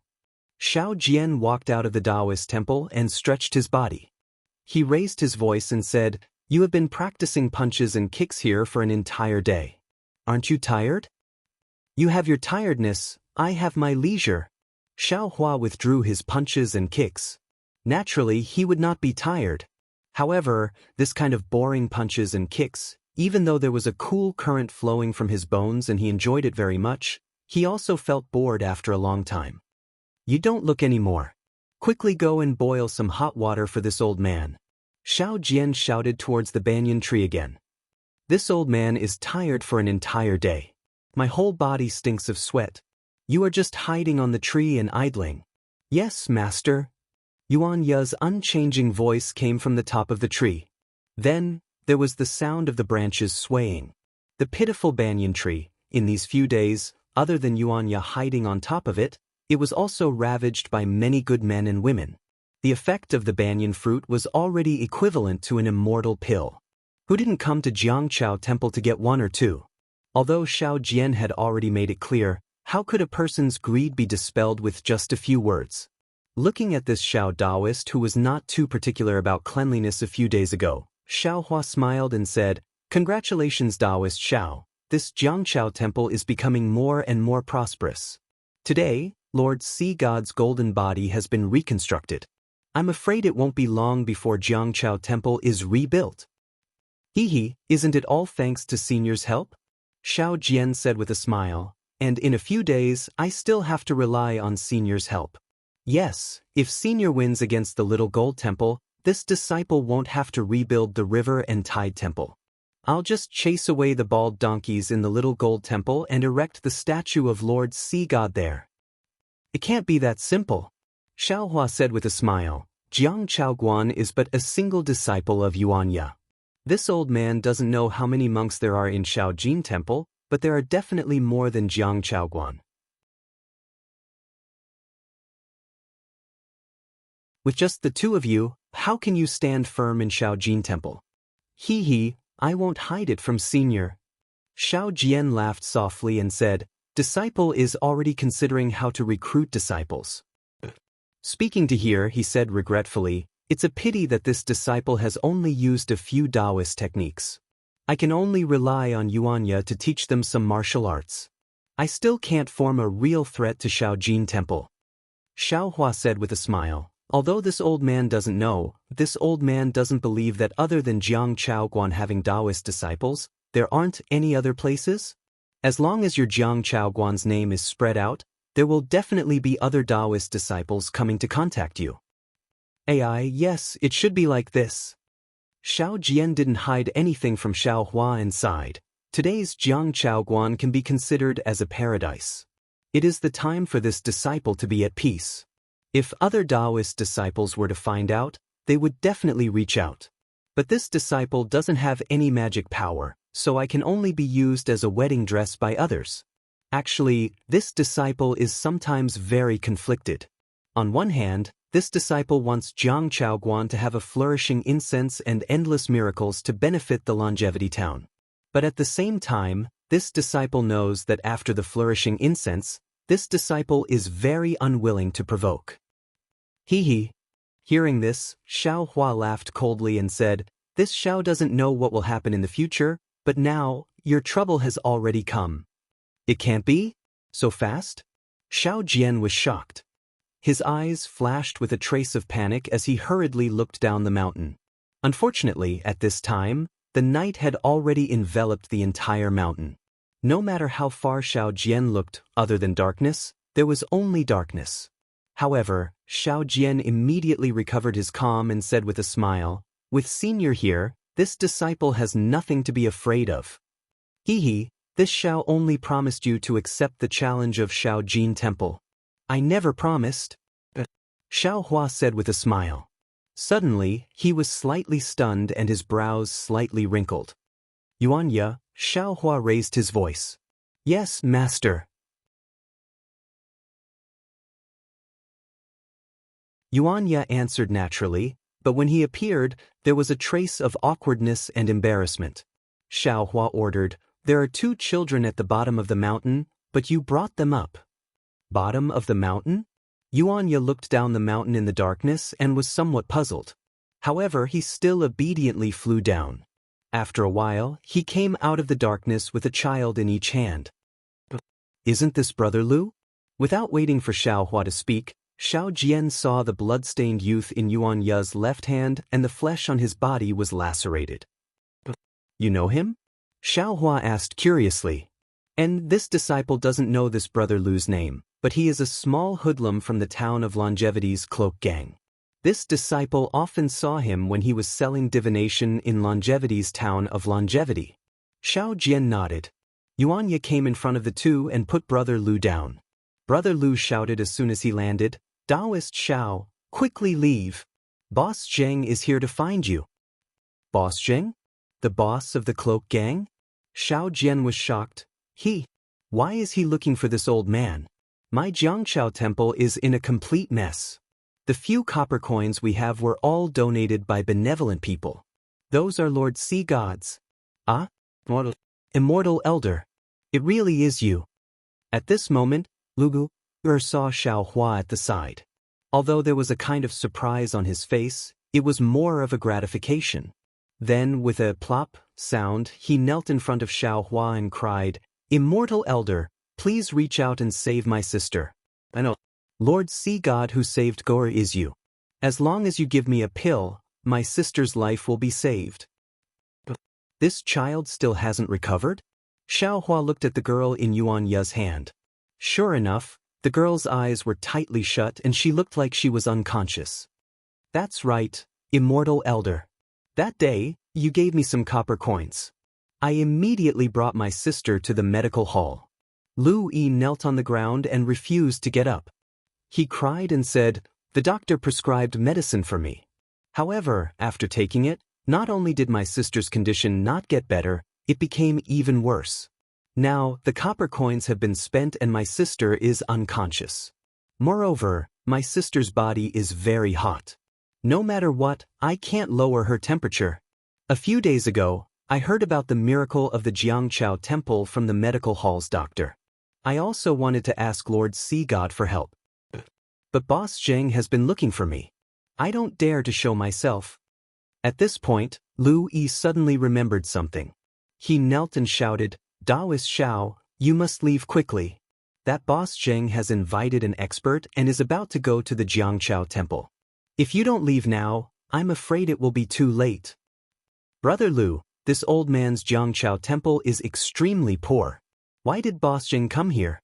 Even if the Jiangchao temple is prosperous these few days, it shouldn't attract the attention of the Zephyr gang." Xiao Jian trembled and asked Lu Yi, "Do you know the specific reason?" I don't know. Lu Yi was very anxious. He urged again, I have been hiding in a secret place. However, I was still found by Boss Zheng this afternoon. The two leaders of the Zephyr gang disappeared. Boss Zheng suspected that it was related to me. Therefore, he blocked me and my sister at that place and used cruel means to deal with me. The injuries on this little one's body were caused by someone beating me up in the afternoon. Looking at Boss Zheng's posture, I knew that I wouldn't be able to come out alive today. However, at dusk, someone suddenly reported to Boss Zheng that the person he was looking for had arrived. Boss Zheng seemed to attach great importance to everyone. He immediately ordered his subordinates to hang me up high and let me slowly starve to death. Then he hurriedly left. When I was in a daze, I heard him shouting, Jianghu Temple.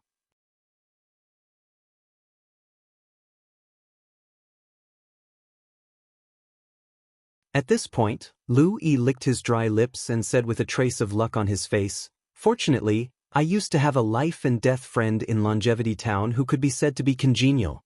After Boss Zheng left, he sneaked back and put me and my sister down from a high place. He told me to quickly leave Longevity Town. Dog butchers always have righteous people. Xiao Jian sighed when he heard this. Dog butchers are more vicious and merciless people. Xiao Hua coldly retorted and asked again, Then why didn't you quickly escape from Longevity Town? Why did you come to Jianghu Temple? Don't you know that coming to Jianghu Temple is leading a disaster for Jianghu Temple? Because. Lu Yi looked at Xiao Hua's calm face. He didn't know what he was thinking. He slightly gritted his teeth and said, I know Taoist Xiao and also know Ya. I remember that I was caught by Ya. However, not only did he not send me to the Yamen, he even gave me a meat bun. There is such a thing. Yuan Yan nodded at the side and agreed in a low voice. It was obvious that he had a good impression of Lu Yi. Also, Lu Yi stole a glance at Xiao Hua and said carefully, Just now, I already said that I heard that Jianghu Temple has the miracle of Lord Sea God that can revive the dead. Thus, I had the thought of sending my sister here. Now that my sister is on the brink of death, I can't care too much. Moreover, I can also send a letter to Taoist Xiao.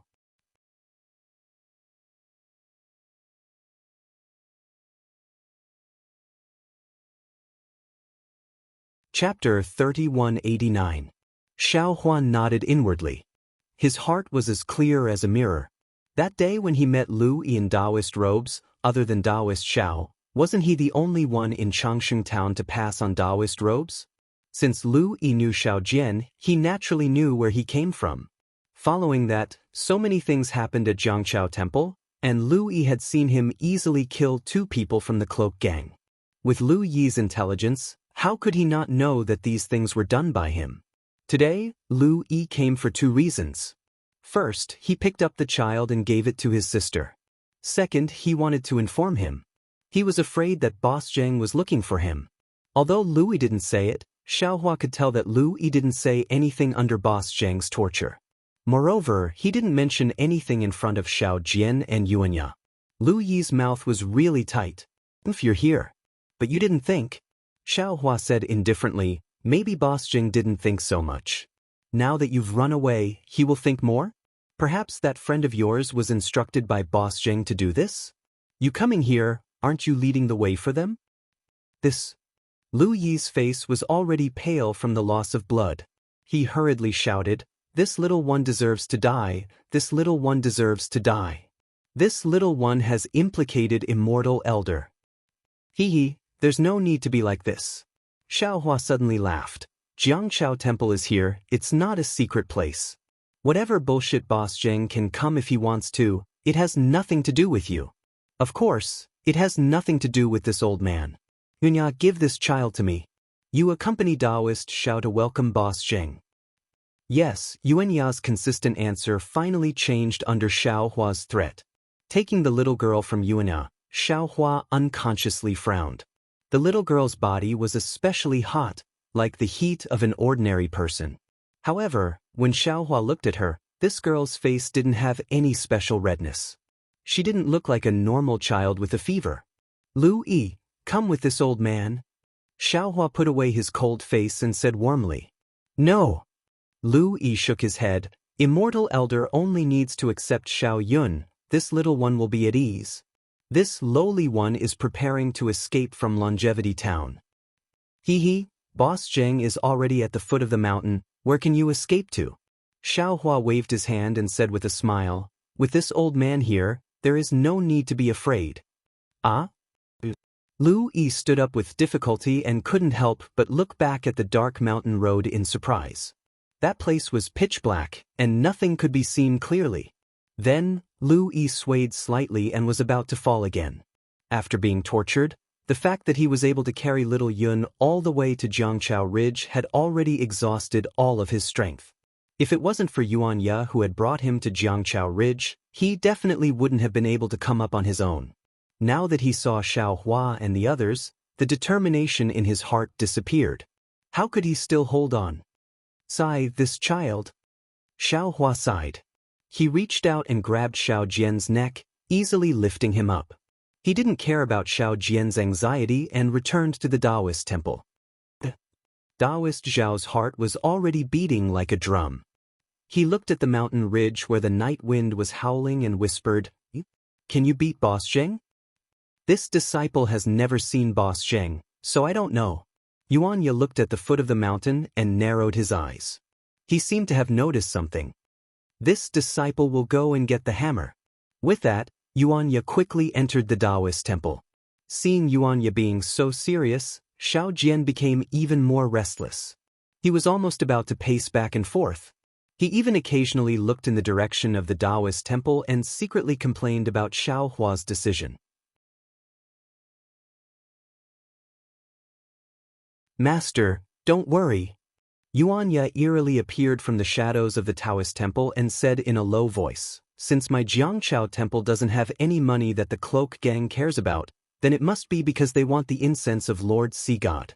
I remember that when Master met the local ruffians in Longevity Town, he always used copper coins to solve the problem and didn't let me do anything. Then this time, he used copper coins to solve the problem. I'm afraid it's not that simple. Xiao Jian shook his head slightly.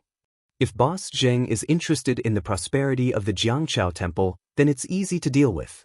In the future, if there are any profits, just give some to him. But didn't you hear what Brother Lu said? Boss Zheng even brought an expert to the Tidal River Temple. That clearly wasn't for the sake of incense. It must be, for Senior Xiao. I'm afraid it's one of Senior Zhao's enemies. Since it's for Senior Xiao, then why are you so anxious? Why are you in such a hurry? Yuan Ye hit the nail on the head. It has nothing to do with you. Killing to silence. Ye, why don't you understand? Xiao Jian smiled bitterly. You grew up in the jungle, so you don't know how vicious and merciless these people are. We already know so much, how can they let us live to see the sun tomorrow? There's such a saying? Yuan Ye was also stunned. Where did you get this stick? Xiao Jian suddenly saw that the hammer in Yuan Ye's hand had disappeared and was replaced by a pitch-black stick as thick as an egg. He asked curiously. Senior Xiao gave it to me. Yuan Ye explained. That hammer was too light, so this stick was just right for me. Xiao Jian rolled his eyes and said in a low voice, what else did Senior Xiao say? Kill. Yuan Ye's face turned cold. Brother Lu said that most of the people in the cloak gang had killed people before. Especially the people around Boss Zheng, they didn't kill anyone. Senior Xiao told the disciples to kill without fear. This kind of killing is a good deed. Phew, Xiao Jian finally let out a sigh of relief. He patted his chest and said, luckily, Senior Xiao is from our Jiangchao temple. Master, they are here. Yuan Ye looked down and reminded. Xiao Jian naturally couldn't see that far, so he didn't look and sat down on the ground. Yeah, you sit down too. Otherwise, they will know that we are waiting for them. It will be hard for Master to explain. Yes, Master. Yuan Ye obediently sat not far away from Xiao Jian. The magic wand in his hand was also placed not far away. In just half a cup of tea's time, more than 10 strong men jumped out from the mountain path. These men were all wearing black clothes and black headscarves. Other than their faces, the rest of their body was hidden behind the black clothes. The man who jumped out first saw Xiao Jian and Yuanya sitting there and was stunned. Then, he hurriedly said to the slightly fat man behind him, "Big brother, these two are the two bastards from Jianghu Temple." Cough cough, the slightly fat man took 2 steps forward, revealing his broom-like thick black eyebrows and garlic-sized nose. He coughed twice and said, "Old Jiao, what did I teach you? These two are the Taoists from Jianghu Temple. How can you speak rudely?" "Yes, big brother." Old Jiao didn't dare to argue. He bowed his head and didn't say anything. "Is this Taoist Xiao?" Boss Jing quickly walked forward and cupped his hands. Seeing Boss Jing being so polite, Xiao Jian felt apprehensive. However, he hurriedly got up and returned the greeting, "I am Xiao Jian. I wonder who is this benefactor?" "Oh, I am the leader of the cloak gang, Zheng Mao." Boss Jing smiled and said, "Taoist Xiao has been staying in Jianghu Temple for many years. I should have come to visit you earlier. However, because I was busy with the gang's affairs, I neglected it." "Oh, so it's gang leader Zheng." Xiao Jian's face turned serious. He hurriedly tidied up his Taoist robe and bowed, "I didn't expect you to come to my Jianghu Temple. Please forgive me." It's fine.